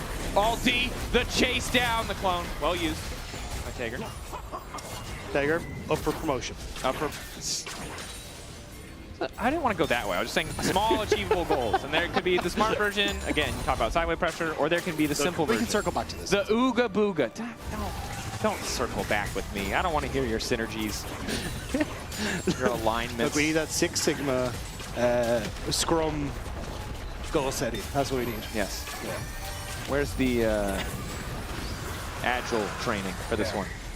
As that's Infernal. Taken down. GX, the slow march. 7-0-6 the scoreline for Noah. Oh, there's a TP behind them. TP behind. Larson out for blood. 4 members of GX ready to peel, but Larson might be able to make the difference. He has to E back. He's been hit by an arrow. Oh my God, never mind. No one is killing him. Oh, no. Oh, no. Oh, multi-man knockout is a slaughter. The call's coming from inside the house. That's a triple kill. Oh, he's still going. He's still going. Hansamdi does a lot of damage, but that bear might not care. It doesn't get stunned. The rare. It doesn't get stunned. They keep going. Lot manages to get the kill. The roar of the Slayer. Larson determined to chase for more. Wants to finish off Jackie's. Jackie's gold's golden. Body slam flash from Joy. Oh. Larson sidestep. Cannot finish the kill. It's a free-for-all. Just nobody goes down on Giant X. And Na'Vi, they will all crumble just like their Nexus. The Nexus will fall. GX, the better team, outmaneuvering on the map despite giving up some leads, giving up some gold. They will not falter. And they'll feel good about that one. Again, they want the win. They want to finish above Vitality, choose the path, see who they're facing in the cross-group decider. But we're going to head to a quick break. When we return, more intense League of Legends action. And the quarter 4 results.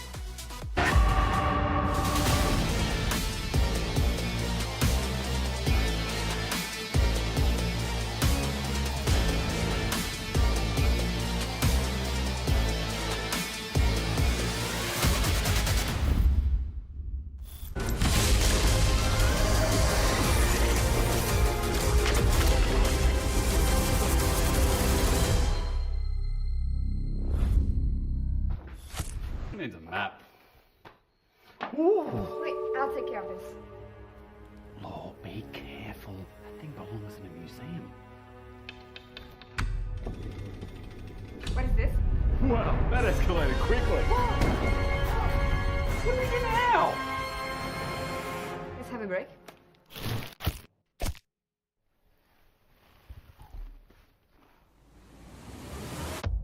Have a break. Have a Kit Kat. How do we get out? Like this. Say it. What about me?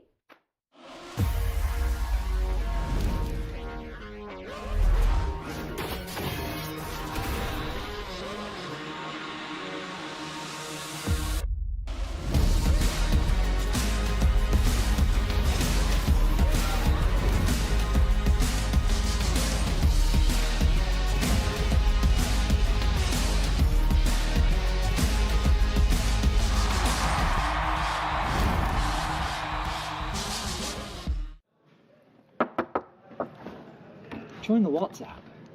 Join the WhatsApp?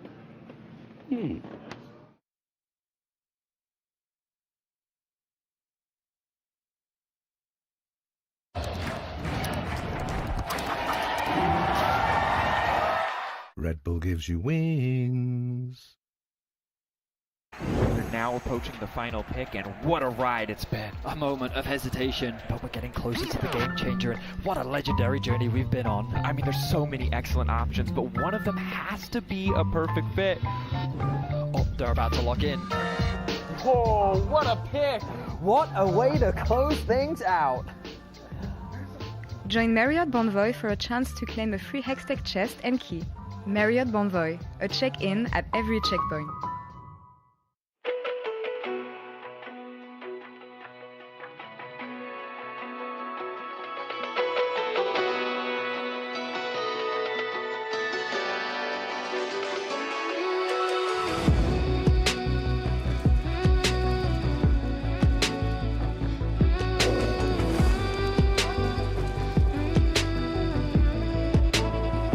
When darkness falls, you are my light. You take my hand and hold it tight. You are my home, I know it now. Don't let me go, we're safe and sound. I see your beauty shine, you radiate with light. Our hearts dance in time, you're one of a kind. Sound on and feel my heart. We're never lost, even when I'm gone. Like circles on, from near and far, above the flower bed. As we watch the stars, and we'll never be lost.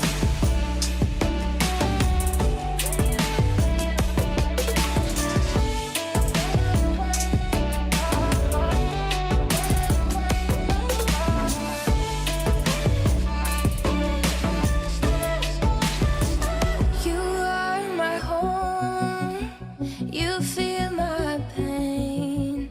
My soul is yours, two souls the same.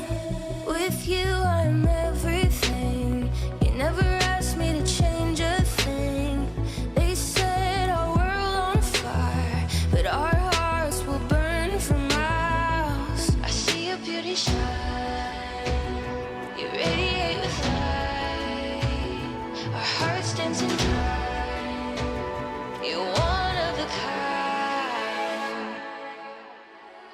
Stars shining with us.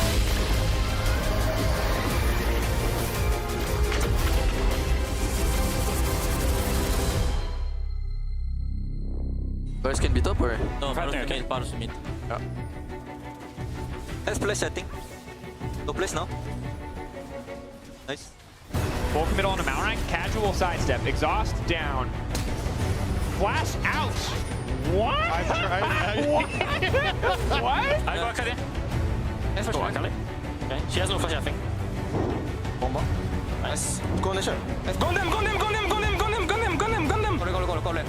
I stand up. Oh my god. Oh my god. Shit.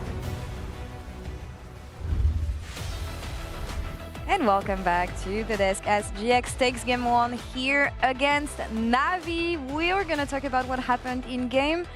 Actually, being plat in the game, I don't understand anything. So please, guys, talk me through what happened this game.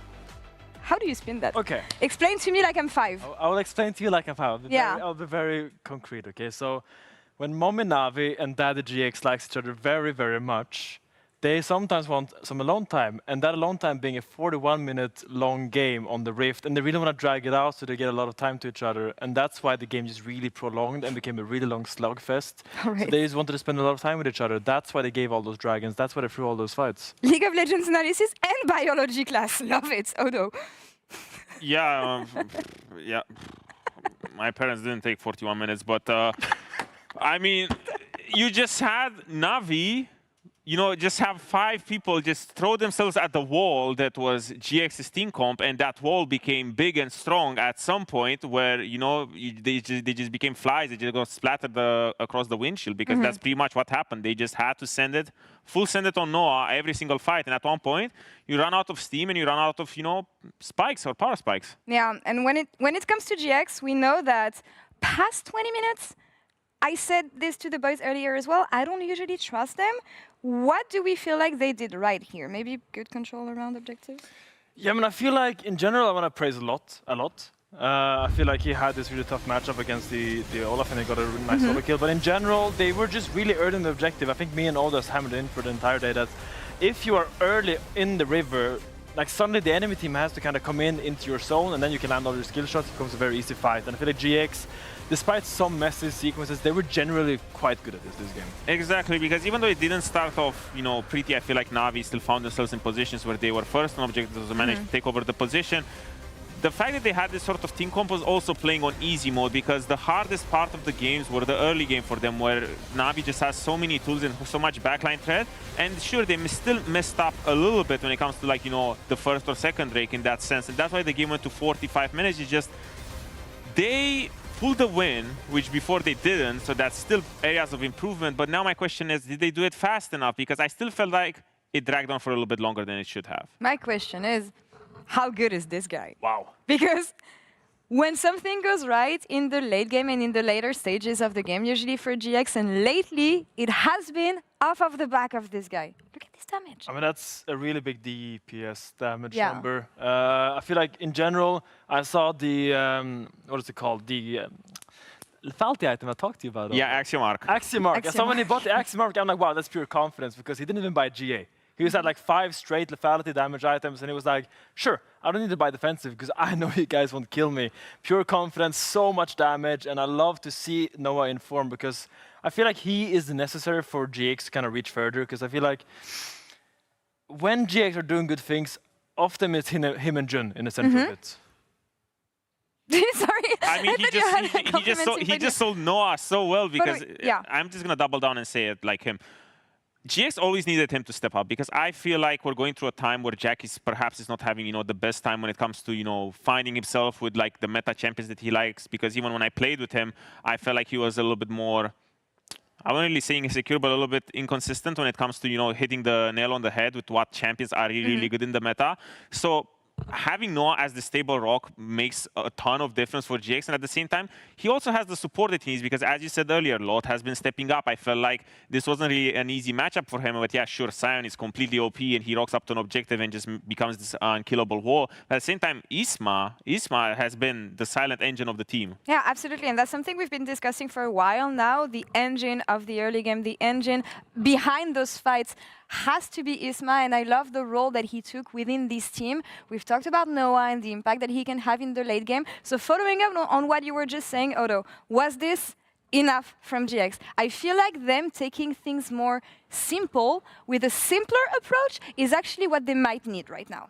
Well, yeah, it's kind of a 50-50 in the sense where we saw, very, very dominant GX early games in the past. The previous weeks, they stumbled in the mid-late game. So now I'm thinking, how are they approaching this, as you said? Because now it might be the case where they were going too much on the other side. We're like, hey, let's keep our early game reliable so that we, walking into mid and late game, we have the tools that we need. They need to find the fine balance or the middle ground so that they, prove to everyone that they're still the top team that they consider themselves to be. I mean, that's the thing. They're selling a GX as one of the top dogs. I was talking to Supa and Alvaro earlier. They were saying they're kind of the gatekeepers, falling in front of the better teams, winning against the worst teams. So Finn, where do you pinpoint the improvements from GX so far, and what else would you like to see from them? I think what I've seen improvement on and what I would continue to like to see improvement on is just this. I think GX does a few things really well. And when they have done these things well, they really need to simplify. Because they are good at getting early leads. And I feel like they worked so hard for those early leads, they want to try doing something even more in the mid-late game. But the game becomes quite simple. If you get those early leads, you don't have to do miracles to win the game. You just have to play for your objectives, be there on time, and set up your objectives normally. And I feel like if they continue to do this, they continue to simplify their setups, they will find success. All right, they did it once. Let's see if they can do it again against Navi, or if Navi can save the day, not save their season, but save the last game that they might have on stage for the season. Casters, take it away. Woo! Game 2, baby! Picks and bans are here. Let's get it poppin'. Sports. Yes. We're on the way to picks and bans. Sports ball, indeed. Damn, y'all are quiet. Guys, we gotta... It's not a funeral, guys! Come on, let's get a little bit of energy. I know the picks and bans aren't on your screen. Just, I know maybe we're all going through the motions. We gotta fake it till we make it, folks. So here we are, picks and bans. I think the bans are gonna be pretty similar. Still Gwen taken away. And you know what I want? I want Navi to dig deep and show us the wackiest comp they've ever played. And I want it to work. That's the key part to that. I want it to work. Because I don't think you need to simplify. I don't think you need to do anything. I think you got to strut your stuff. And I don't want to see you strut it on Wukong. Anyone can play Wukong or Pantheon. I want something crazy. Taker especially. I want this guy to make a statement game. Man, I was promised Nautilus jungle. I was kind of looking forward to it. I was really looking forward to it too. Yeah. I don't know what happened to it. I'm pros, man. Slow to adapt sometimes. Perhaps it's just gets absolutely blasted in clear speed. I'm not certain. Hard for me to imagine given how completely insane the W is and the E is for AoE wave clear, and the fact that you have mobility and you have this CC on almost every single one of your abilities. But I'm not a pro, I don't know. So the third ban, the final ban, a moment of debate, as the Vi will be taken away. They're demanding creativity in the jungle. They've taken away 2 junglers. What will the spice be? We've seen the Olaf. It's going to be like Jarvan or something. Or Give me the Garen. I'm sure it's a very strong blind pick in the meta. Yeah, well, see, I don't know. It feels... Okay, they got to go faster in draft, though, guys. We're really trying to gas this up. You can't be taking a year every pick. All right, Azir, locked in. There we go. Jackie's Yone. Okay. The TikTok kid himself. He's there every day looking up the new combos, trying to do the cool flash tricks. He's made it happen in Pro. He's completely screwed it up in Pro. And no matter which one we get, I'm excited to see it. Maokai would not be the pairing I'm excited about, but Woo! hey. Saplings! Let's go! Tank junglers, that's right! He might build AP, he might build tank. We don't know yet. That's that could be, Wow. Little Bernie boy or little beefy Life's boy? great mysteries. And now we've got Han Samdi. on the Xayah. Perhaps to be paired with a Rakan, the lovers duo, Malrang and Hansambi. It does upset me a little bit that they didn't lock it in the other way around, though, because then you got them on the right sides and the portraits, you know? No, I feel you. Shout out to everyone in the chat with OCD. You know, upset about that one. It was not a personal attack, I promise you. They were just thinking about the draft. Silly gooses. All right. Ezreal makes a lot of sense. Obviously, some good mobility. So we've entered back into Vanillaville in terms of the drafts, but I do like seeing an Azir, and I like seeing a Yone. That gives me some excitement. Yeah, I mean, we could still add a little bit of espresso, make it an aftergata, right? And then you've got at least something that's a little bit cool. Love that. It's not, love that. Yeah. We'll have to wait and see. Because I think we're still more than likely going to go for, like, the tank supports to pair alongside the more than likely tank junglers that are going to come out. You think we just get a Sejuani? Maybe top lane gets us. Ooh, yes. Sejuani for Tager. Forget what I said about him strutting his stuff. Adam will strut his stuff. Melee champion top side. There will only be one person strutting. And they will look fabulous. They will look wonderful. So it is decreed. I need someone on the broadcast whose voice sounds like Edna from The Incredibles, you know?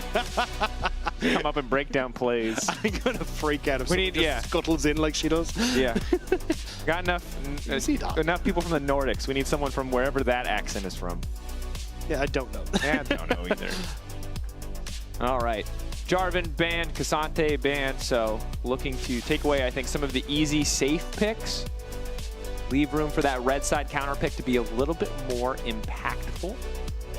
Jarvan, obviously a very high-tempo early game jungler and someone who can, I imagine, just either disrupt the Maokai or just be more active on the map. Bard banned away from Jun. Okay. Is it time for some Jun to cook? He already played Gragas, which was pretty I think spicy. he's just going to play Alistair. I'm sorry to break it. Nautilus. In the jungle? Maokai support? That would be sick, actually. That would be kind of cool. GX. I don't ask for a lot. You literally tweeted me the other day to say you could come on Euphoria. Yeah. I propose a trade. We put Noah on Euphoria. You put that Nautilus in the jungle. One time, please, for the people. They need it. You know, that spark of hope. We need you to do the little hunger, like we need you to put it in the jungle and then do the Katniss Everdeen. Yeah. Like, how do we send signals to Noah? And do I get in trouble if I send a paper airplane? 100%, 100% not okay from a competitive operations standpoint. And but yet, they'll never know it's me. There's no way they could ever know. All right, Jace locked in. Okay, so some spice and Sejuani. Okay. All right, Adam's the main character, folks. You heard it here first. Live or die by the tree. There you go. Okay. All right. So, 3 beefy boys. The beefiest boys on the side of GX. Lot is liking tank duty. Or not. All right. I'm just saying God of the Forge or Bunny with the thighs. I'm picking the Forge God every time. I don't know where to go with that. You shouldn't follow up on that. Make sure it's only me who gets a sternly worded DM on Slack, Rob. As the mania sets in, it's every man for himself. We're not even in the game yet. Oh my god. And GX, I still haven't swapped the Nautilus to jungle, so we might have to remake. We don't know yet. Guys, you have till 20 seconds. I don't know how much time that is, but you have until 20 seconds to roll swap. It's not too late. One time for the people. Last game? What? Season? Regular season? Maybe? Regular season, last game? Switch up? Show us something new? For the people? I think we're past 20 seconds, guys. It's not happening. It's not happening. It's not happening. Everybody, it's okay. It's their choice. Remember, we support them. It's like our kids, you know, at the piano recital. God, they might suck at piano, but you gotta clap sometimes, even if you're not excited. You clap because it's over, not because it happened. No, to be clear, I'm just talking about the fact that the Nautilus is not in the jungle. That is not a reflection on how I feel about anything else happening here. Got a lot of love for the players on stage, even though the situation is obviously incredibly unfortunate. So laugh through the tears, you know? Yeah. I mean, I'm still excited to see what Giant X can do once they hit the later stages of our season. Let's go. It's time, folks. Woo! Yes, good energy, Berlin. Keep it up. I'm going to be like that weird spin instructor who just shouts positive affirmations about you that seem way too intense for you to hear on a bicycle. What's the background music, though? That's the real It's just pulsing and the lights turn red, and he starts talking about how you have to like give yourself to the beat. It gets very weird. Spin is very weird. It feels like a cult. I think it's a cult. I don't really know for sure. I mean, there's a couple of people on the squad that I know that do like. And I don't think they'd argue with me. I was gonna say, yeah, no, I think you may have nailed it. Yeah. It's a cult. Anyway. Unlike our addiction to card games. Unlike our addiction to card games or League of Legends. Larson forced to flash early. Hits him with the thumbs up. You know what? He didn't need that summoner spell. No, it was holding him back. Holding him back. You see him playing Go there because he's the Emperor and he's always one step ahead in this chess game. Well, that's because what's going to happen now is Na'Vi are actually going to counter gank when Isma and Jackie's trying to make the play happen in mid, and then they're going to turn around and get a double kill, and he's going to be like pre-planned. Pre-planned. All there. There you go. Baited. Outsmarted. See? Let's see Larson is here. Here you go. Juan knows. Juan does know. There was a guy named Crazy something with a K. That's how you know he's really crazy. Didn't spell the word crazy right. Never know if your next move is Never know. Jun walking in with that nice level 1. Uses the Titan's Wrath Shield just to eat up any of that damage. Now, I will say, the Rakan has that extra healing for Gleaming Quill once you get it. But it is a summoner spell, but kind of world, so there's just heals across the board in the bottom lane. Yeah, the Titan's Wrath didn't really work out, I think, as well as you're hoping for, but still getting control over the bot side. I don't think we're going to have a huge amount of loosey-goosiness in the early stages again, though. Because, again, like, you kind of got Isma and Tiger, sure, on these tank junglers and can try and interact in the lanes, but Nazir in the mid, you're not really going to do too much. Maybe Isma wants to try and punish that flash burn from Larson, but it's always difficult against the Nazir, so yeah, I think it'll be a little bit of a slow pace. Which is exactly what I wanted to hear. Honestly, Rob. I mean, it didn't feel like you got... Nah, yeah, I actually... Yeah. You seem so comfortable in the last yeah, it's just... I really enjoy a slow-pace League of Legends game. You know, I'm an OG. I remember OGN back in the day, LCK fan.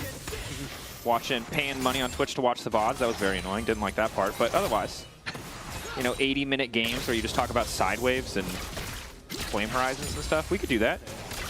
How Simmer has now hit 9,999 CS in the 2000 back when you could buy so many wards that the entire map actually just was lit up and there was, you know, no hidden information. A different time. A better time. Not for supports. Supports were broke. Now supports are broke, but they, like Riot, dressed up. No, they dressed it up like they're, like they make money now. Yeah, but then you're still running around like level 7 to everyone else's level 11 and 12. They gave them an allowance so they feel better about themselves, but they're still... They don't really get into the trust funds. Nope. All right, stun onto Jun. Nice hook buffer. Coming out from him as he will make away. But I like the early proactivity coming in for Tager. Topside, Adam once again opted for an early base. Not sure if that was because of a poor trade or just because he wanted to get that tier as quickly as possible. But either way, it seems like Lot has lane control. This time around, I can't imagine Lot is going to look for the swap, however, which will be a relief to Adam? Maybe? I don't know how I feel about this matchup as Malrang locked up. Ooh, Noah. Doesn't quite hit the Mystic shot. Yeah, I think the Adam losing on the Jace early, though, is not exactly the best of times because it does mean now you're in a position where you're losing your top push. Larson still doesn't have the flash in mid, so he's had to play way more defensive than he would like to in the matchup. That's kind of just buying space for Giant X to get into the later portion of the game. All right. Knock up there, pulling back, trying to backstep behind Hansamdi to stay safe. Hansamdi not cooperating to move in front of Malrang to cover. Close trade, but I still feel like Na'Vi get the advantage there. They do lose control of the lane, and actually Na'Vi burn the heal. So overall, positive. Now you got Isma coming to maybe flash over this wall and look for the kill. Here we go. Knock up onto Noah. Feathers, are they ready to go back? They're taking their time. Malrang is very, very low, as is Hansamdi. Oh god, here comes the tree. Isma with the thumbs up. They're taking their sweet time. Barrier gone. First blood. He hits him with the Gen G icon. Noah's off for another hype one. That's got to say, was the main character in the previous game. And it looks like he is set up to do so again. Now, last time it was Vars, but this time again, he has a similarly impressive poke champion. looking to replicate some of those numbers that you've seen on the AD, and you'll see him again here now. Noah good. I mean, Noah's virus has been good. His Kai'Sa was great last week as well. Or last 2 weeks, sorry, ago. But overall, yeah, I think Noah's actually been stepping up quite a lot for GINX. He has looked fantastic. He's been positioning well in team fights. So definitely the carry that they've been able to rally around is they're going to rally around Jackie's in the mid lane now. Jackie's hits the 2-man knockup, but does have to just give his ult. Does get away though, so I think he's probably fine with that trade. That was a lot of, well, not really a lot used, to be honest. I think people just need to learn that towers are fine to TP too. It's okay. Yeah. I understand the dopamine of getting right back in, you know?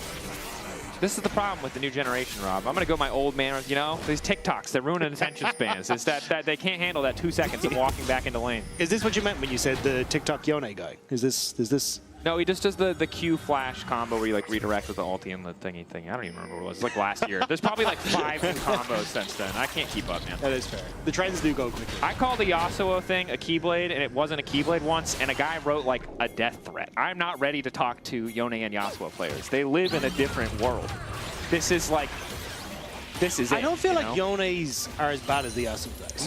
No, they're not. Less action, less APM is Adam. He wasn't spotted. The slowest chase in existence. The thumbs up. Okay, everything's fine. Adam cannot really approach that tower, but he did see Isma start the blue buff, so maybe he feels like he can approach. Navi, in the meantime, are going to be looking to grab that Infernal Drake, but unfortunately, I hyped up Adam. I said this guy's going to be the main character. He's got the Jace, he's got a Sejuani in the jungle. Yeah, but then the Aurora got locked in. The Aurora got locked in, and GX also seemed to be aware that he's the man, and they're not interested in letting him have a good time. Yeah. I mean, Locke did great on the Sion, and he's been having a relatively good time, so might as well. Lot is the main character. Got it. Just trying to figure out who's who's our protagonist on this day. That's the thing. It's like, Game of Thrones, where it starts with Sean Bean, and then it's like, no, we off him. And that's basically what we've had to do at the start of this game. Adam wasn't good. Wow, you paint a he got lost. A brutal picture, but yeah, fair. Adam is Sean Bean. You pay me because I'm good with my words. Yeah, look, Adam and Sean Bean is a hell of a comparison, simile, metaphor, comparison, whatever. And yeah, I think it adds up. Mayhaps there'll be a play, because in 10 seconds, we are going to witness the spawning of the Grubbies. But has anyone ever said they've got their grubby little hands on it? Ooh, okay, Rob, smart. I feel like that's been low-hanging fruit that no one's wanted to touch more so than smart. Yeah, maybe. Or maybe they don't want to call someone's hands grubby. He's a really good player, though. Yeah. Phenomenal work. Real grubby hands, though. Navi managed to get one. Jun instantly locked up. Knockup is there, but there's not really a whole lot of damage. Hansambi stepping forward. Larson determined to finish the kill as Jun will get burned down. He's been now being chased out as well. That is all gone. Big damage coming in for Noah. Tigger just barely able to make it out, but it is only one grub and a kill for the side of Navi. Not bad, though. Definitely take them. I mean, Navi going to be happy they're able to take one. GINX, sure, will get the two white grubs off the back of it. But Lot moved up. The Tiger survived is kind of huge. Yeah, Lot did move up. Yeah, I suppose. Lot moved up, so Adam gets a little bit of time to free it. Probably grabs a plate here. We'll keep an eye on his gold. It does mean they give up double grubs, however, which is not ideal against the Yone Aurora. And Isma, I gotta say, if you're gonna spam emotes, you gotta pick something better than vanilla thumbs up. Yeah, I mean, it was the old Mad Lions logo for a significantly large portion of time with him, so I'm fine with that. You know, gotta try stuff out every once in a while. Maurang going for the engage, has managed to lock up Noah. Hansambi still has ultimate, but Rue now going down as well. Noah, stone cold. Barrier use, starting to back away. Doesn't use anything. They managed to get the flash and the barrier out of the Navi 2v2. And that shot by Noah, so I think there was a little bit of a mixed call there on Navi as to exactly who they wanted to go for. The feathers were kind of spread out for Hansamdi, so it wasn't the best spots. Flash? Oh, good effort. I think actually that last auto would have killed him with the passive and the electric damage. Yeah, I couldn't even tell if the Q hit. It looked like every ability missed, but Adam took a lot of damage, so clearly not. Yeah, I think the E missed the Q hit, so got the pullback, which gave the second ring of the passive, and then I think an auto would have finished him off. Just unfortunate there, Lot couldn't quite get it. I mean, lucky for Adam, manages to walk away, although Lot still continuing to pull ahead in gold. Mid lane, going in Larsen's favor. Probably does get harder now that there's a Vamp Scepter available for Jackies. But Larsen, the OG, not the OG, one of the many OG control mage players. Ooh, base canceled. Last shot from John? No. I like what you're cooking. I just want action. I understand. I'm full Ooga Booga brain this one. You know, I think that's a okay position to be. Wait to see if there's a kill here. Booga. Booga? He didn't booga. I don't know why he didn't booga. No booga. You got didn't want to just and then didn't want to raw ult the Azir with flash up. What is he doing? He got the knock up, and then you just ult. You get the flash, and then you skedaddle. Yeah, fair enough, man. I think you're missing the core values of Ooga. I think I might be. Just to be clear, can you booga and then Ooga, or is it? Oh God, no. Oh, no. Okay. All right, so yeah, there's some depth here. Yeah. Look, we can hold a class later. It'll be all right. It's fine. It's like when LS made all those Magic references in League of Legends, and I play Magic, and I didn't get what he was talking about. I imagine this is a similar thing. Yeah. Just going above my head. Yeah. Except I don't really have a frame of reference for any of this, except for weird mouth sounds that I'm making. Well, I've never heard a better summary of our job. Weird mouth sounds indeed, Rob. Here we are. For all you aspiring casters out there. Right, for all you people looking to get in this biz. Okay, 30 seconds till Drake. After that Drake, we'll see where the game takes us. Exhausting the Han Samdi. Knock up there. Still holding on to his ulti, though. Noah's ulti connecting nicely. And Jun taking a sweet time. Warner down. Isma's ulti on the way. Somebody needs to body block. Han Samdi still going to ult in the end. The trust not quite there, but a nice initial bit of CC. Jackie's a sidestep is clean from Han Samdi. Jackie's still able to do a little bit of damage. Is going to have to snap back through the tower. Will be okay, and of course it is just Malrang going down, but a nice start for GX, and it means they're likely to just finish off this dragon. I thought Tiger's ultimate there for a second onto Noah might have just saved Malrang, but not quite enough. So Giant X, nice turnaround play on the bottom side. Should net from the dragon, although they're scampering back to try and keep this tower from taking too much damage in the mid lane. Oh, Thunderdome top side. Oh, there's the Thunderdome. Noah versus Han Samdi. Han Samdi, barrier, auto, flash, auto, shut down! The 1v1! Oh, 1 for 1 with the cannon minion! Noah had backup. Yes. Yes. Navi and GX, give in. What is macro? What is one more lecture from your coach Kyoto about throwing advantages or taking fights you don't need to? You hear it all the time. Give in. Bloodlust. Objectives. Jackie's off on the side, contesting Larsen. Push back there from Larsen is good. Jackie's able to get the snap back well timed. And the objective looks like we're headed for the coin flip. Malrang trying to stop Isma from getting in. Holding on to the permafrost. 50-50. Tagger gets it. Money on red, money on black. Red wins out this time. Larsen, a sidestep. Mechanical plays coming through quickly. All right, this game is getting heated, Rob. So we have to take this time because we asked earlier to our dear audience, Arna, if you're not listening, this is the time to check in after this replay. What was the name of the little cute thing?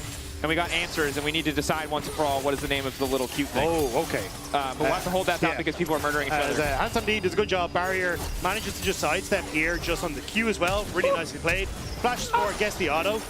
And then the cannon minion's like, dodge this. Boom. Yeah. So I think he actually, if he'd auto the cannon minion, kills cannon minion, maybe survives. Yeah. Maybe he's dead. Maybe he's dying.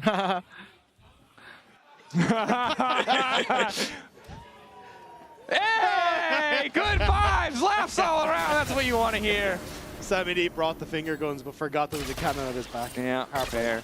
You're gonna get your Sammy D finger guns. At some it is my favorite meme from that man was on V5 in summer 2021. All right. White 4. And Sammy D with the finger guns. Every time you talk about obscure LPL references, I feel like you sound like an Anthony Fantano review for an album I've never heard of. That's just all I'm going to say. I'm fine with that. I'm just lost. No. Strong 7, something. There is dozens of us that get this reference. Like, all right, I guess it's good. Look, Munchables is out there somewhere giggling to himself. You know what? And that's all that matters. You got to know your audience. If your audience is Munchables, I respect it. It's a good audience. Navi fighting back this game. But GX still holding on to a pretty sizable gold advantage, and Navi, though, stacking the Drakes, and that's important. Ocean would be very nice to have. It's 2 seconds now to the Herald. I think it's just Navi aren't really in a position to take the fight, so they're just going to look for the play on the side instead. Jackie's has ult to get out, which makes this very difficult, so Tiger needs to get right way back in. Push back. Prediction? Yeah, decent read. Ulti. Taker. I wasn't sure if Fager was just going to go like Q in and try and predict Jackie's going for a play or the escape, but not going to be the case. Still, you get Terra on bot lane, so training for something. Adam does have to completely abandon ship in the top side though, because he's not going to have a fun time if he ends up against Lot and Isma. Yep, rabbits and trees. Not what he wants to come face to face with as. But voting. Yeah, that's a good point. All right, here's the way it works, folks. We scrubbed through the chats everywhere. There are 2 names that came out on top of the little frog. Observers, I don't know if you remember where the frog is, but if you can see the frog one more time, the frog thing. We narrowed it down to 2 names. It's Klaus and Crumbly. And I work for Riot, so I'm saying this is the official name of this statue for forever. So decide, vote in the chat. We need to know, is it Klaus or Crumbly? Those were the best names. There were some ones that were not safe for work, so shout out to you weirdos, but you're not getting to the poll.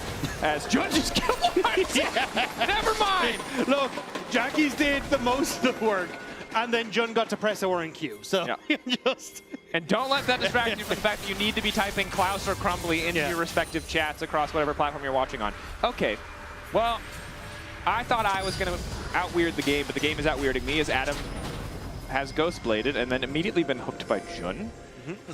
Hansamdi, Rutro, might be in trouble. Has Flash, has ulti, so fine for now. GX out for blood, safe to say. We lost the poll, and I'm just waiting to know the verdict. We're still at 50-50. 77, 78, 9. Klaus is winning. Are we calling it? It's up to production. Crowd, can you yell? Who's voting for Klaus? Can we get a Klaus yell? Okay. And can we anyone in Berlin here for Crumbly? Anyone for Crumbly? No, okay, yeah. All right, trash name, There was it's one Klaus. guy out there that was voted down for Crumbly. That statue, observers, again, sorry to put the pressure on you.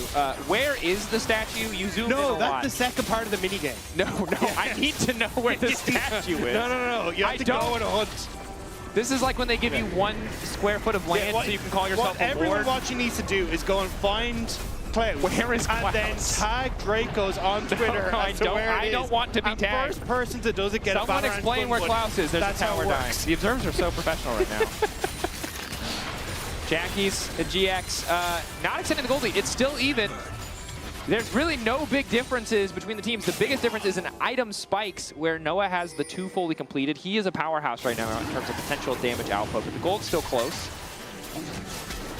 I don't think they know where the frog is, Rob. Look, he exists for all of us internally. Did that even happen? Is that even a real part of the map? We'll never know. I guess not. Anyway, GX. Still winning. What if it was a hint of like a winter map? What if it was an internal leak? Oh, what if that's not a part of the Rift yet? And that was like a secret drop for like whatever that trailer was the other day? Or it's a new ward. That's possible. Unlikely, but possible. Is there a hot springs right there? I have not noticed that. Damn. I do not look at terrain in League of Legends, is what I've learned. But now that Klaus is here, that's going to be different. We did that together, folks. We named him. We were here. We were here. Just like all those pro teams who've had their names and legacies inscribed on the Rift. Lot. Farming. Glad we're watching this. Glad we're taking the time. Now perhaps an engage in mid lane. Let's go fist fight. Very far forward. Stepping up. Ulti onto Jun. Larson descending as well. Likely just going to be Jun falling down here as Noah stands on the backside. Noah does a lot of damage but doesn't have enough time. And Jun is hooked out. It's a clean escape. And the TP behind.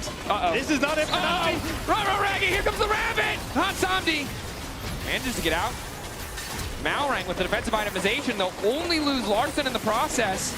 Jackie's versus Tager off on the side. Ulti is going to connect. Tager can knock it over the wall. Wants to try and get a little damage back. He'll get nothing. Huge turnaround for Giant X off the back of that. Not only did they get the kills, they should get mid lane tower. Jun won't be winning at him. Someone will kill Jun. You would think that they would want to kill Noah more after last game, but they got him once and that was enough. Jun is the next target. There he is! Zoom out. Where are we, observers? Oh. Where are we? You will always think of this when you look at bot side. Right there in your game. Remember, Klaus. We don't say Tribush anymore. You meet me by Klaus. We're committing to the bit. We will remember this day. Na'Vi and GX are making their mark in history right now based on this moment. They're also making their mark on Otacon, who is dying. That one's for Klaus, baby. An offering to the Klaus gods. An offering to Klaus. He does look slightly terrifying when he's from that angle. I'm not gonna. I like the furious pace increase on the thunder sticks. Yeah. Spin class has the instructors who shout. We have Klaus. Yeah. All for Klaus. And Klaus we trust. Yeah, bloodthirsty little frog. All right. What is a frog? Is it? I think it's a frog. Is it a frog? Can we bring up Klaus? We need another poll. It's a democracy. We don't need science. We don't need lore. We're just going to decide what everything is. We've been told Sapporo, according to lore. Okay. And lore's name is lore, so... Or was that according to the L-O-R-E? No, because the order of priority goes Nekrit, god of lore, and after that, lore, demigod of lore, because her name is lore. So. Okay, yeah. And then Ryan. And then whatever. Who's the low-key? No, not Hysterix. Hysterix is way too focused on the romantasy side of the League of Legends lore, and that's got to stop as the fight is breaking out. Nice initial lockup. Hansamdi about to do a lot of damage, but Noah is able to arcane shift out. Adam, look for the backstep. Good ulti again, and Lars just pulling the trigger to finish it. Larson trying to hold the tower in the meantime. The split push is coming through for GX. Adam going back in with a lockdown from Jun is there. The Mikhails from Malrang, not enough. Jun finds another kill. He's taken down Larson. He's taken down Adam.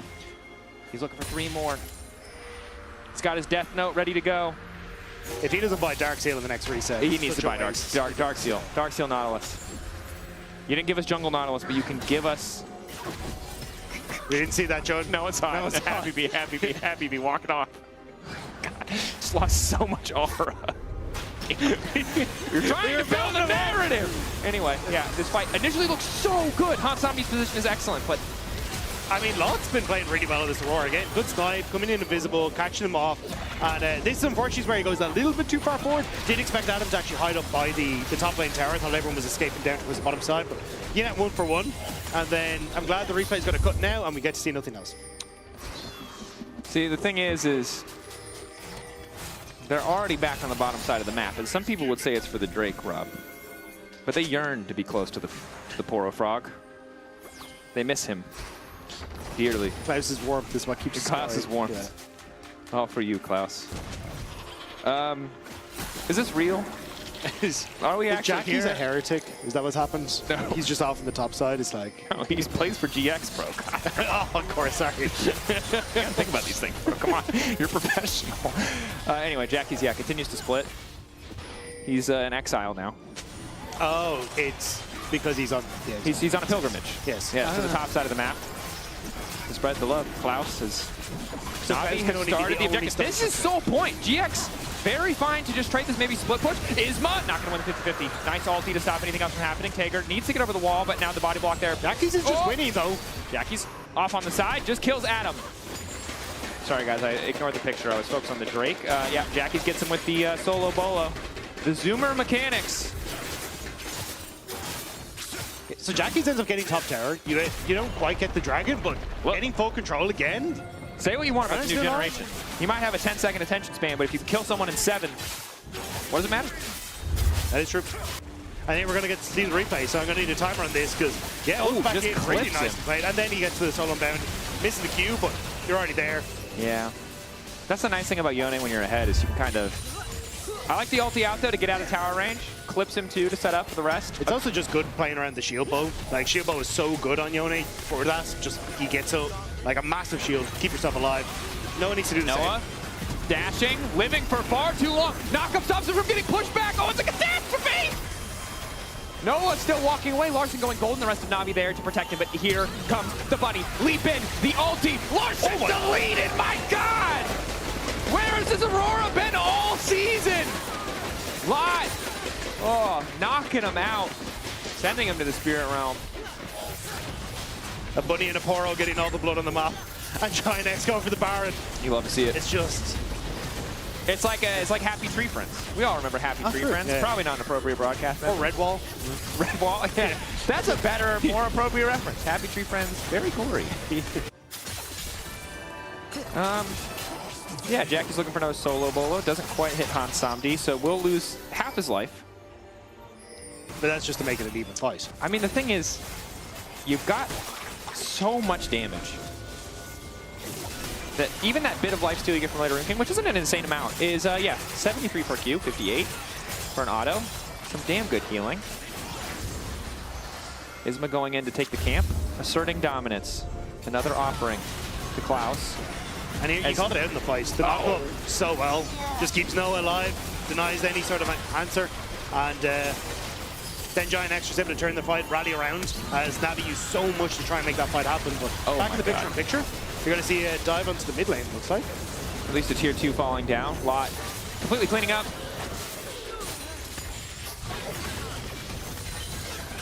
It's a 10K gold lead, so I don't think we're going to have a 40-minute game. If we do, they're getting to start talking to. I mean, you already got Baron. You're in a very good spot. The only kind of saving grace for Navi is they have the 3 dragons, so Giant X in theory kind of have to go and keep fighting on the outside, but Navi just aren't able to hold on to the tower, so it's not really looking too hot. Ulti from Isma, ulti from Lot. They're all pushing their R buttons together, and it is very effective.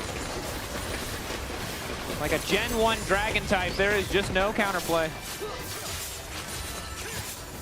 And then they'll just continue to push forward. Hopefully they can hold on, but I think from Han Samdi. Malrank going in, manages to catch up Judd. Judd will have to wait, back away, resist the temptation to take another kill. Navi try to hold the line, turning back onto Noah. Noah shut down. Lot is here. Turning back to Lot. Lot is definitely overstayed his welcome, and now the Jace is starting to hurt. Isma trying to body block. Knock up there. Shutdown coming through. The Nexus is still very much exposed. GX can just end the game, but they're playing for kills, and we love to see it. Oh, for Klaus, baby. One more sacrifice. GX finished the game and end this bizarre fever dream that we've all participated in. Congrats to GX. They've locked 3rd in the group. Playing cross 4th in the opposite group in the cross group decider, and you can, of course, vote for your Kia player of the series, Jackie's, Noah, or Judd. And while it was a completely unhinged, a very bizarre cast stag, of course, hearts out to Navi. This was always going to be a pretty rough game to play. We saw some laughter from the players on stage, and I sincerely hope that this season, as kind of messy as it was, isn't how we remember those players, and that they get a chance in the future to show more.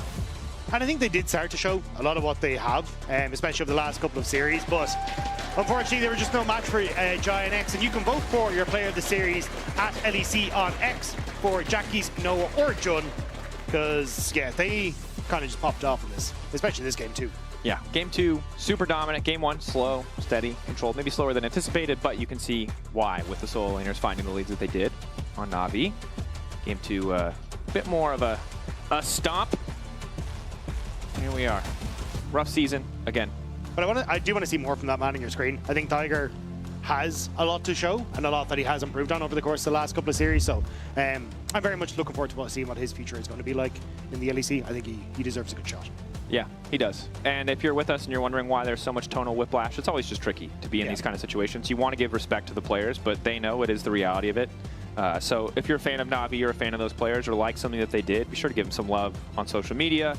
It's well-deserved, because this is not a great time. Your year is ending very early, and now, while Navi will get the chance as an organization, as a team to rebuild, and there'll be hope for whichever players remain in the years to come, that's a different story. For now, though, it is a victory for GX and a cause to celebrate. So let's send it down to Finn and Jackie's for a new Finterview, a.k.a. the Marriott Bonvoy postgame check-in.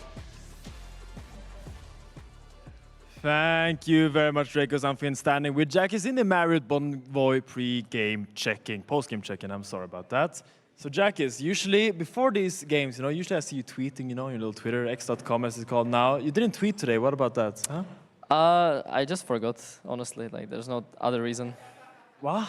I just forgot. That's so anticlimactic, man. I mean, I kind of stopped using Twitter a bit. I mean, I did tweet today, but I kind of... You're just bullshitting me. Kinda, but at the same time, I did stop using Twitter and I forgot about it, so yeah, it happens. Okay, well, I have something I want to show you. I want to introduce you to Klaus. Do you know about Klaus? No. Klaus we're gonna get him there on the picture right soon, so you can see what Klaus is. He is this statue on Summoner's Rift, and I wonder, do you know where Klaus is? Do you know where this statue is? This of ours. I don't know, on bot. Looks like around bot lane. Can we zoom out a little bit? Do we know if Jax is correct? Oh, and he's correct. Perfect. Look at this man, he knows his Summoner Rift. Applause for Jackis, what impressive. How do you know that? Did you look at him today? I think I saw him quite a bit, yeah. I saw him like 2 times today, yeah. Yeah, Klaus blessed you with his victory. Now, looking ahead, there's now the cross groups, and you will be playing against BDS. How are you looking towards that game? Who do you think is going to be important in that matchup? I mean, for BDS, I think now since it's a bit of a Jinx Aphelios is getting back in the meta, then I think Ice can be... It's kind of his champions, right? For at least like 2 years ago or something, or maybe a year ago, I don't know. But I think always like Nuke and Ice, this duo has to be probably the dangerous one in the BDS, I guess. So I guess those two, yeah.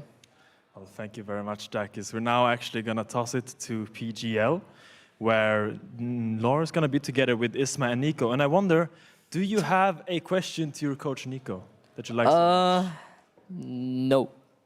No question to Nico? Nope. I don't want to talk to that guy. You don't want to talk to that guy? Well, thank you so much for your time, Jackis. Thank you. We're going to toss it to PGL. Thank you so much. Thank you.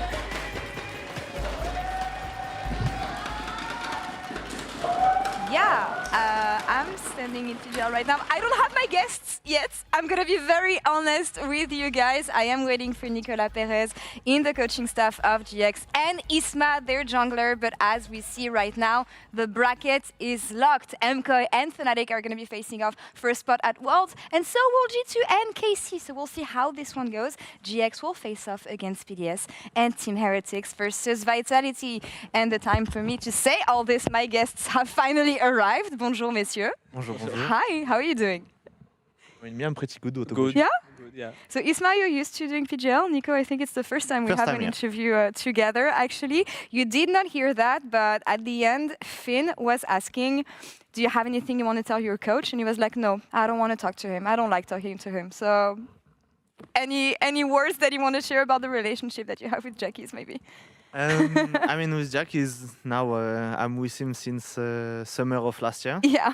I will say that yeah, I'm spending a lot of time with him, and in general, he's someone with I will say a strong personalities. Mm-hmm. So I'm just used to get bullied on my all right. Yeah, on my day-to-day work, you know. Fair enough. So that's it. Like I just accept my face and.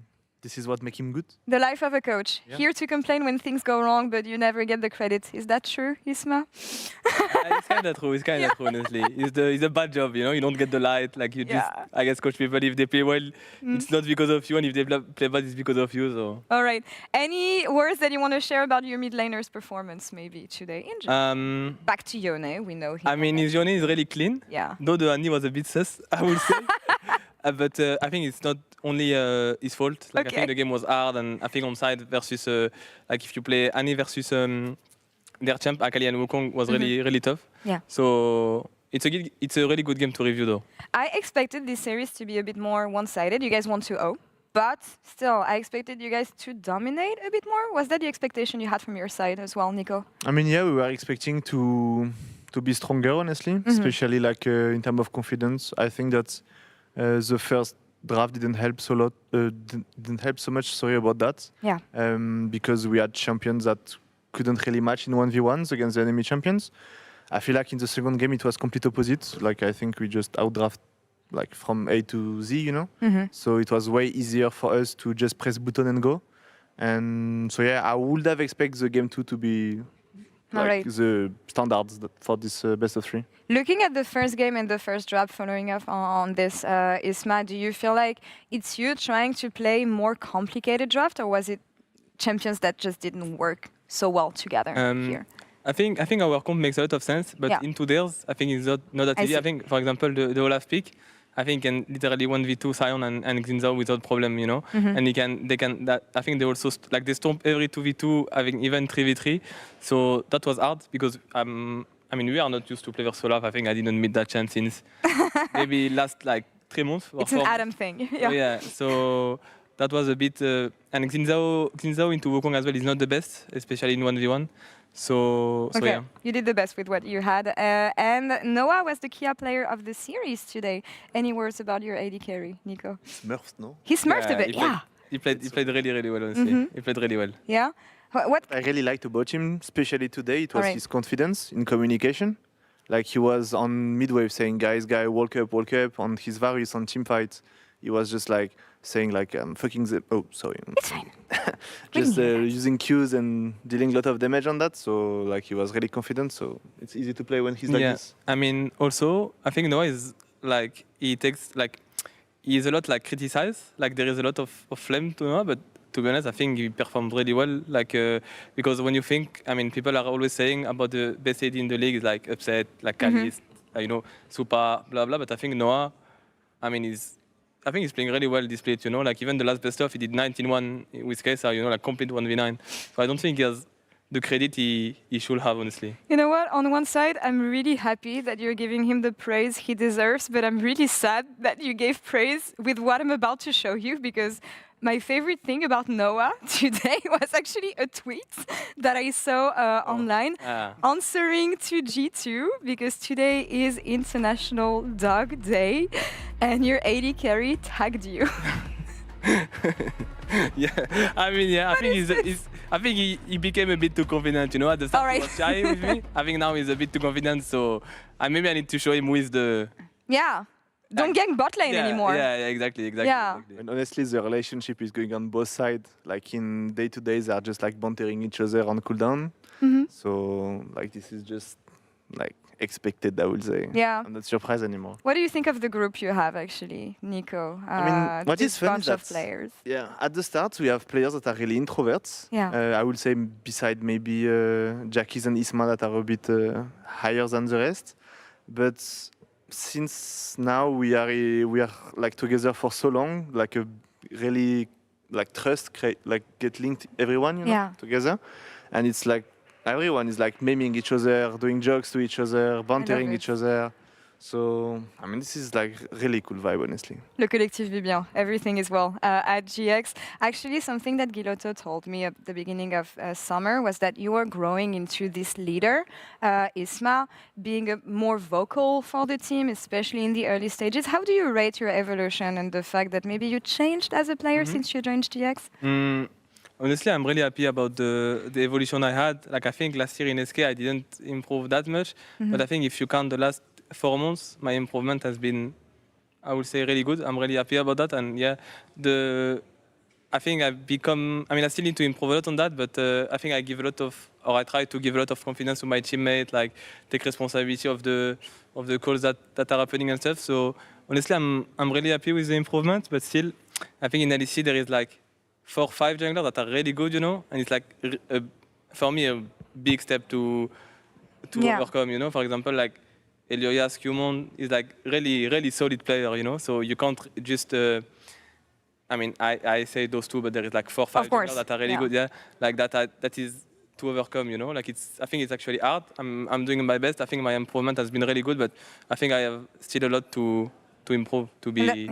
To be the best. And that's the thing, like you can only focus on your own performance. So how hard is it to change your player habits? Because you've been playing for a while now, both in solo queue and competitively. Even if in different environments, change and become another player or bring something else. Well, what does it take? I mean, like you mean to become a better player, kind of? Okay. Like I think my work ethic has been really different, and as well, like my role in the team has been really different as well. Since I'm kind of trying to be the leader of that team, before I was just used to follow, and kind of when you follow, your own performance doesn't look the best because it's kind of not what you want to do in the game. So here I'm just working hard, I'm just trying to work hard. I'm just trying to do the best for me. I'm trying to do the best with the champ in the comp. Like for example, today with the Xin game, I think in the early game, for example, I didn't understand my job properly. So I'm just trying to watch a lot of VODs and just be better. That's it. It's all about reflecting and be better for the next time. I actually want to ask you guys. No, you know what? Before we go in the schedule, I want to talk to you, Nico, because there's something I've been talking about. It's the whole GX propaganda of scrims and everything. people don't know that he's the one who's been setting these expectations, tweeting every time things are going well, My bad. giving a bit of info here and there. So I want to ask you now that I can, why? I understand that you want to set expectations for your team, but isn't that a bit risky? Now you showed up, it's fine, and you guys want to show more, but I'm just wondering, what is the strategy behind this? Honestly, I was like when I arrived in LEC, you know, you have like some teams that have like big fan base, like KC and Koi. With GX, we are lucky. We have also fans that are like more on the Spanish side than on the international side. So for me, at the start of GX, as one of the only French speaker in the organization, I was trying to already build something around GX to try to bring some interest, you know, from the fans. This year with Isma and you coming, I had more reason to yap. So I just went on the yapping journey, you know. All right. I was trying to create like banters, I would say, between the team and the other team in the LEC, and I think it worked quite well. And we just need now to have the balls and the level as a team to assume what we show in Scrim. Show it in game. Even though lately the scrims have been the best. But I guess it's good because you guys are doing well. Yeah, so. he always says when the scrim goes really, really well, but right now the scrim is like... I checked yesterday. A bit tough, honestly. Yeah. I hope it continues for you guys, though. And please, Nico, keep on doing this. Keep on doing this. We need this for the league. Actually, let's talk about the next schedule you're going to have. It's going to be BDS on your next match in the crossplay decider that we're not going to have next week, but the week after that. What do you think about your opponents? We saw them yesterday. This BDS? Yeah. Facile, I'm confident. I would say I'm confident. I think among the whole team that made playoff, I would say it's the weakest. I mean, they can of course upset and win, but from what they showed, I think it's the weakest team. I think they don't play well together. They don't go along really well. So I would say I'm confident. We will try to work hard and try to do good. Yeah, I heard facile means easy in French. Walk in the park. That's what's expected here. This is honestly this is what we said the other day with the team. Every team that is under top 5, we consider ourselves as favorites. We should not even be considering losing against this team, and we should just arrive confident in the match and just playing all we know to play, and normally should just go well. So obviously, on the day you need to win the day, and this is what matters. But yeah, normally should not be a problem. Keep that confidence. That's what I love the most about GX. Do you want to react on any of the others matchup? Maybe in the upper round 1, MKOI Fnatic, G2 KC. Prediction? G2 KC, Defender. The thing is, who do we play versus? We play versus the loser of the first group then? Like MKOI Fnatic? Or G2 Fnatic? So it's written here, so the loser of match 3 and 4. So G2 KC. Yeah, G2 KC. If I'm not mistaken, play against KC basically. Oh yeah, that's a bit annoying because I think Fnatic is worse. But you play the loser of MKOI Fnatic. Sorry. Oh really? Oh. Yeah. Yeah. Okay. So we play Fnatic. Okay. Okay. I mean, Nico knows everything. I would not say like that. I would not say like that, but I think. Okay, I'm sorry. I was just told it's the other way. It will be the loser of KC G2. So we play KC then. Maybe G2. Can we hire you to give predictions all the time? I love it. It is confirmed, by the way. Sorry about this, guys. But yeah, the loser of G2 versus KC. If you win against BDS, of course, but you guys said it should be easy. Well, thank you. It was nice having this catch-up talk. I hope you can enjoy your break if you have some, or scrims, or I will be waiting for the updates on Twitter from Nico. And Isma, thank you so much. As always, it's a pleasure to have you.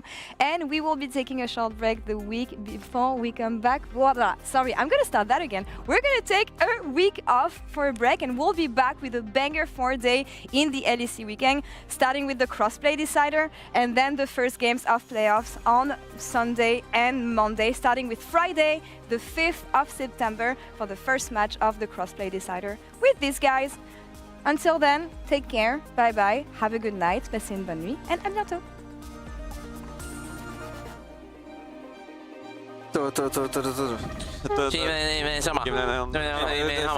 Yeah, do that cards, please. Nie, no Han sama. Han sama. Yeah, Aurora no ulti, Panther no ulti, but I'm out. Taking point. If they play Nash, slowly. Look. no ulti. Yeah, slow, just check. Okay, play Drake, no? If worst case. Yeah, is that? Okay, we'll play Drake. Slow, get soul. Probably Panther will try ulti, okay? 50-50.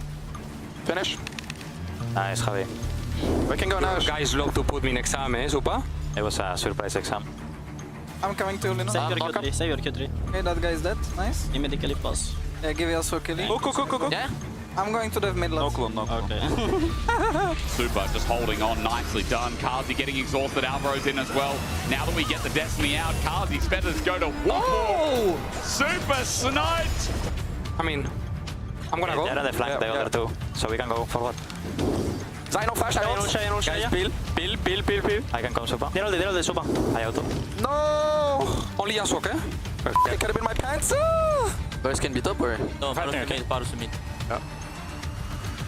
Let's play setting. No place now. Nice. Ball commit on to Malrank. Casual sidestep. Exhaust down. Flash out. What? I'm trying. What? I go Akali. Go Akali. Okay. She has no flash, I think. Bomba.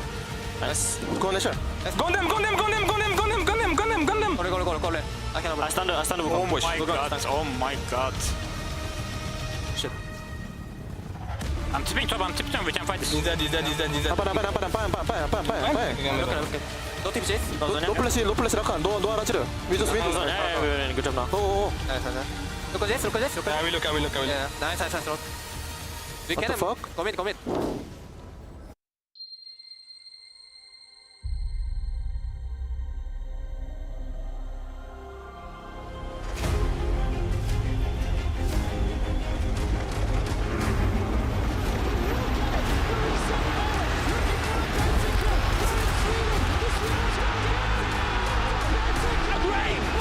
G2, the perfect team fight. They take it all.